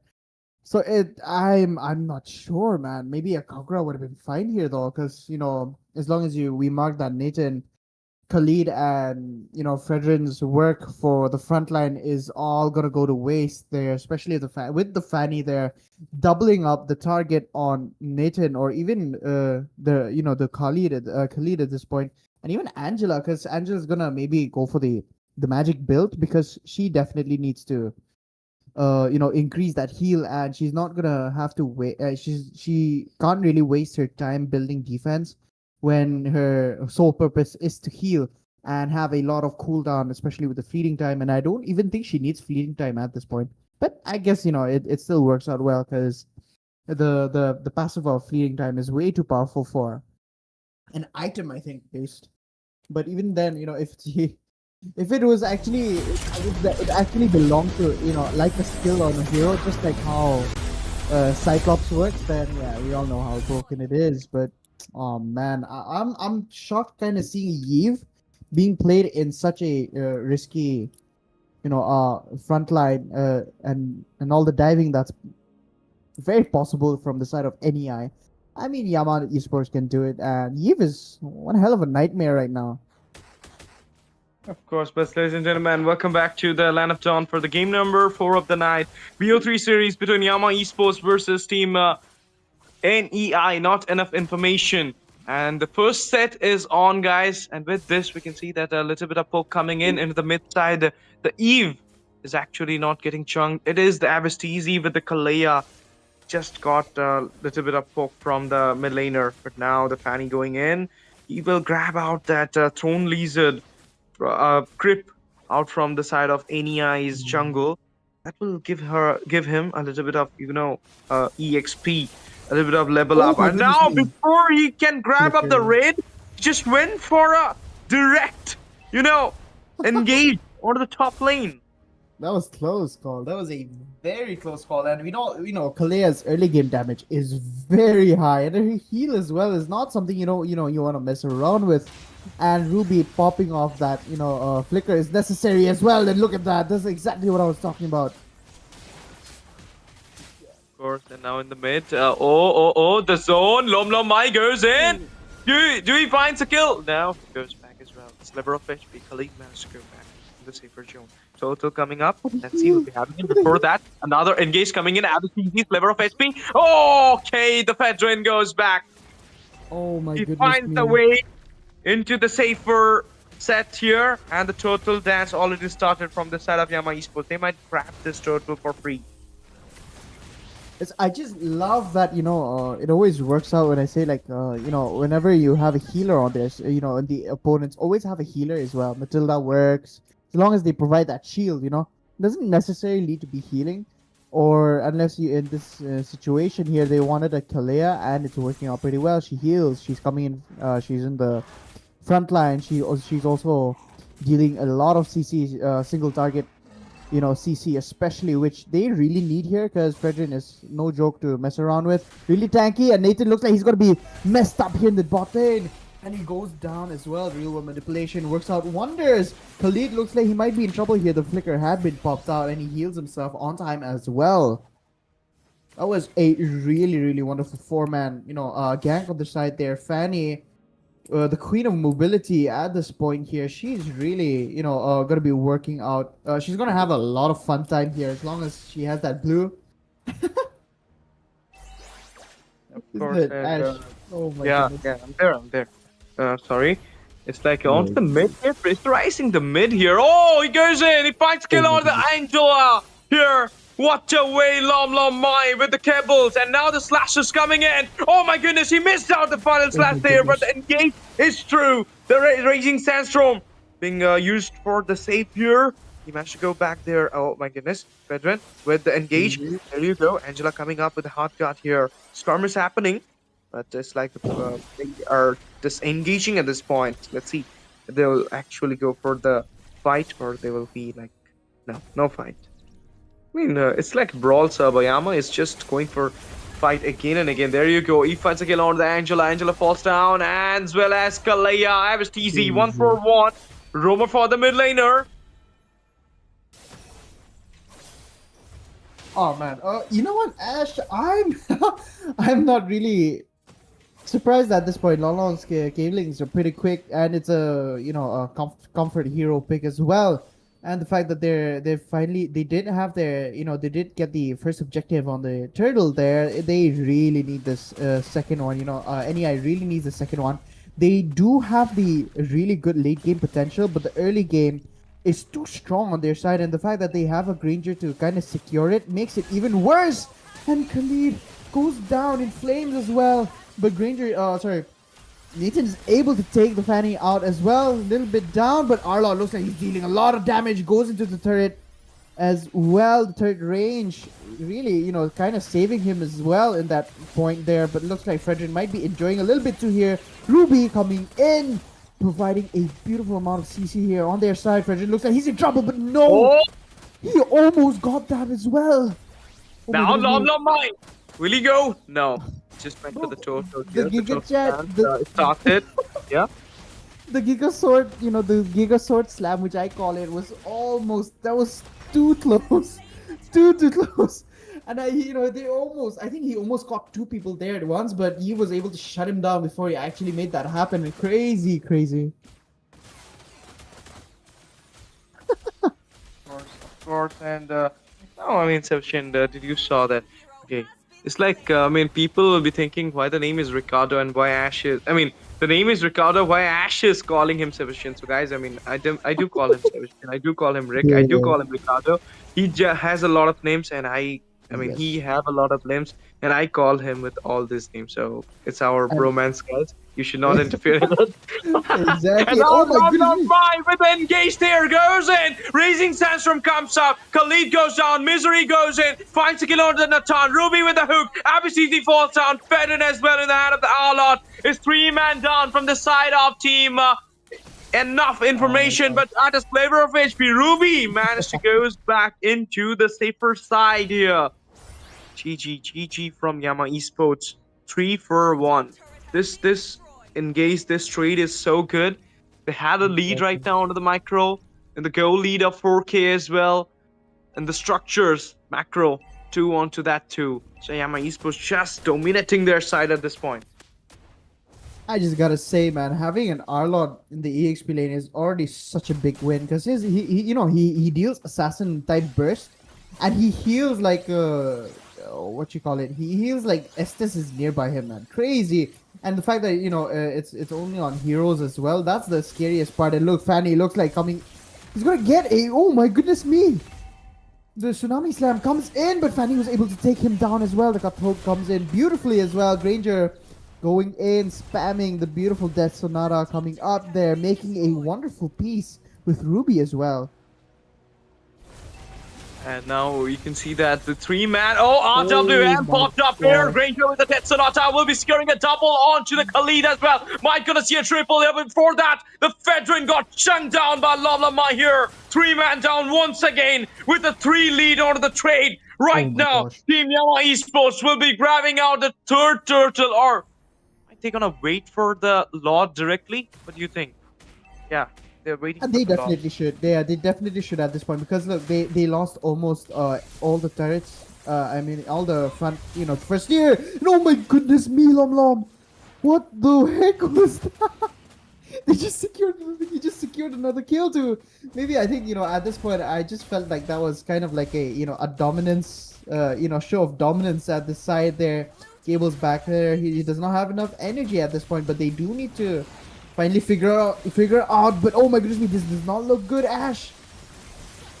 Of course, and now you can see the shutdown happen onto the Granger. Unstoppable coming out for Lam. Mai goes for the double over the Fedring. RWM popped up as well, slowing down there. Can we see a triple here? The Mai goes back. He had a slayer of HP. Abistisi still finding a kill there. He's healing out there. And they're coming in. Finds the slayer onto the Abistisi. 3-man down right now. 2 from Yama. 2 from. Oh my goodness. In the meantime, Arlot falls out as well. This time, 3 from the side of Team Yama as well. Team, not enough information right now. Getting their damage, getting themselves online in this game. They might go for the comeback here because the Lord being here, Lom Mai not being set up himself. Feel like team, not enough information might gonna take this Lord out for them. Oh my goodness me. Oh, that's just what you call it. Oh, there we have it again. Another Tsunami Slam. Once again, but they're not able to steal that though, right? I think they got the Lord. Was it? Of course, it was the Lord. Oh my goodness. NEI, I think NEI got that, right? Yep. They got the Lord here. And now the hot cut popping up. RWM once again. Lam Mai goes in. He's dealing a lot of damage on the Fedrin. Before that, Princess Race come up. It's a direct Sodi. Will be taking him out. Angela falls down in the hand of the Fanny. Fanny goes down in the hand of the Natan. They find some macro as well. The Holy Blessing still up. The Lord coming in. Might be get defended out in the halfway. But Khalid with the Raising Sandstorm goes in. Overextension. He got a lot of chunky damage there. But the Sand Guard managed to defend him up. Managed to not get down. Now he goes back and got the reason with the Lord, which was being stolen, or you can say being started up, not being clutched out by the side of Yama Esports, just got defended down midway. Not even the midway, in the starting way it is. Man, I just gotta say, man, they have a lot. They have, Yama Esports has a lot of finishers, and that is very scary. We got Fanny here. To make sure, and the thing about Lom is if you notice in almost every single fight, that I have seen him play as well, he never goes for the ones at the front. He always waits for the, he does initiate, and then he waits for someone to try and run away, and that's the one he marks almost every single time. Whether it's the tank, whether it's the mage, it's always the one who runs away, and he kind of forces them to fight at this point. Because he knows, if his teammates are going to be able to kind of support him as well as, and I was talking about Eve that may not be a kind of a good a pick here, but because they have such a solid frontliners like Arlot, and they have a Kalea as well to stop them from kind of going diving back a little bit or from what Khalid, and we all know what Khalid, Fredrin and Ruby can do, and the three of them being together just makes it so annoying. They can heal, they have a lot of defense, they have a lot of HP at the same time as well, and it's a little nightmare for you, and the fact that there's a lot of CC and a lot of slow coming from all of them, it's not really worth picking at this point. But they, because of Abyss, TJ, and Dark here, they're able to make it work very effortlessly if you think about it. And they do need a lot of anti-heal though. Oh my goodness. Of course, but now the game is going a little bit of hold. They do have the micro lead here. Yama Esports might go for that finish up for themselves. But the thing is, I mean, they need to grab a lot here. The lot is coming in soon. This time, I think we'll be finding out this lot because last time they shouldn't have went for the fight. They should have taken up the lot. Exactly. I mean, right now, the damage spike team Joe. I mean, NEI just got it. It's because of the bounty they find it out. Yep. Oh my goodness. Another fight. Abastisi goes in, finds a kill off Khalid. There you go. It's a killing spree for Misery other than Nachan. The Fanny, Mai. He goes in as well. My gosh. Misery here. Oh my He goodness. goes for a triple. Might be finding a meeting against. Oh my goodness. He goes for the triple. The They veteran are goes gonna be able down. to end it. And with this, Team Yama Esports will be taking on the lead. Will be going on to the inhibitor and finding out the crown because they will be locking out the base here. And with this, the first game goes to Yama Esports.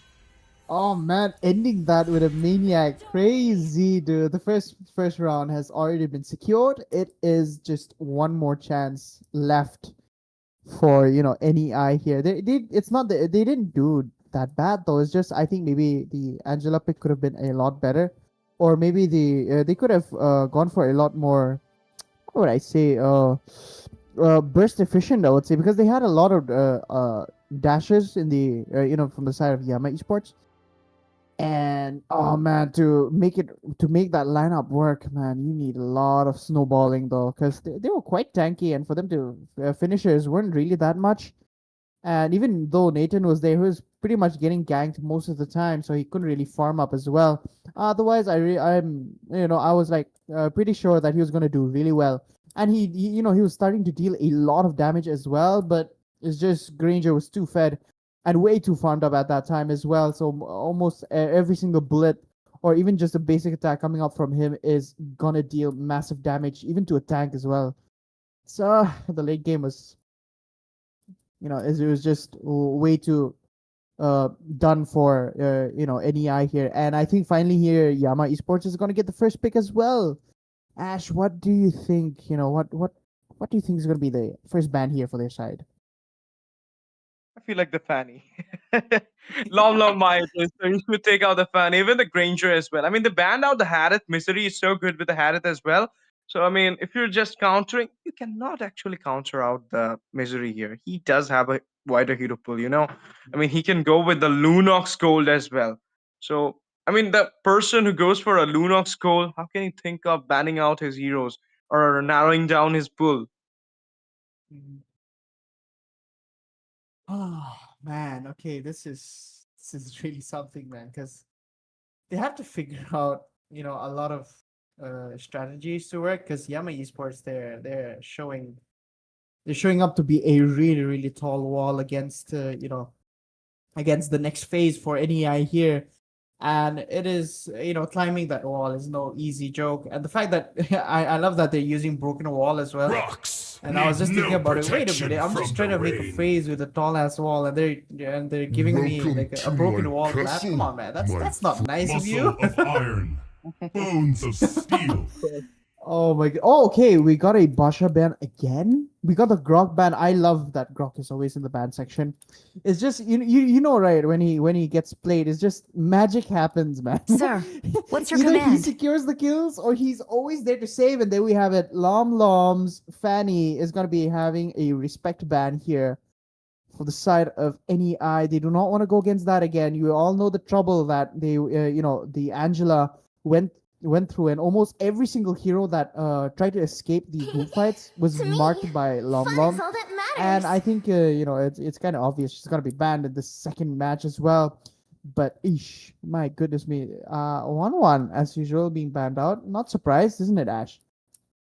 Yeah, of course. And now, I mean, it's like Fanny. You cannot ban out a Fanny though. With Islam Mai, that's the reason they have banned out the Fanny and Angela this time as well. Because the first pick goes to Yama Esports. They might go for that Kalea once again, and the Ishinshin is open, so it could be a chance that they could go for the Ishinshin or the Lancelot as well. Lom is good with the Lance as well, but any should prepare for the Lancelot here. I mean, if they're picking out the Lance, you should go with the Ishinshin, or might be Fedrin gonna work as well. But no, Dark is going to with the CC. This is the CC is the winning lane hero. You can counter out the CC with the sprint, purify, even a flicker can works in the spell section. If you want to take on a hero, you can go with the winning lane counter, that is glue. Or if you're so good with the Uranus, then you can also take out a Uranus for yourself, because I have seen some comfortable Uranus player like Yo Mom Ashbon from Lafukavi, Yo Mom from Elisabeth, picking out that Uranus against the CC, but trading out the CC for themselves. They just missed out the Kalea. The Kimi too goes into the hand of NEI here. Now is the chance for Yama Esports to grab on that Lancelot, or you can go with the Fedrin as well. No Fedrin. I mean, Lance will be the better option. They went for the Chushin though. I mean, the Kimi thing, Seth, is giving a vibe that they might go for the Fedrin. So this is the thing. They if they know that utility is coming in, so why not? We should go for the Jushin here. And with this, my guess just goes so correct here, because they're going with the Ishin.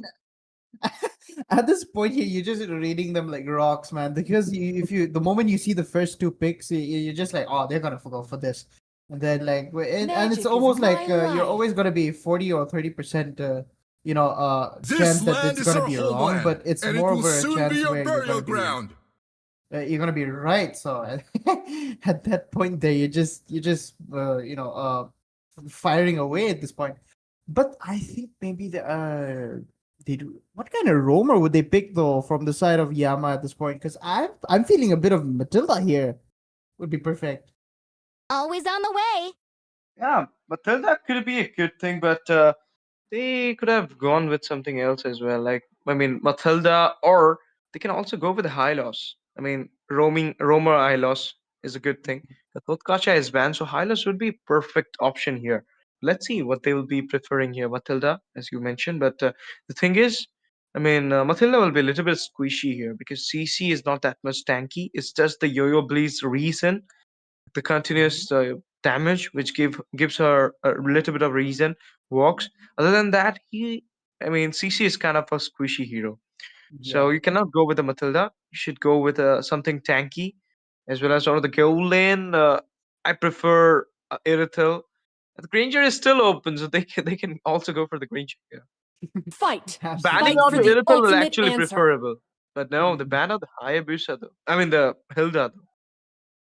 I mean, against a Hayabusa, you're always gonna prefer picking Hilda rather than anyone else. And oh my goodness me, I just love the way people can bully others with Hilda, and we all know her as the vegetarian, the grass eater, just heals when she goes into the bush, and I think maybe it's similar to like Uranus, but I think Uranus is a little bit more broken at this point because he heals according to the amount of he gives he deals damage according to how much stacks he has as well.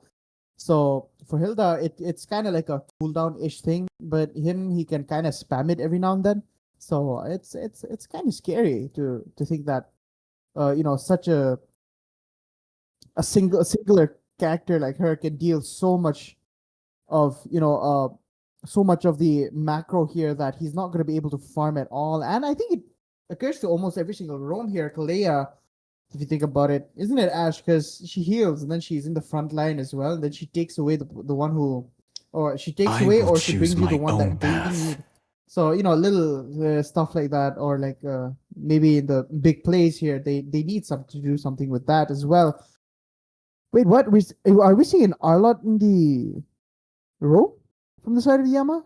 I think so. Yeah, they can actually go for that all-out roam here because Yeah. all-out roam is a MPL thing. They have been picking it out. All-out with a Thunderbelt, and stack of 18 can actually be a better roam than anybody else. I mean, you have seen that all-out does have the final slash, and the final slash cooldown is so good as well. So I mean, he can actually go for those engages and can provide that chain CC which we are hoping right now, because they do have the Asian Shin, they do have the Jushin as well, which can actually give a little bit of hindrance. But talking about the winning lane, talking about the counter for the CC, they just hugged me and they just went for the glue. Very nice drop being done by NEI. Hayabusa is the counter of Ishin Shin. Glue is the counter for the CC. Even the Kalia can actually go for the Bruno's grabbing with a Exactly. tsunami slam. So it's obviously, I mean, this time, if you will look with the draft wise, it's NEI having the upper hand. But execution is a little bit more important than the draft as well. I mean, you might go for a good draft, but if your execution doesn't, I mean, with that much efficient, then you cannot actually pull out the game. So to Man, pull out the A+ game, you need to show the better execution. oh man, I gotta say, I think the only trouble that NEI might be having as of right now, maybe say early to mid game, is gonna be that Zushin there. Cause I mean, Glue. What is gonna do? What is Glue gonna do? And especially in the front line, as long as Calais is there as well. But then again, both of them are just gonna be bullied almost every few seconds there. As long as the stacks keep up from Zushin as well, and then we have the windshield wiper, I call it, from Arlot. It just swipes off all the dirt, like one fell swoop. I think maybe if I was a lumberjack, I would use it to cut trees pretty quickly. But then again, what do I say at this point? We're in the land of dawn, ladies and gentlemen. This is the second match. Possibly it could be the last as well for the side of Yama Esports. But we are seeing a really, really wonderful counter picks coming up by not enough information here, and it's pretty clear as to see why we're thinking so as well. But oh my goodness me, the drafting lock from what Ashley just said is perfect from the side of NEI. I wasn't really thinking much about it until you said it out, man. Yeah, I feel like, I mean, draft wise, I told you, draft wise, they have a good job, but still they're having a little. I mean, Team Yama Esports is having a more aggressive draft for them. They can pull out the early game for them. Look at that. The glue is getting a lot of damage from the CC here, even though he's going for the split with the second skill.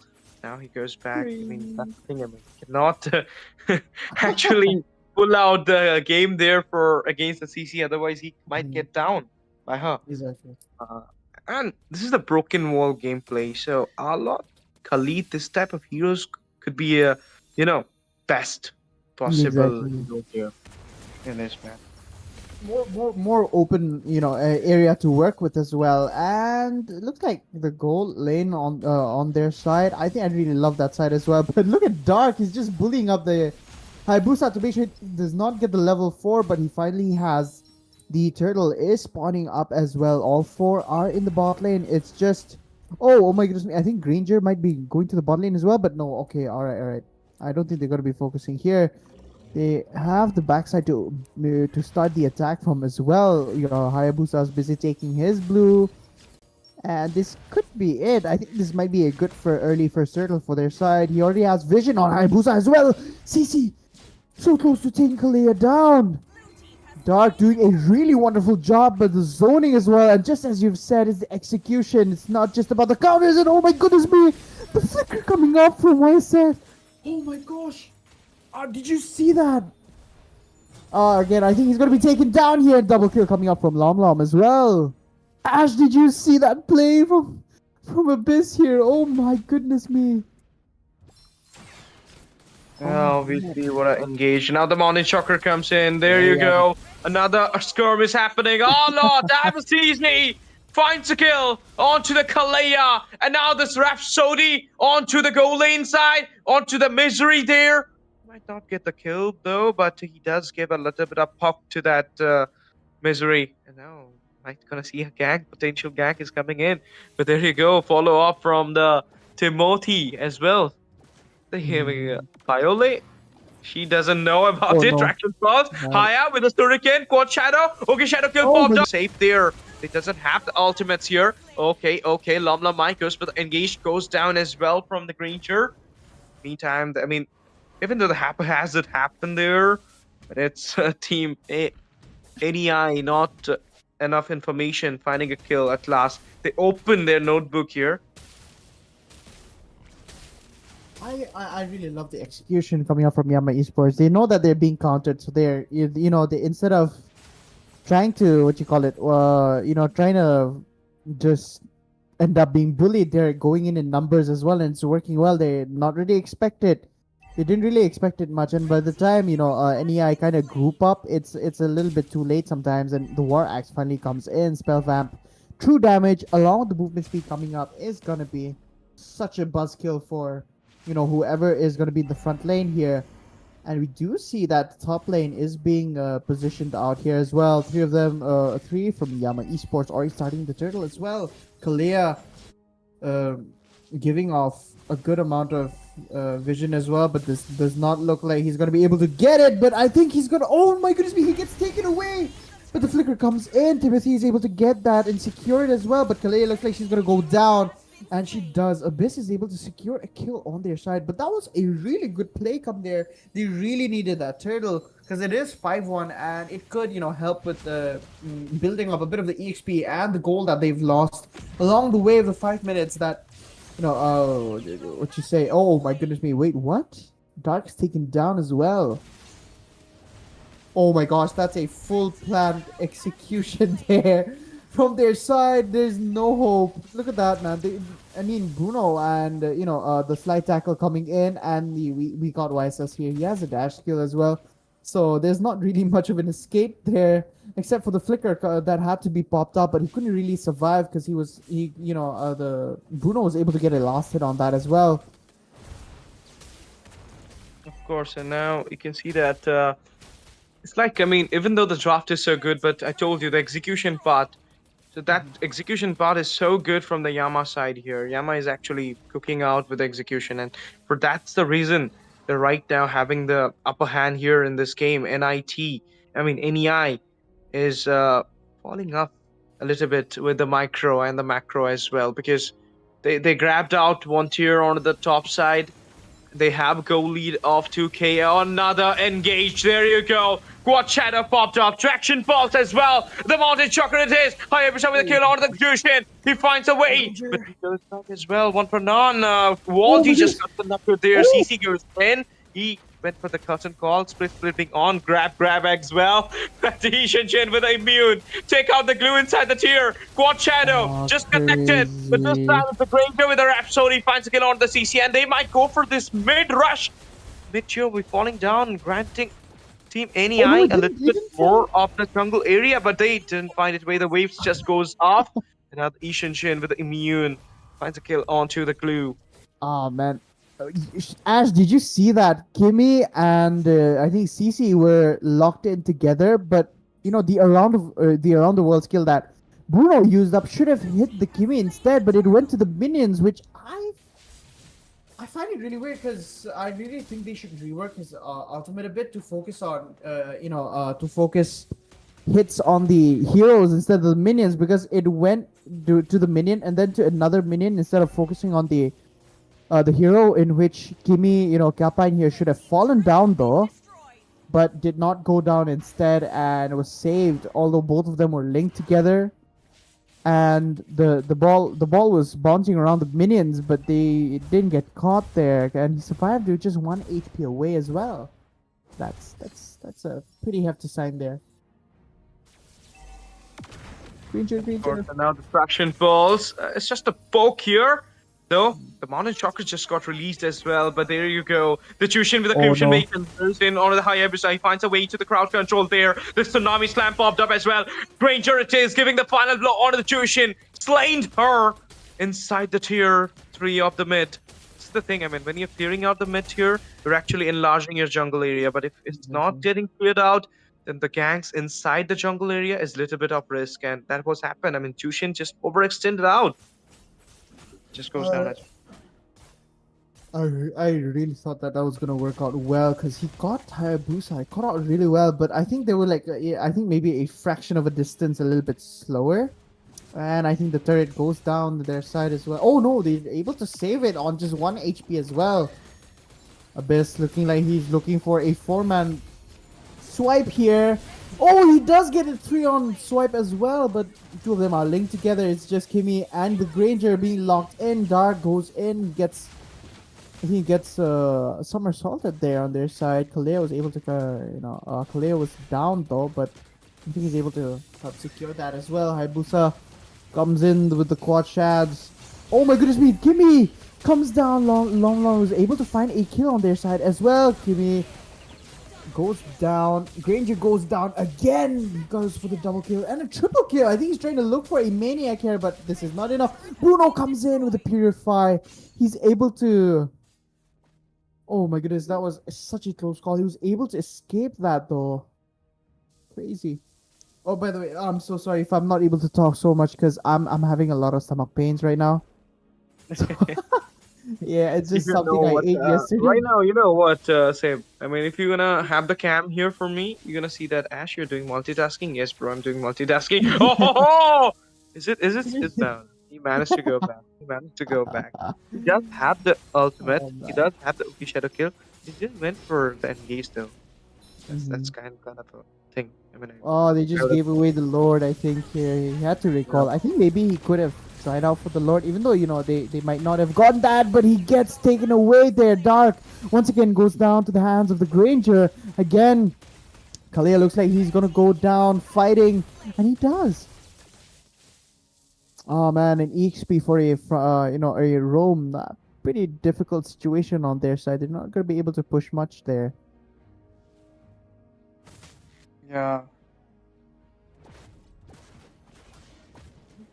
So Ash, oh man, what are you thinking? Because this is I'm crazy work thinking coming that up. what will be Blue is happening here denied the top recall as well, people but are this just might going just on to the be a bit two, of a especially on here. annoyance there, trying to waste time, Oh, and he's wrapping up here. I think Long might Ricardo. get killed off at this point here. Because look at the damage coming in from Glue as well. And I think he might be able to take him down, but no. Mid lane looks like he's in trouble. Timothy goes down to the hands of Bruno as well. Oh my, what is happening, Ash? They might go for the second tier. Yep. The second tier falls down. Lead onto the macro side, guys. It's like, I mean, Holy Blessings goes off as well. It's giving them a little bit of chance for the more engage, but they need a lot here. They need to hold the game a little bit.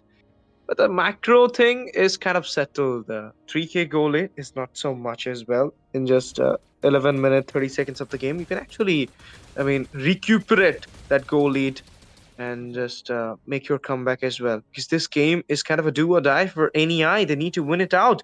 Otherwise, they're just knocking out from the Neot's Autumn LAN Championship. The items are here, Seb. I'm not really surprised that the YSS went for the Skypiercer as well. He was able to secure a lot of kills. So I mean, like seven kills, man, crazy. But I think the 2 kills kind of maybe lowered it a little bit, but that's way more than enough. And we're seeing a pause actually on this from one of the sides here have requested. I think maybe it could be a little bit of a network or a little bit of a bug thing, but there we have it, ladies and gentlemen. We are back. It was a really short break. And I hope you guys didn't leave the moment you saw the pause, but here we go. Yama Esports looking like they want to secure this, but just one simple mistake and they're gonna be able to be taken away. It looks like Timothy here might be in trouble, but oh my goodness me, he was able to escape that. Top lane looks like this could be in trouble here. Granger almost secures a kill and he gets it as well. A long range snipe coming up from his side. Takes away Dark once again. Crazy though. You know what, Ash? It's always been the Granger taking away Dark here. Yeah, Dark is, I mean, at this point, they should actually go for, a hold. They should wait for the Lord because it's just 7 seconds away from the game. So, I mean, you can take up the Lord and then can go for the engage because the Hayabusa is at the bot side right now. This is the perfect chance to grab up the Lord. They don't have the retreat. But Glue here, zoning out the perfect situation at the Lord. Oh no. Place. There you go, the grab comes in. The Rhapsody, the Death Sonata popped up as well. It's Hayabusa. He joined the team fight, and it's a killing spree for the Granger. Walty connected, mega kill will be happening onto the Kalia. 1-for-1 is the score right now with the Kimmy. So continuous burst coming in. There you go, the what shadow popped up. Goes back, but the Glue doesn't have the ultimate. Granger. Yeah, I told you. The Bruno's damage is a little bit up higher against Granger, so it's just getting into the mark here. And now we might gonna see an uncontested Lord. It's 1600 per crit, bro. 1600 per crit. What the heck? And you know his passive. Oh my goodness me! He's able to get another kill on there as well. He's able to secure.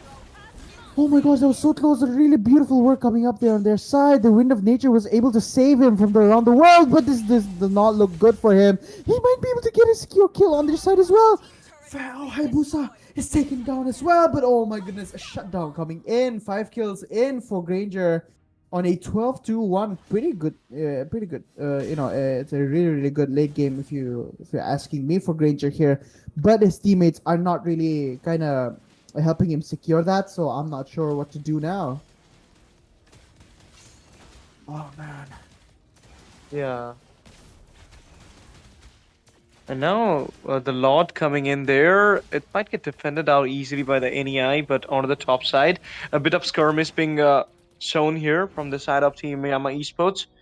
It doesn't find the way to take out the tier though, but they need to hold up the game. It's like, I mean, NEI this time giving their 100% in this match. They're pushing out themselves because they know they need to win it out. If they can also play the third game decider as well. I mean, obviously, don't lose out.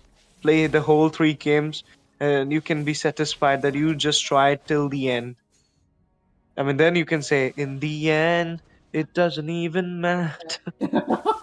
I knew you were gonna go with that. Oh my goodness. Okay, that was really sneaky, my brother. That was very sneaky. But you know what? I tried so hard. But in the end, it doesn't even matter. But although, I would say for a late game, 17-50, they really, Granger did such wonderful work securing kills. And Dark was just giving away free gold at that point, and the stacks as well. So it's not really much of a surprise here that Granger has a lot of stacks. I think right now 16 minutes probably has around 600 or 600 to 700 in between there, so 650 to 700 there. So that's a lot, and you can probably like spam out his Death Sonata here, I think 4 times in a row. So that's really huge for people who don't really buy. I mean, like you need Antique to counter that, but the windshield comes in, locks in. Kimi is able to get away from that. Flicker had to be popped up. This does not look good.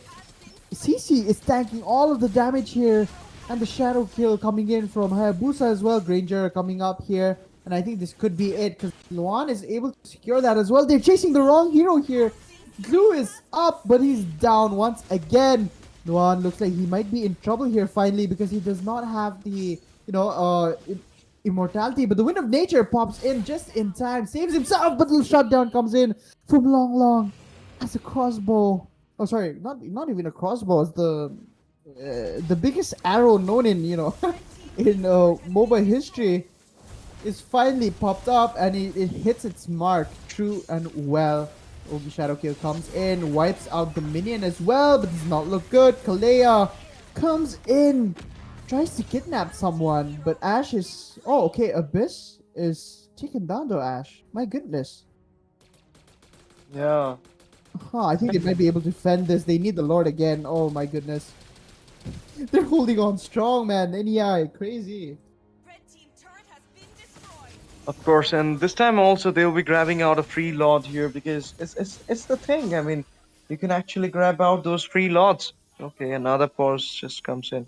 Why this is happening? Okay, some technical glitch might be happening from any side, therefore it's happening here. With a lot being slain down from Ishan Chin. Lomlamitis. Third Lord it is. Do you think NEI gonna defend it out, Step? Or is it the end? Oh man, it's hard to say, but then again, that is the third tier lord is very enhanced. He has a lot of HP and he has a huge ton of damage. And the mid lane is free as well, so the diving thingy that the diving strike that he has used on the crystal, is it's not really fun thing to watch as well as any eye looks like this might be the game for my esports to win. But they're not really doing anything much. But look at that. Oh no, I think Kappa looks like he's in trouble here. They're going for it as well. Oh, he gets it. The flicker is not there. Is not. Oh my goodness, what is happening here? I'm not seeing. Ash, could you take it away? I'm not seeing anything here. Yeah, but I can see here that's a triple been happening by Ishan Chen. They close down the base, they lock it up, and if this team Yama Esports will be clinging upon the series with a 2-0 victory after terrorizing NEI with a third Lord mighty push. There you go, guys. The win goes to Yama. What a way to secure that triple. Then just went for the base lock and a crystal to pop up as well. Look at the triple on the glue. Islam Lom Mai with the MVP with a KD of 15-7. This man just carried out his whole team in this game number. He just sold out the boot as well in the last way. He picked up that immortality. And Yama Esports will be going in the round of 16 with a victory onto the NEI. And NEI's journey is over, Seb. All the best for the future journey, NEI. I hope you'll be shining upon some other tournaments and grinding more to rectifying your mistakes and come back stronger. And congratulations, Yama Esports, once again. And with this, Rick, we should take a short break. And I need to confirm Yeah, it out from the organization, from the production, that are we ending out absolutely. the stream or are we having the last game as well? Possibly, we might. So, guys, we all right, guys. I think we're gonna be having. So Hmm. we will be going on a short break, Right. guys. Do Short not break. go And the away new set far. of casters and the teams will be joining up soon. So after this 2-minute Absolutely. break. Yeah. Bye, guys.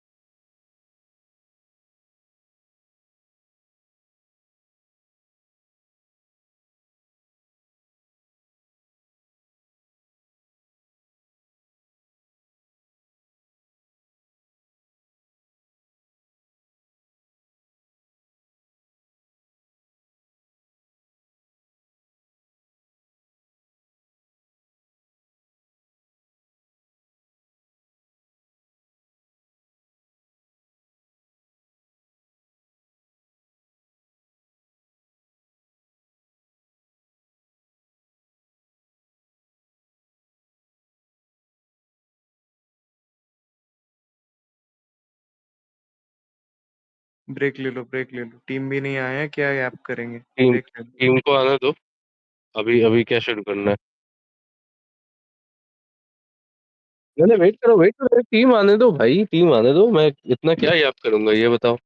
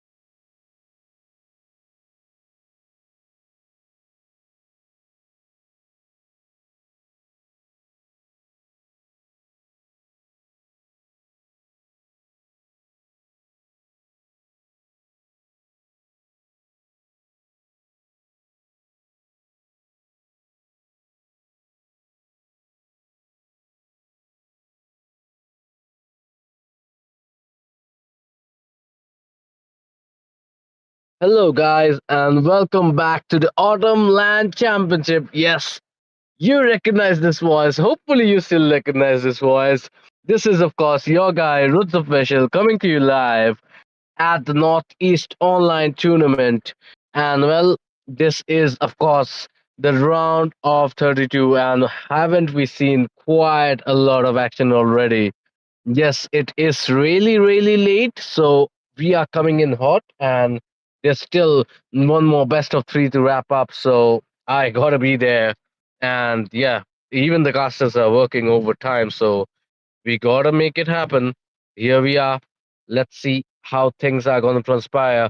The two teams gonna playing it off is gonna be, of course, your favorite Lafu Kabi versus, of course, it is gonna be the underdogs Arundhaya Esports. I'm gonna read it out again in case I missed the spelling. But that just tells us how much of an underdog they exactly are, because they are really doing it better because they are in the top 32 spots. So can you even think of what kind of pressure they are in, especially when you're going into this top 32 spot for the first time in your life? I've been there, and well, it feels amazing, especially if you can knock out a few good teams. Then it is going to be legendary. And then you finally realize what your potential is. How do you climb that ladder? That is what matters.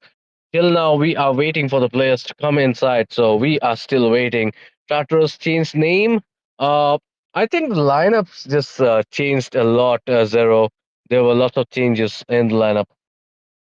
Uh, there are the players of Tartarus who are currently playing, but in multiple lineups. So lots of things did happen, and Tartarus for a moment, Tartarus were in Crux Requiem, and then Crux Requiem broke up. Kimmy started playing for LCF, and then Kyle joined in, and lesser of players, I mean, Eden did stay with Crux Requiem, and now I think they are kind of gonna have a composition which is gonna be combined with Sacred Shrine. But then again, these are just the kind of transfer rumors we can hear about, as in football and as in here there might be subject to change for that.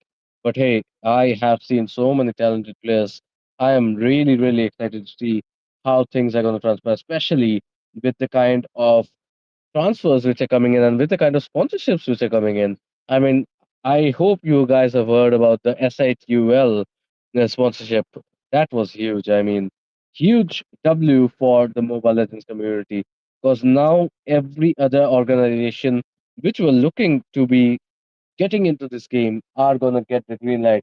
They'll be like, okay, SITUL has come in, something big is gonna happen in India. They are gonna join. They are gonna come in, and they will definitely make an impact. And maybe one of you guys are going to get sponsored. One of you guys might be the first people in India to say on LinkedIn or on your profile that you're a professional esports gamer for this organization. It will be a proper, definite career path for you. So why not? For now, though, we have to wait because hey, we still have no notification about both the teams coming in. Let's hope they come in quick. Yeah, we still have one more person coming in. Okay, Lafukabi are being very late, and Arunodaya is the team name actually. Arunodaya Esports. I like the name. It has a significant meaning, especially if you are from the northeast side, I guess.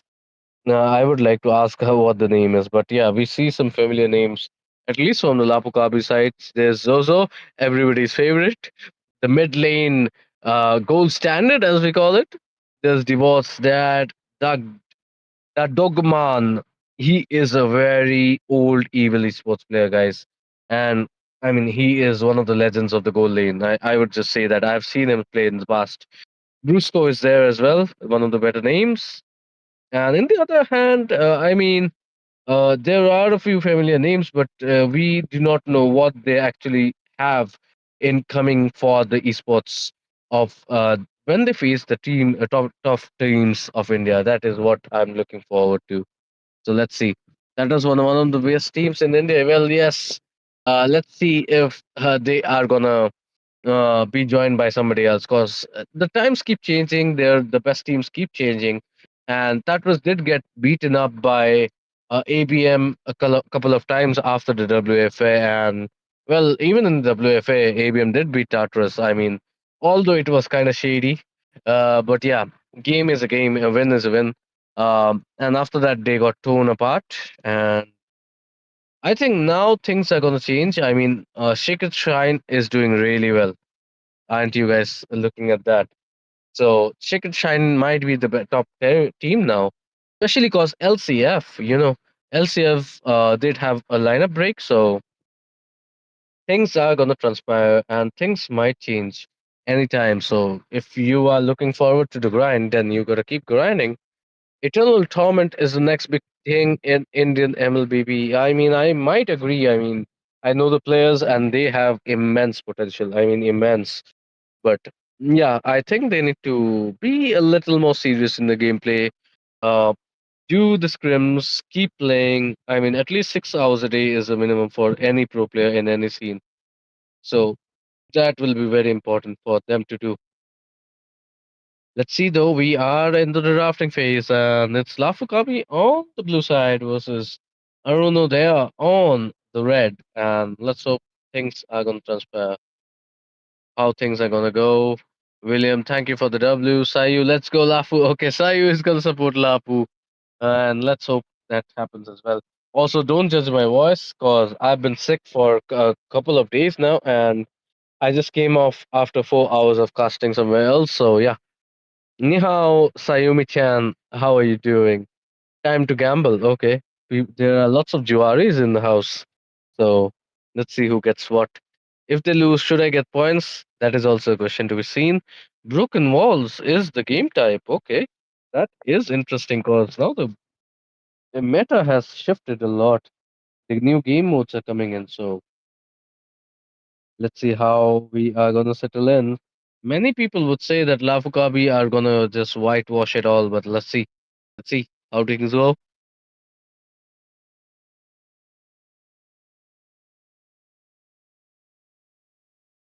Yeah, people saying Lafukabi can win. Let's hope they do. The only question that stands is what is Kafi gonna do?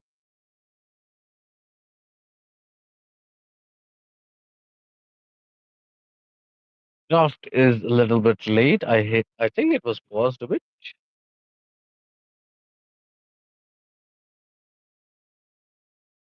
Butterflies born by thy wish, guided by lantern's light.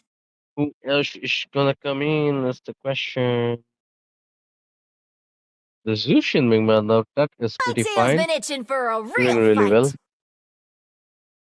Yes, Sayu, I am trying to do well. Rocks And need if no you don't mind, you can protection join from in the the casting, rain. by the way. I need a partner. As you can see, I am doing it solo, Love so and hope would be a are the pleasure to two cast with you greatest again. inventions. Old time's sake. Angela, Baxia, Kalea, all getting banned out. That is fine. Pretty standard coming in.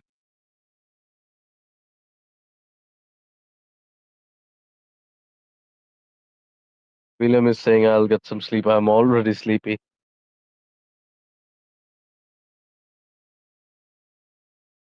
Let's see though who are gonna be the last two people joining in. Last two band sections, and the draft is pretty standard for now. Roots are there games among casters? Interesting. I mean, Welcome to my if we do get castle, the my time, then we friend. can make things happen. Let's see. Let's see. Sayu is gonna beat us all if it's a caster versus caster game. Honestly.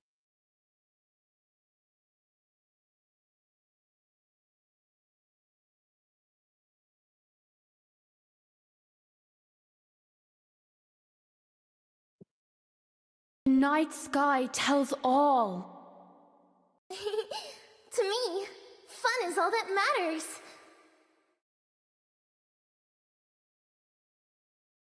Ooh, let's go. There is gonna be the next few bands coming in. It is gonna be the Grok. Yeah? Okay. The Grok getting banned out as well as the Esme. Okay. Maybe Arunodaya is gonna go for the Lapu Lapu pick. That might be really interesting. Thorns remain should petals fall. Oh, we got some Arunodaya fans. Okay. Let's go. We got some Arunodaya fans. I like the underdog support here. But the 1-1 has been left open and it's gonna be used by Divorce Dad versus Arunodaya, who is gonna use Muscle the of Lancelot. iron, Past bones Child of of steel. God, and Zen is gonna pick up that Kazukat as well.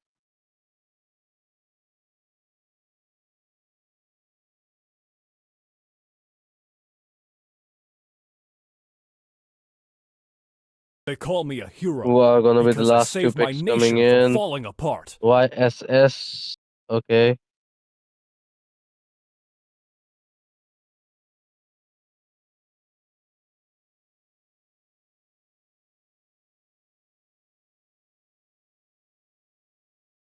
And last pick I coming will out choose before my the own banning phase for path. Lafukabi. It is gonna be the Alot which gets picked up.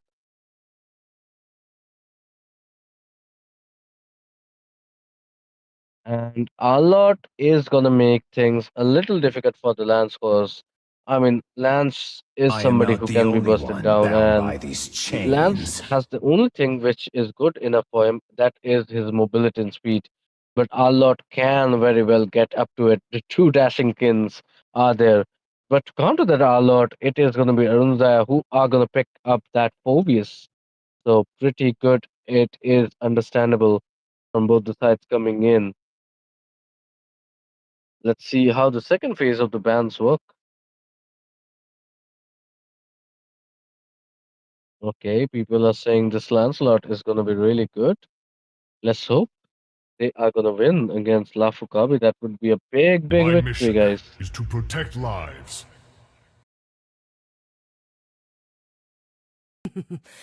Payback time. The Fasa and the Hylos getting banned. I mean, not sure about the Hylos, but it's okay. It is what it is. The Fasa is kind of staple in any meta, so it should go fine now for now. But let's see how things are gonna transpire in the next one.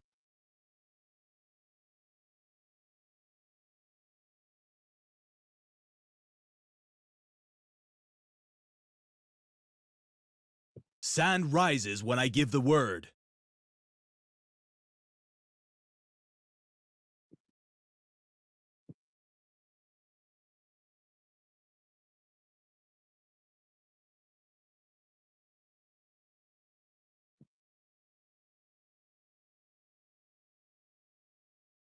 The Khalid Magic gets is taken my life. away from Lafugabi.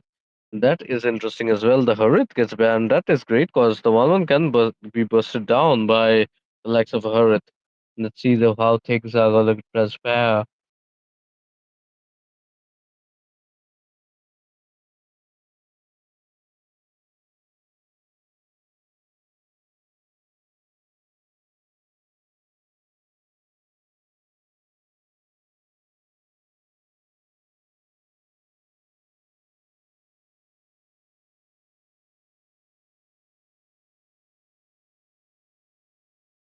People are gambling everything though.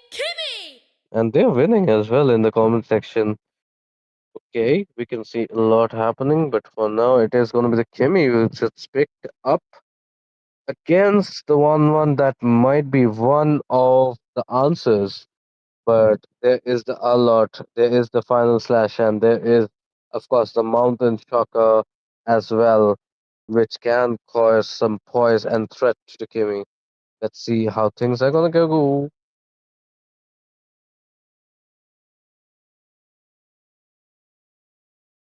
Who said there are no shortcuts in life? I literally invented one.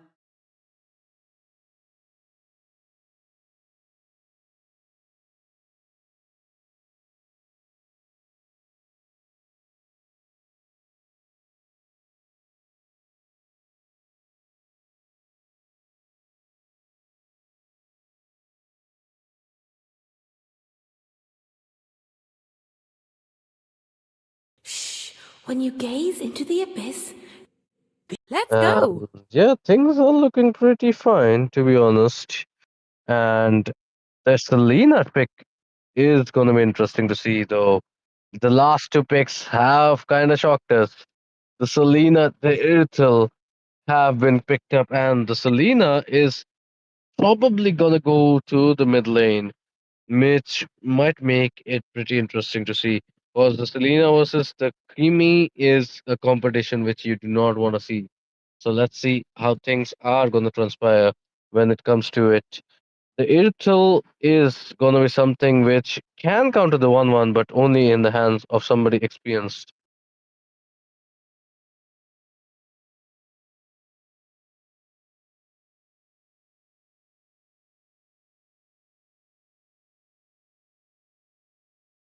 Let's see how things are going to transpire, though. As we load up into the match, the audience, do let us know which team do you think has the better draft? Not talking about the players, but as in the draft itself, which draft would you prefer more for your own team?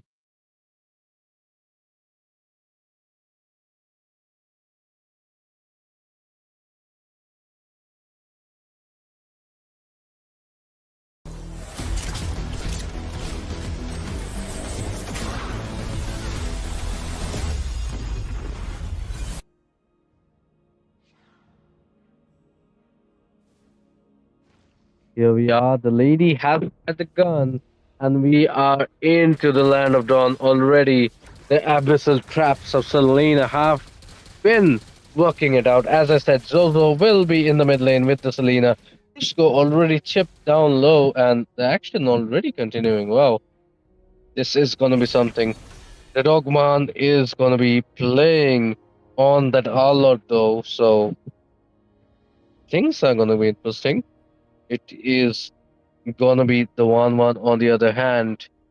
Divorced Dad is gonna be playing it. The name is funny, but his gameplay might be something to remember. Meanwhile, Selena is gonna go for an early rotation onto that Kimmy, but she is not able to connect those turns quite as properly. Let's see how the mid lane is working out though. Cameraman, let's change the angles, let's see all the action, who it's just gonna transpire. Mostly it's gonna be on the mid lane, and let's see if the gold standard of the middle lane, Zozo, can make some plays happen. It is going to be the good Kata who is going to try to get the Zozo stunned, but he is not able to. So for now, I think I might be joined by Shinji, who is going to come in and give us some insights about the whole draft as well as how these two junglers are going to play it out. I mean, YSS versus the Lancelot. Shinji, which do you prefer? To be honest, like looking into both the drafts, I would go with the draft made by Team Lafukabi. Because YSS is a kind of a hero which works anywhere, like the immune he has and the vision he provides with the Mountain Shocker is really good. But about the retry battles, it's easy for Lancelot to win this, but this time Yushan Shin will be the one securing the turtle here. A nice retry play coming in from his side. Yeah, I mean, some people are saying Arunodaya has the better draft, but it is going to be the YSS who is going to secure the clash as well as the turtle, and that just comes with Lafukabi and its chemistry right here, because they are doing really well on that part. But look at that! Here we go. Chip is getting the Oh, inhibitor coming. Lit the ultimate. Already getting one. Is going to catch the second as well. Only person left is gonna be the Irritil under turret, and she's not even safe. Selena is gonna burn out that flicker, trying to cast that out. A little overzealous from Zozo, but then again, aggressive is the way this lineup is gonna play by La Fukabi. absolutely, man. Because you have a one who can just engage without any fear. Because the second skill can immune really easily, and even the YSS with the immune, Brusco with the portal, and the final slash is there to gather the enemies at one place, and you can just burst them out with the Mountain Shocker. And when the crossbow tanks gets unlocked, then it will be a menace. But Zane getting that kill onto Brusco there, and meanwhile in the bottom lane as well, Arlott got taken down. But here crossbow tank have been used, but Iritel will be escaping. Kimi will be the one getting the Uh-oh. kill onto Divorce Dad. Divorce Dad got taken down, but Kimi here solo. to take the revenge, Yatoro just got the kill onto Kimi here. Yeah, Kimi gets taken away in a clash. That was a one-for-one trade, but for now, things are going to be very interesting, Shinji, because Brusco is going to use that ultimate every situation. And if Arunodaya can make an advantage of it, if they know who are coming, the AOG might land very well. Along with that, the Eternal Pursuit as well. So things might be interesting, but look at that. Already the Phobias being targeted heavily, and it is going to be the second turtle of the evening coming up. Who is going to secure it is the question. Audience, let us know who is the better jungler you think. There are some Zen fans as well in the comment section. Mounted Shocker Oh being used man. already. YSS looks poised to take the second turtle. Oh, look at The fight there. is going to blow out. Look at that. It is going to be the I am coming for it all. AOG lands straight, but Zen is going to see the turtle. Yotaro slay Kumar, but he is himself in a lazy position. He's going to survive. Akaba is not going to survive though. It is going to be a 2-for-none trade actually. So the turtle going for Arunodaya, but then again, Lafukabi getting 2 kills in the trade off. Absolutely, man. But like even if you win the turtle but lose two people without getting anyone in exchange, then it's a loss for you because the goal lead, as you can see, despite getting the turtle team, Lafukabi is the one who's in the lead, and the turrets as well. Team Lafukabi got the tier 1 of the bottom lane, and all of their turrets are still safe and strong. And in top lane as well, three people they are ready to gang the Arlord, but Arlord doesn't fear anyone, and he is just carelessly moving around because bro doesn't need aura. Bro is Oh, the aura here, and the abyssal arrow coming in, connecting to Akaba, but the portal is here. Phobia seems to be in the danger zone, but Zane, it won't be connecting to him. The Mountain Shocker, but he will be dashing around here, and in the mid lane as well, the abyssal trap connects to Akaba. Won't be any skirmish yet, but in the top lane, Arlott may be planning to go for Joy Boy there. yes, and so far things have been shaping up for Lafu Kabi as we can see already. But let's see if things are gonna do something different. But for now, Chip has been doing most of the heavy lifting for Lafu Oh, Kabi. Zane with that good amount of damage, Mountain Shocker coming in, but won't be connecting to Yeah, Zane with the immune. Yatoro he's will pretty be low though. escaping, but Brusco is in a bad position, got taken Yeah, down in the gets hands of taken Slay away. Star. just like his name, Slay Kumar slayed down Brusco there. But the question is, Team Lafukabi, can they contest for the turtle right now? Because Team Arunodaya seems very strong, Oh, and look at Selena. their. Yeah, Selena did try to help his team out, but for now it is going to be a 2-for-none trade in favor of Arunodaya. Suddenly, things are changing about. This is going to be the Kimi and Irithel pushing towards the top lane. They might be able to secure it. And that is a good sign for Arunodaya because they have the upper hand commit late game. They have two marksmen, which can definitely be a really good instrument to be used. Don't you think, Shinji? Absolutely, man. You have the two goal laners onto your side, which will be really beneficial in the late game. But right now, Joy Boy with the damage Oh, might get that Selena. Selena will be taken down, but Yushan Shin will be the one getting the kill onto Joy Boy for the revenge. Ardot with the final slash getting that kill onto Akaba here. Double kill in the hands of Yatoru. One person down, but for that, three people down instead. But in the mid lane, Zane will be taking out the minions and the tier 1 as well. And in the top lane, Yatoro and 1-1 won't be able to secure the turret, but yeah, they got the kills for the exchange, and the goal lead is still same for both the sides. that is really Oh, true. But look at that. Here comes the Portal 5 man jumping on to poor little Zen right here. Can he survive? No, he won't. Zozo picks up the kill. AOG comes in a little bit late, and that might be another massacre coming in. But here comes the cavalry. oh, Zozo is going to get taken down by Joy Boy. 1-1 is going to be next on the line. Divorced father gets divorced from his life. Here comes Kimmy as well. Pav Child of God gets the kill on Yotoro. And here we go. Arunodaya repeating their fashion are responding in style. absolutely, man. Despite, having a good kind of aggressive draft onto your side, Team Lafukabi still lacking behind because Team Arunodaya have the damage onto the side. The Irithel and the Kimi in the late game are a menace, and we can't forget the double S tier jungler Lancelot. He is really very good when it comes to dashing around, dealing the damage, and securing the objective. Yeah, YSS is good, but the thing is, YSS is lacking behind right now, and Zen is just rocking the battle here. Yeah, that is true. And well, I did expect a Kyrie type of gameplay coming out from Zen, but what I witnessed is even better. A five-man team gameplay coming in. Chip once again using that portal, but I do not think there is a proper reason to use that yet. The Lord Dance has just begun, and well, it is going to be Lancelot on that far lane. In fact, both the junglers are on that far lane. The question is, Lance will not make it as fast as the YSS, but he doesn't need to because his team here, Clay Kumar, has just taken away the Oh, Selena. But Lance final is in the spell? trouble of his own, gets taken away because the Allot was there, and this is the green light for Team Lafukabi to start taking that Lord. But hey, the team is wary of the situation. They know there might be a situation where they get locked out. Let's see if this is Team Lafukabi who are going to be brave enough to take this Lord. hmm And right now it's just 8 seconds, 7 seconds Zane to be online here. Will be respawning very soon, and Team Lafukabi have just 3 seconds more.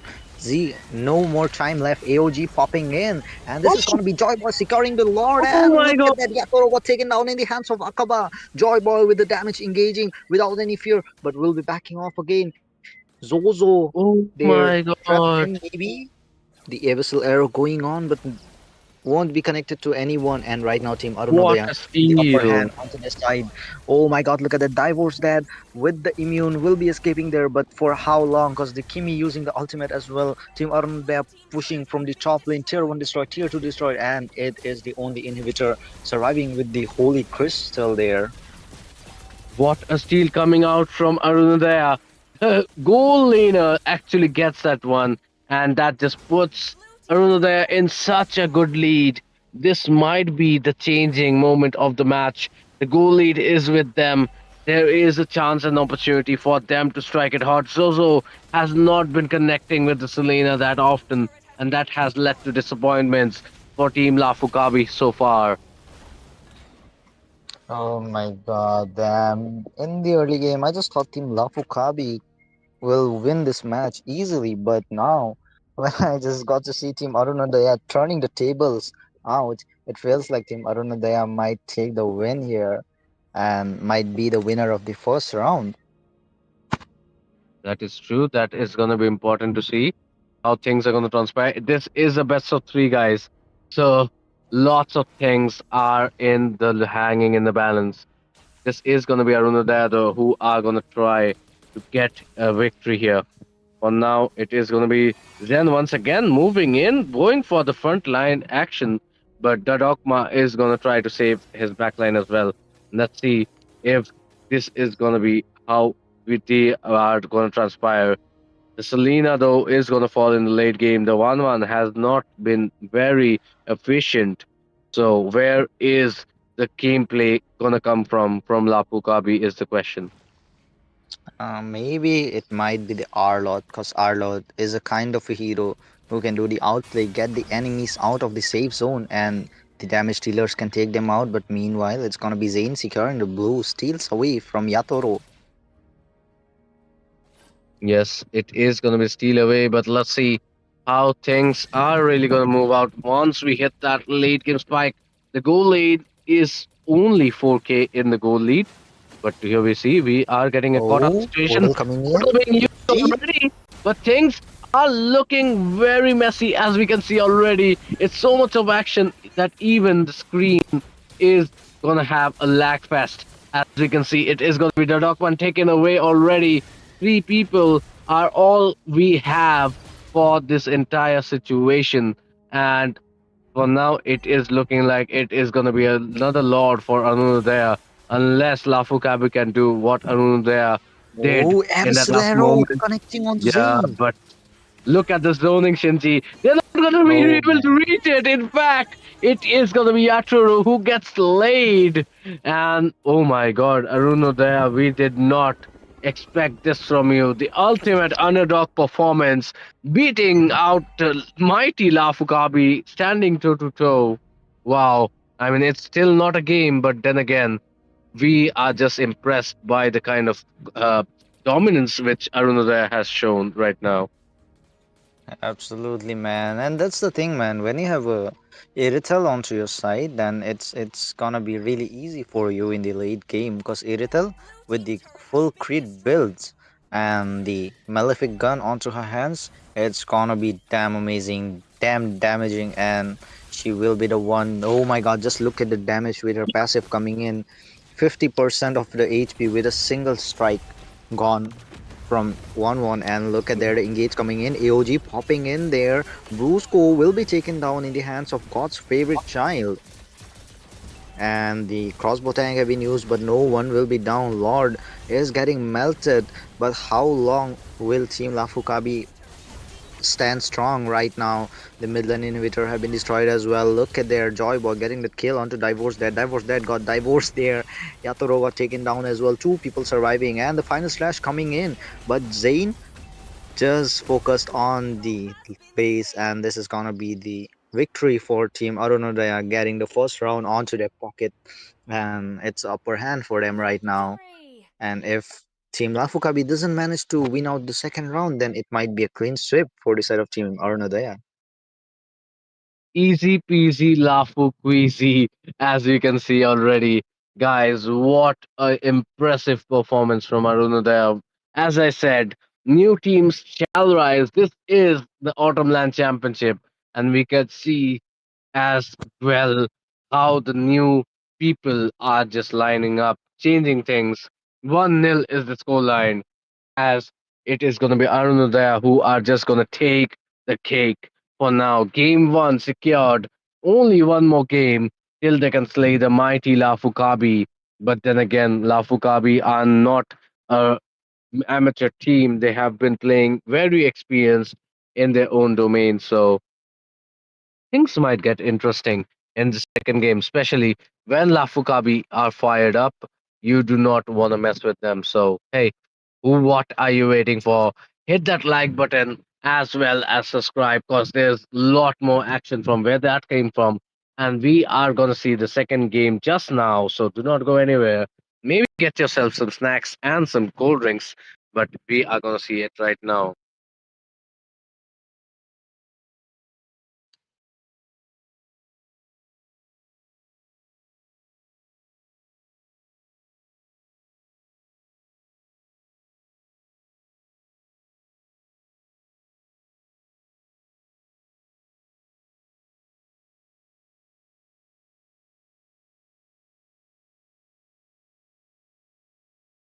We are off to the second draft as well. No breaks. Let's go. That is how we try it. And yeah, I think they do not need any analysis. I mean, Arunodaya have played so wonderfully well on the mark. I mean, the teamwork just shows.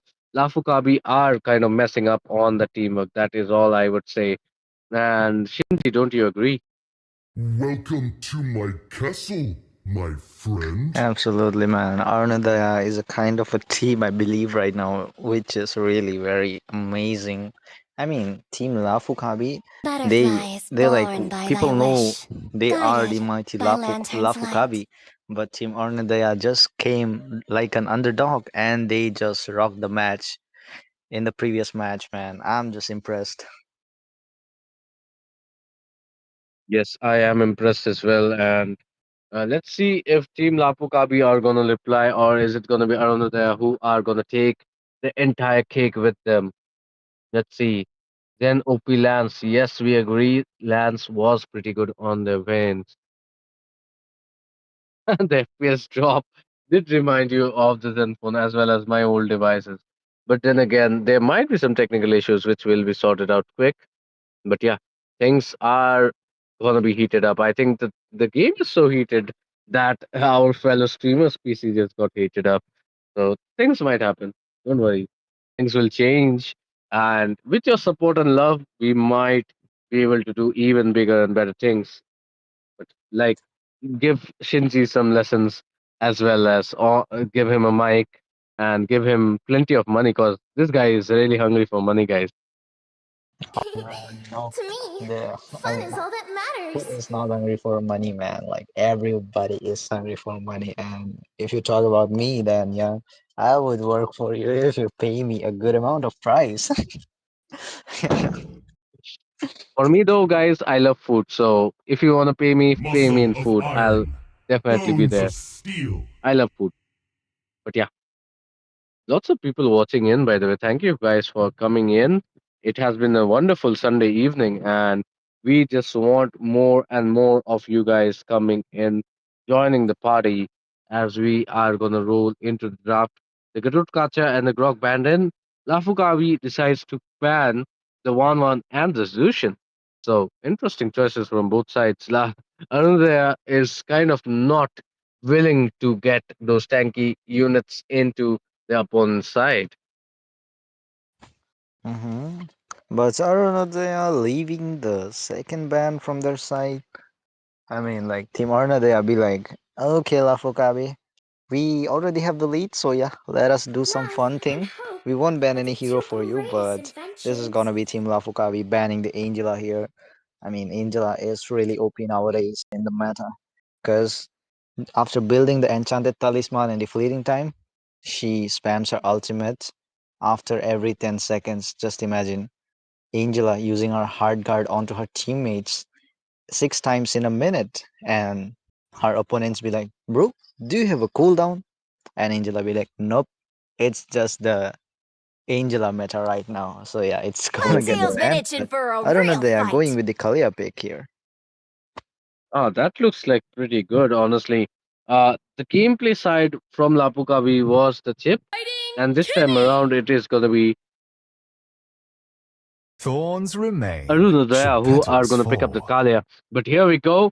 It is going to be the Lancelot landing on the opposite end. Lapukavi picking it up with Debostat on the Kimi. So two picks which were on the opposite side on Arunodaya, they are going to transpire into Lapukavi's hands.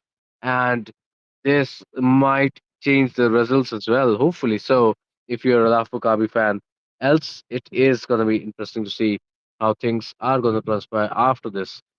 for now, we can see both the bands coming in. Are we going to see something different? What do you think, Shinji? What should you pick against the Lancelot? Because Rocks we saw need the no Vices didn't quite protection work from out. the rain. To be honest, if you want to go with some utility, then I would Payback suggest you to go with time. the Fredrin, man. My main hero, Fredrin. To be honest, like Fredrin is a counter for most of the assassins, whether it's the Ling, Hayabusa, Lancelot, Yushanshin, or even the Fanny sometimes. Nobody works out against the Fredrin, because Fredrin is the daddy of all time. That is true, but hey, the Bakshe is pretty hard to melt as well. And with the Fasa, that is going to be proving very, very improved because the Fasa can definitely counter the Kimi as well. It is going to make life tough. And if the Fasa gets fed, the Kimi is going to get erased. With the CC, though, things are going to get a little tough because the CC can deal a lot of damage, especially in the EXP department, but there are a lot of options in the EXP as well. Speaking of EXP, there is the Esma, there is the Lapu, which can be picked up with the final ban. Actually, Arunodaya actually missed a ban here, if I'm not wrong. Wow, that is something. Yeah, But that's what I we can mentioned see the second earlier, part man. of the yeah, we Yeah, can see the second part of the draft coming in. I think they didn't miss it. They will be like, it's okay, Lafugabi. We are just leaving one more hero for you. Yeah, But yeah, right now, this is the second phase of the ban. And what do you think the bans are gonna be? Because Basha is a flex pick. A flex pick might be going to the jungle or the EX because the rumor is I am already not the only taken, one bound by and these it's gonna be chains. Kalia there. yeah, it is gonna be the Kalea as well as the Baksha combo coming in. Who is gonna be next is the question. The Phobius is gonna get banned out, and last three bans are in there as well. So far, the Phobius being banned just means the Lance is gonna have a little more room to play it out. Who is going to be the opponent side is the question. The Hurrit is still open, My by the way, mission is and to so protect are a lot more lives. goal laners. It is going to be the Senator High Loss getting banned out. So I think there is a possibility of a few Miller heroes which can come in. I mean, the CC has already been picked, so I do not think the high loss was much of an issue. But let's see what they have in mind. They have been drafting really well against Lafukabi here, the masterminds of the gameplay. Hmm. And yeah, Hylos ban we are getting to see here. So, like, do you think Hylos does matters in this game? Because right now, I don't think so. Hylos is gonna get picked from the side of Team Lafukabi. Because with a Kimi, I think a Kufra might be better. Because with the Experience the euphony of Tyrant's suffering. charge Yeah, and the Tyrant's rage and the ultimate of Kimi is better compared to the Kimi and Hylos combo. Don't you think so? that is true. And there are lots of more options as well, which can be taken away, but it is going to be the Greenja who is going to get taken away for the Arunodaya side. So, who is going to be in the goal lane is the question. I mean, we saw how good the Irutal was. What is Joy Boy going to use next? And who is going to be the last ban from Arunodaya? I mean, hopefully, because they have been missing their bans. So, hopefully, they are going to use their last ban to ban out something proper. Mm-hmm. This Sand rises might when I give be the a word. headed ban, but no, it's gonna be the Khalid here. The guy with the sand. Okay. I didn't expect it a Khalid ban here, but yeah. It's gonna be a Khalid ban coming in. And Lafukabi, I mean, what it's are you interesting gonna do? because last game as well, the Khalid was banned out, Shinji. Oh yeah.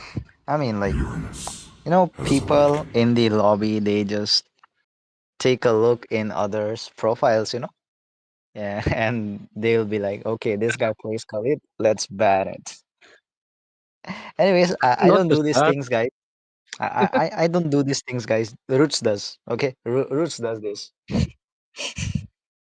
The second ban has Anyways, been missed out, Zero, by the way. And I mean, it has been so late into the tournament that people now know what the other teams are playing. They have seen it on the live stream. So now they are fully aware of what each other are capable of. And look at that, though. It is going to be the Nathan This which is land picked is our up homeland, against and the it will soon Uranus be our and the burial Kalea. ground. Oh my god. And let's see. Yes, it is going to be Lapu as well who gets picked up. And now that the Uranus has already been picked with the CC, there's no chance of an Esmeralda. The only question is, how do you play a Uranus and a CC in the same game? Are you gonna make the Uranus the rumor? That is gonna be the question launched in.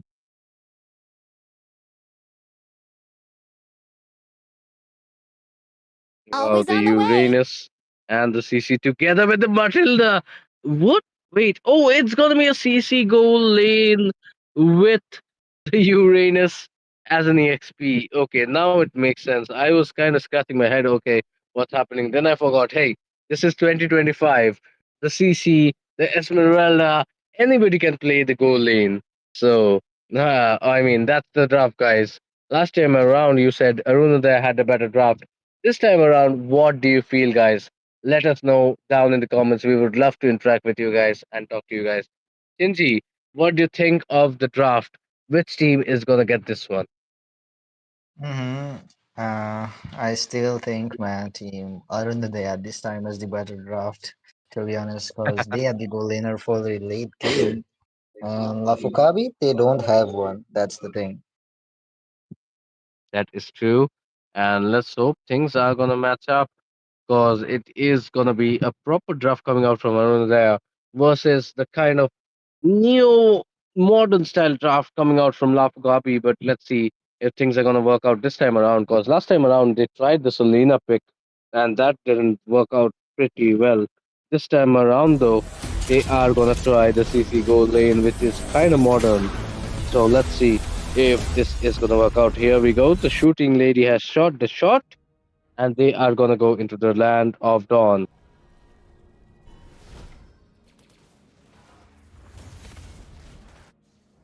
Here we go. Game number 2 coming into you live. Arunodaya versus Lafukabi. And this is going to be last chance for Lafukabi to remain in this competition out alive. Already some invites coming in, trying to force out the retribution from Zen. And look at Uranus. He is cheekily trying to get that red buff off him. But this is not going to be that easy as his fellow mate Slay Kumar is going to come in, trying to drive that Lapu Kabi out. And the Baxia is going to get evaded by 3 people, though. So, what is going to happen next is the question. Akabara is going to be Okay. slow, but still, he Akaba. is going to be there.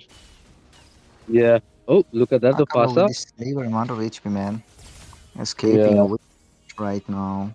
In the top lane The as good well. news Johnbot is, having a hard time against the CC. yeah, the good news is the red buff is still with Team Arunodaya, so not much harm done. And since the Lancelot was there in the invade as well, both the junglers wasted some of their precious time. Although it is going to be still one more invade coming in on the top side. Let's see though how Fasa and the Baxia are going to try to deal with the Uranus on the bottom side. Action is going to be on 2 sides of the map, and it is going to be really hard for our camera boy to take things into consideration. But here we go, the first turtle of the match coming in. Oh, Zane, look at there. He might get taken down, but no, will be surviving there. Yatoro with this liver amount of HP as well, surviving the bravest fighter. Is there the first blood from that Lapu Lapu and the Farsa as well, getting that kill onto Yatoro. Yeah, actually, Lapu got a kill, and then there was the Fasa as well, finishing things off in style. So, once again, Arunodaya starting it off strong, and the first turtle is here for the grabs as well. Who is going to take it is the big question. Is it going to be answered? Is the question. Okay, Slay Kumar, though, is in trouble, has to use the bravest fighter once again. to get out of there. But that is what Team Lafukabi needs to bait that bravest fight out so that nobody can actually do much about the turtle take. Turtle is in a quarter of an HP. Easy take for Yatoro, but it is going to be a skirmish for the fight coming in. Circling Eagle being used, but I don't know there. I mean, I am impressed. They knew they should not engage in this kind of a losing situation. Mhm. Absolutely, man. When you lose the first objective, then you should just back off instead of fighting for more, you know? That is very true. And that is what we can witness already. And oh wow, okay.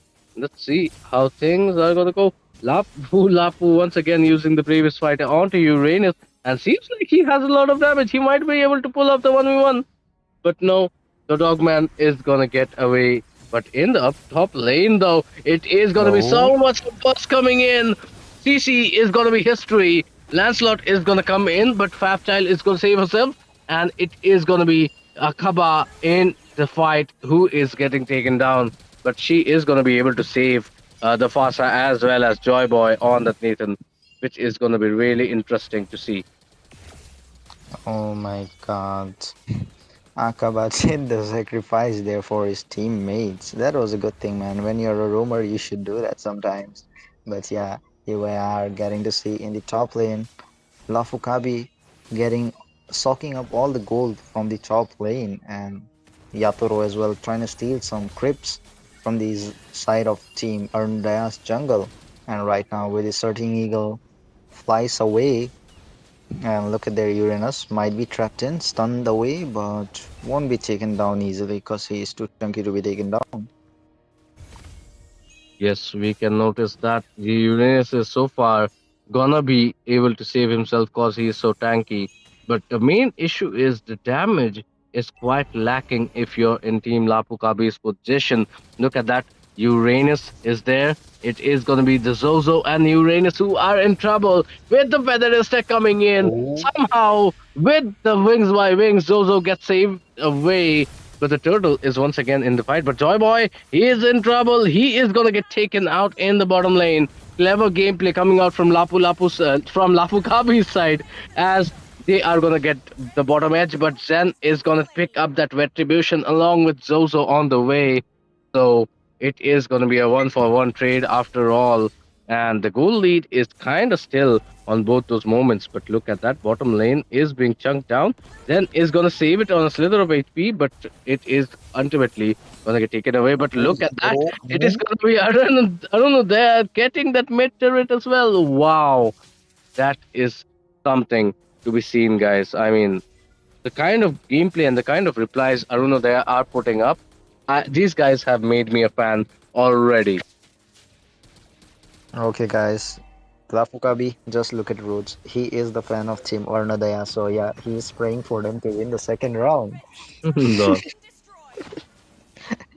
Okay, but Yeah. right now, Team Arnodaya seems to be, getting tortured by Team Lafukabi right now in the top lane because they are pushing all away. But meanwhile, in the bottom lane, Team Lafukabi got the turret and the objectives as well, and the turret, the tier 1 have been destroyed from the top lane.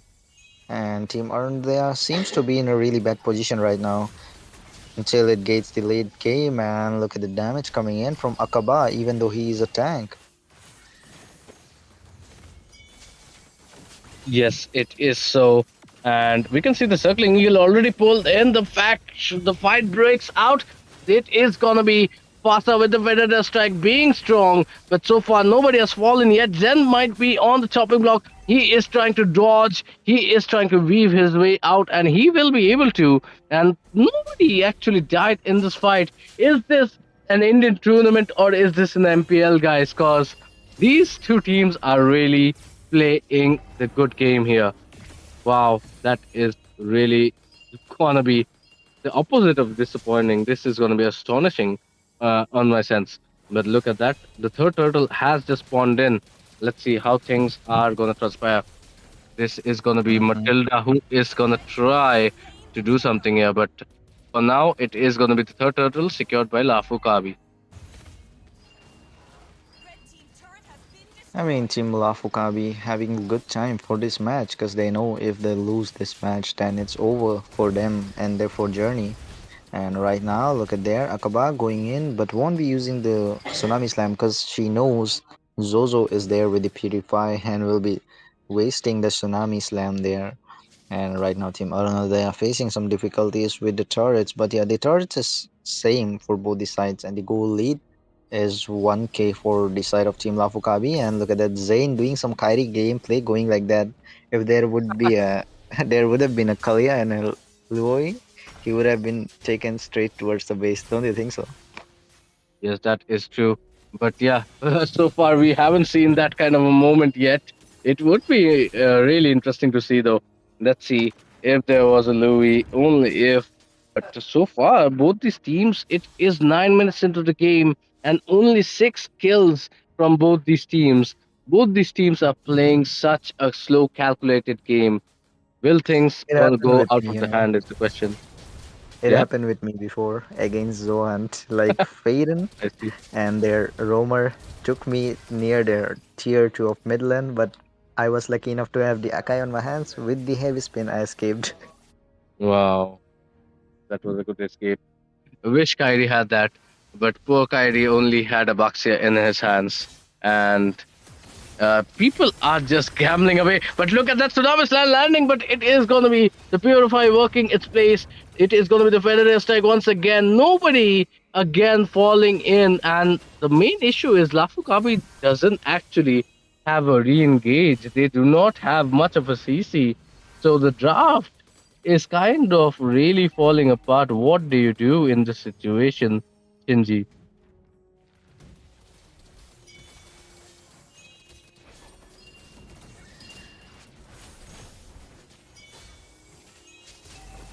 The Lord has been taken low. It is going to be taken down with Lancelot. But the fight has just broken in. This time around, Arunodaya do not want to leave them out behind. Joy Boy is going to get a kill.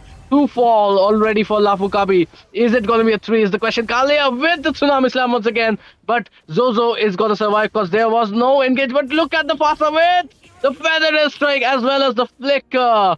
Making dreams come true as Arunodaya once again wipe the slate clean with their impressive gameplay. Look at the Lord, though. He's just everywhere on the map. All we know is Arunodaya needs to defend this Lord, and with the help of Nathan, it will be easy business.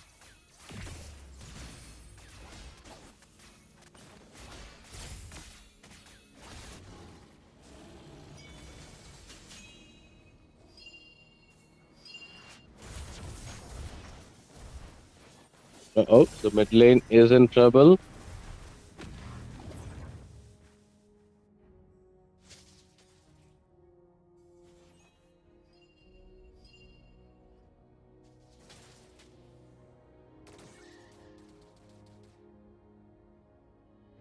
Things are looking pretty interesting for the whole team here.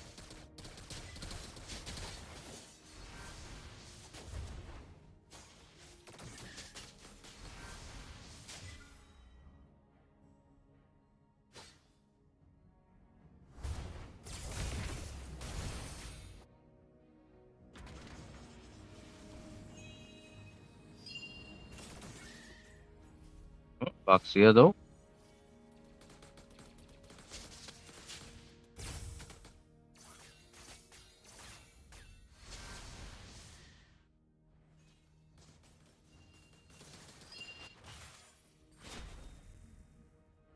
Both the teams are playing a game of chess, and it's about who makes the wrong move here is going to pay the dividends. Lafukabi are holding the slither of their lives in their hands because they are really in a tough spot.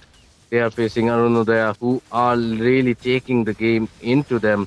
And look at that, once again, another fight transpires with the Lapu Lapu coming in. It is going to be the Flicker being used. Tsunami Slam as well lands on. It is gonna be still Arunodaya who are leading. Killing spree coming out from Joy Boy. As we can see, Circling Eagle being used. But 5 people diving into the mid lane turret and getting the kills of 2 people from Lafukabi. They have lost one already, though. It is going to be the Kalia who might not survive this one. And double kill coming out from Zozo, but the map is still with the side of Arunodaya.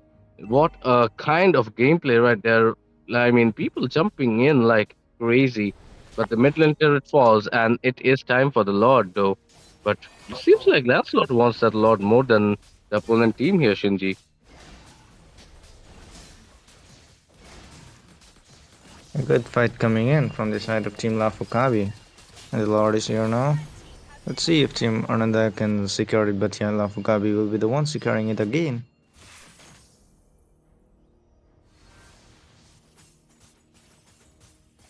Yeah, I think it is gonna be the Lafukabi side who are gonna be charging with the Lord, but can they turn the game around is the question.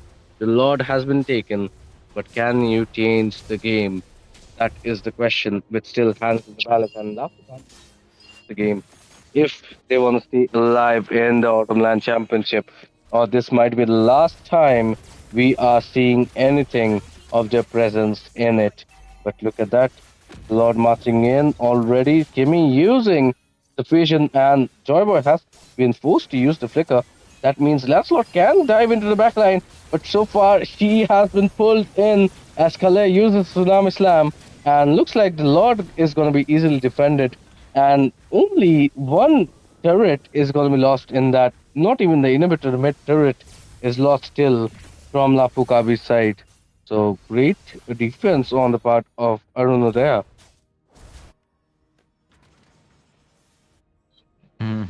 Right now, Team Ananda will manage to defend the Lord. But the question is, how long will they defend it? Will they be able to do the comeback? Or is it gonna be Team Lafukabi getting the second round and Federer Chuck popping in the mid lane? Yes, in the mid lane, Tsunami Slam connecting once again. Yashoro is gonna lose his life though.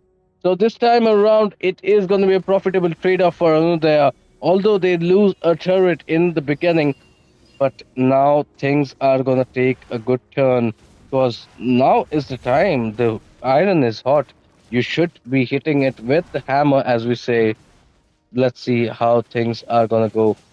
The match is really heated, paper tuber. I agree. Damn, that lands escape. Well, not this time around. Yatoro this time did get taken out. So let's see how things are gonna go. Uranus is there. Is he gonna do anything about the opportunity? Is the question. Uranus is gonna be there. Five people are in the late game. The Uranus can get busted down. What is gonna happen is the question. Uranus survives though. It is gonna be a slither of HP, and Zen is gonna be too tanky to be busted down. So the Lancelot is not gonna be able to do much about that occasion, and the turn might be an easy take for Team Arunodaya. So once again, it is going to be the objectives which Arunodaya are playing wonderfully. Whoa! Look at the burst. The Dogman did not expect this burst, underestimating the burst of Joyboy on that Nathan. And 5-1-2 is the KDA. The late game Nathan can be something which you do not want to ignore. So what is going to happen next is the question. Let's see how things are going to rise, as it is going to be a 5-4-4 in the team fight situation. But Cameo wonderfully used. But Pasa is going to use the wings. But look at that. Okay. It is going to be the Federer stack being used mercilessly. But Lancelot picks up the kill on Joyboy. That is a huge opportunity for Lafukabu. Double kill picked up by Lancelot as well. But it is going to be Zen picking up the kill on Zozo. But Yatoro is still alive. And this just means a great opportunity for Lafukabi to do something in this scenario. It is going to be the Bakshia who is next on the chopping block. He is getting taken down low as we go. Can he make a wonderful escape, miraculous escape in this scenario? He is going to be able to all the way around the map. And we got to give it up for Zen. Oh. Okay. He is still out, not in trouble, but he is going to be able to use his ultimate to get out of it. But the Lord is still in the view. And, well, The Lord might just get secured by La Fukabi here. Let's see how things are going to transpire. Things are looking really good for Lafukabi now, but it might change as Zen is already here. Can he use the retribution on time is the question. It is going to be Joy Boy getting taken away, but Zen gets the retribution on time. People have been commenting on his retri, and he has shown it once again, on occasions where it's most needed. Zane has hit his retributions on time. And this might be the final time we see a Lord take if Lafukabi cannot do anything about it, because the outer turrets have all been taken away. So let's see how things are going to transpire when we come out of it all.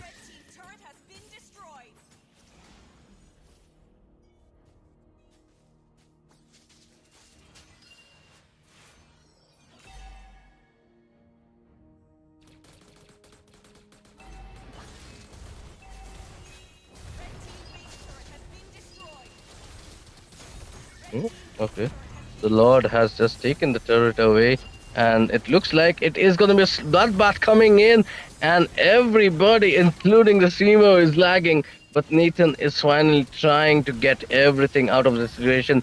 Fasa is going to get able to get the divorced child out, but the CC goal lane has not worked out at all. 044, the KDA, all the outer turrets taken away. This is going to be Arunodaya who are literally in the driver's seat right now.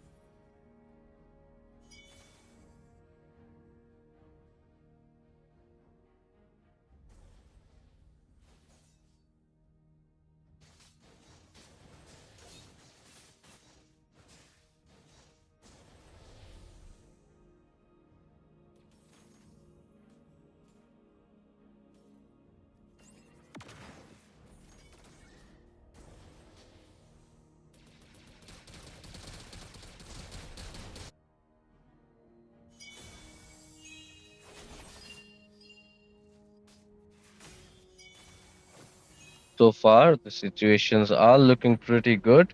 All these teams are roaming around the map here and there, and well, it is gonna be both these teams once again fighting in for each other's sake. And well, okay, seems like the situation is pretty interesting, if you ask me. Because it is gonna be okay. No, though, it is a big clash coming in once again. One of these teams are gonna lose pretty badly, and it is looking like Zen is literally going to chase down the opposition. But still, nobody has fallen yet. That is the kind of surprise which has taken us off guard. Oh my god, this is looking like a pretty rough situation. Look at that though, it is gonna be CC tying it up, but Joy Boy still fighting the whole situation, trying to get an angle onto everything. The Lord is already low. Joy Boy is gonna take the kill away. CC falls. Lapu is gonna be next on the line though. Zozo gets a kill, but the base is in trouble, and so is Lafukabi's dreams, as they have been shattered with this silly moment. The big, experienced team has fallen. Arunodaya have shown their pride. The mistakes have been recovered as they have made an impact which will be seen for history to witness. The old has fallen, the new have just risen. Arunodaya are going to make it to the top 18s of the Autumn LAN Championship. What a match, what a series did we just witness here, Shinji. I mean, he's off, he's gone. But yeah, what a match did we witness here, guys. One for everybody to take a look at. For the new teams who are coming in, this is what you can see. 17-7, almost a total domination. Lafukabi, of course, tried to fight back. They had the experience, they have the patience, they have the skills, But when it came to the final moments, Arunodaya just showed that they are in the driver's seat. They can win the big games, and I am gonna root from them from here on out. They might be making it to our LAN finals. Let's see how things are gonna go. So far, it is going to be Arunodaya Esports who are going to win 2-0 against Lafu Kabi. That is going to be a statement for tonight. And I think I'm going to end it on this mark. That is enough said. Cheers to the gameplay coming out from everybody on Arunodaya's side. And well, Lapukabi, you did really well. You have played your hearts out. We know what you're capable of. So maybe in another day, in another tournament, we will see your success.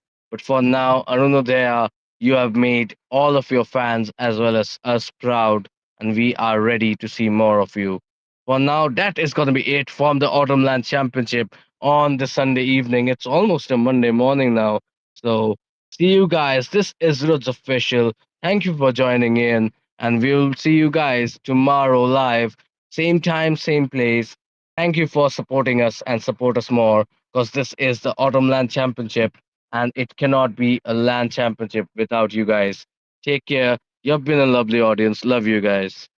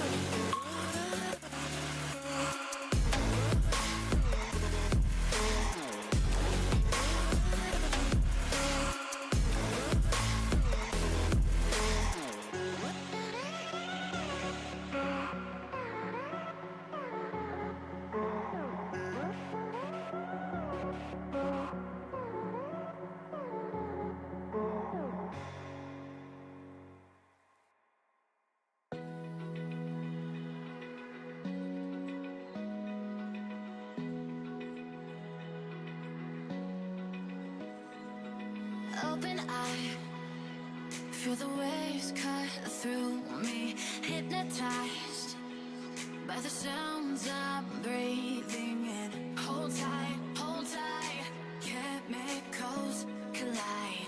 Hold tight, hold tight, hold tight.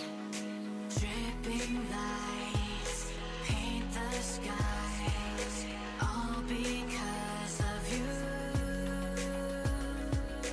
Dripping lights paint the skies, only you can make me move. You can make me move. Can make me move. You can make me move. Can make me.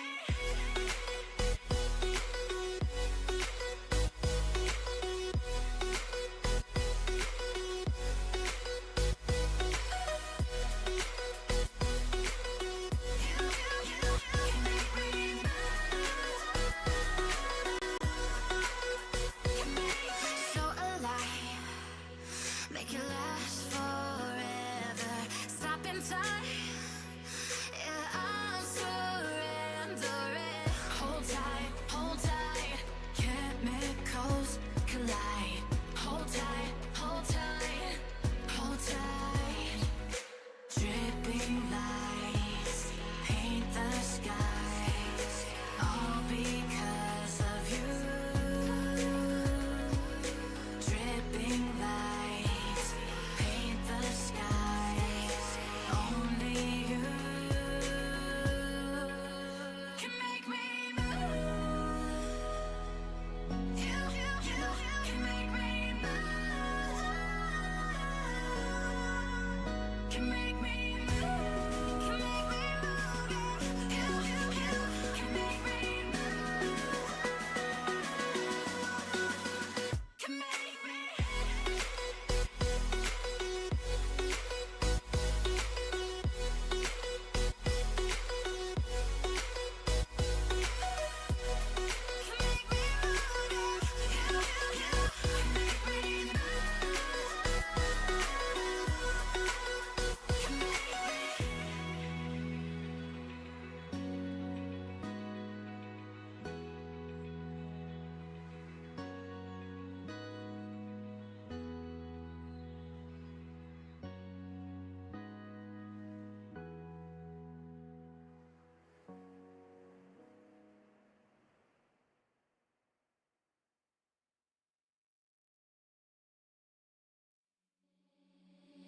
Seeing monsters at your window. No, you can't sleep, you pretend though. You don't have to play the hero. 'Cause I got you like you got me. When the earth shakes, when the bombs scream, until our last breath, every heartbeat.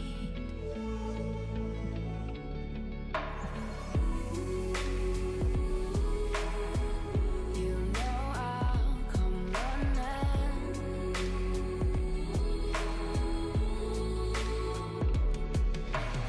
You go to war, then I'm going with you. Pick up my sword, yeah, there's nothing I won't do.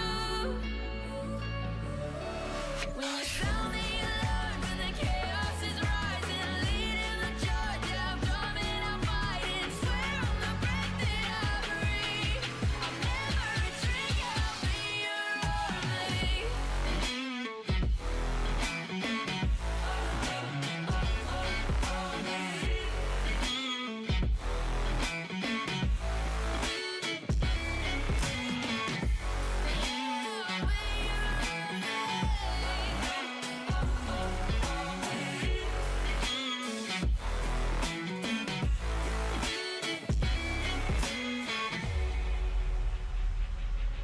When your nightmares turn to real life and the ground's filled up with landmines, we will face it standing side by side. You know I'll come running when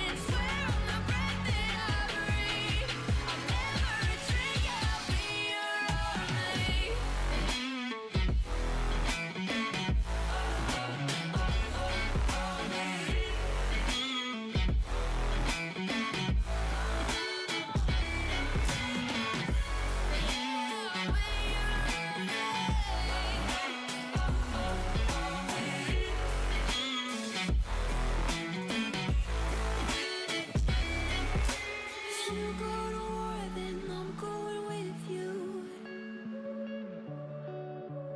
Pick up my sword, yeah, there's nothing I won't do. When you sound the alarms and the chaos is rising, leading the charge, I'm coming, I'll fight. I swear on the breath that I breathe, I'll never retreat, yeah, I'll be your army.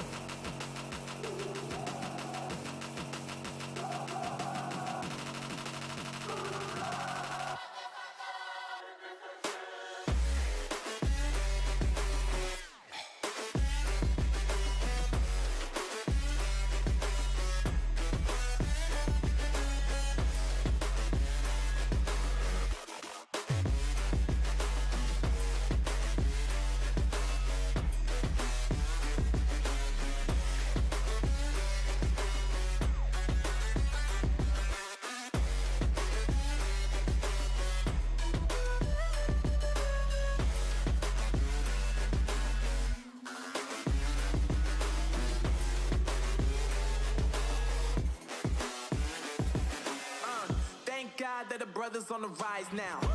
Endless celebrations all in my house. Levitating now, I'm super duper fly now. London boy, but DC where I reside now. Put the time in while you always yelling time out. And for quit it, cause I know I'm coming with it. You were sitting, you were wishing I was handling my business. Now I got the ball like Harry Potter playing Quidditch. And my business is humongous, you would think that happens in it. Oh man, I'm all that, yeah, I'm all that. Looking for that whip, yeah, that what you call that. I'ma blow up in the summer, have him yelling fall back. And I've always been ahead like an effing ball cap. Man, I came in the game like, whoa. Got a couple chains on me cause I like gold. They told me I'm the best and I told them I know. Cause when I'm in your town, every ticket I sold. Yeah, they saying I'm the man. Facts, bro. Lot of haters, tell me where they at though. I'm the new pop, all I do is rap though. Want me on your song, throw a couple stacks, yo. Woo! Everybody wanna do the same thing, yup. That's why we ain't on the same page. Do my own thing, and I maintain. Flow like water, so I'm going mainstream. I'm going mainstream. Flow like water, so I'm going mainstream. Yeah, I'm going mainstream. Flow like water, so I'm going mainstream.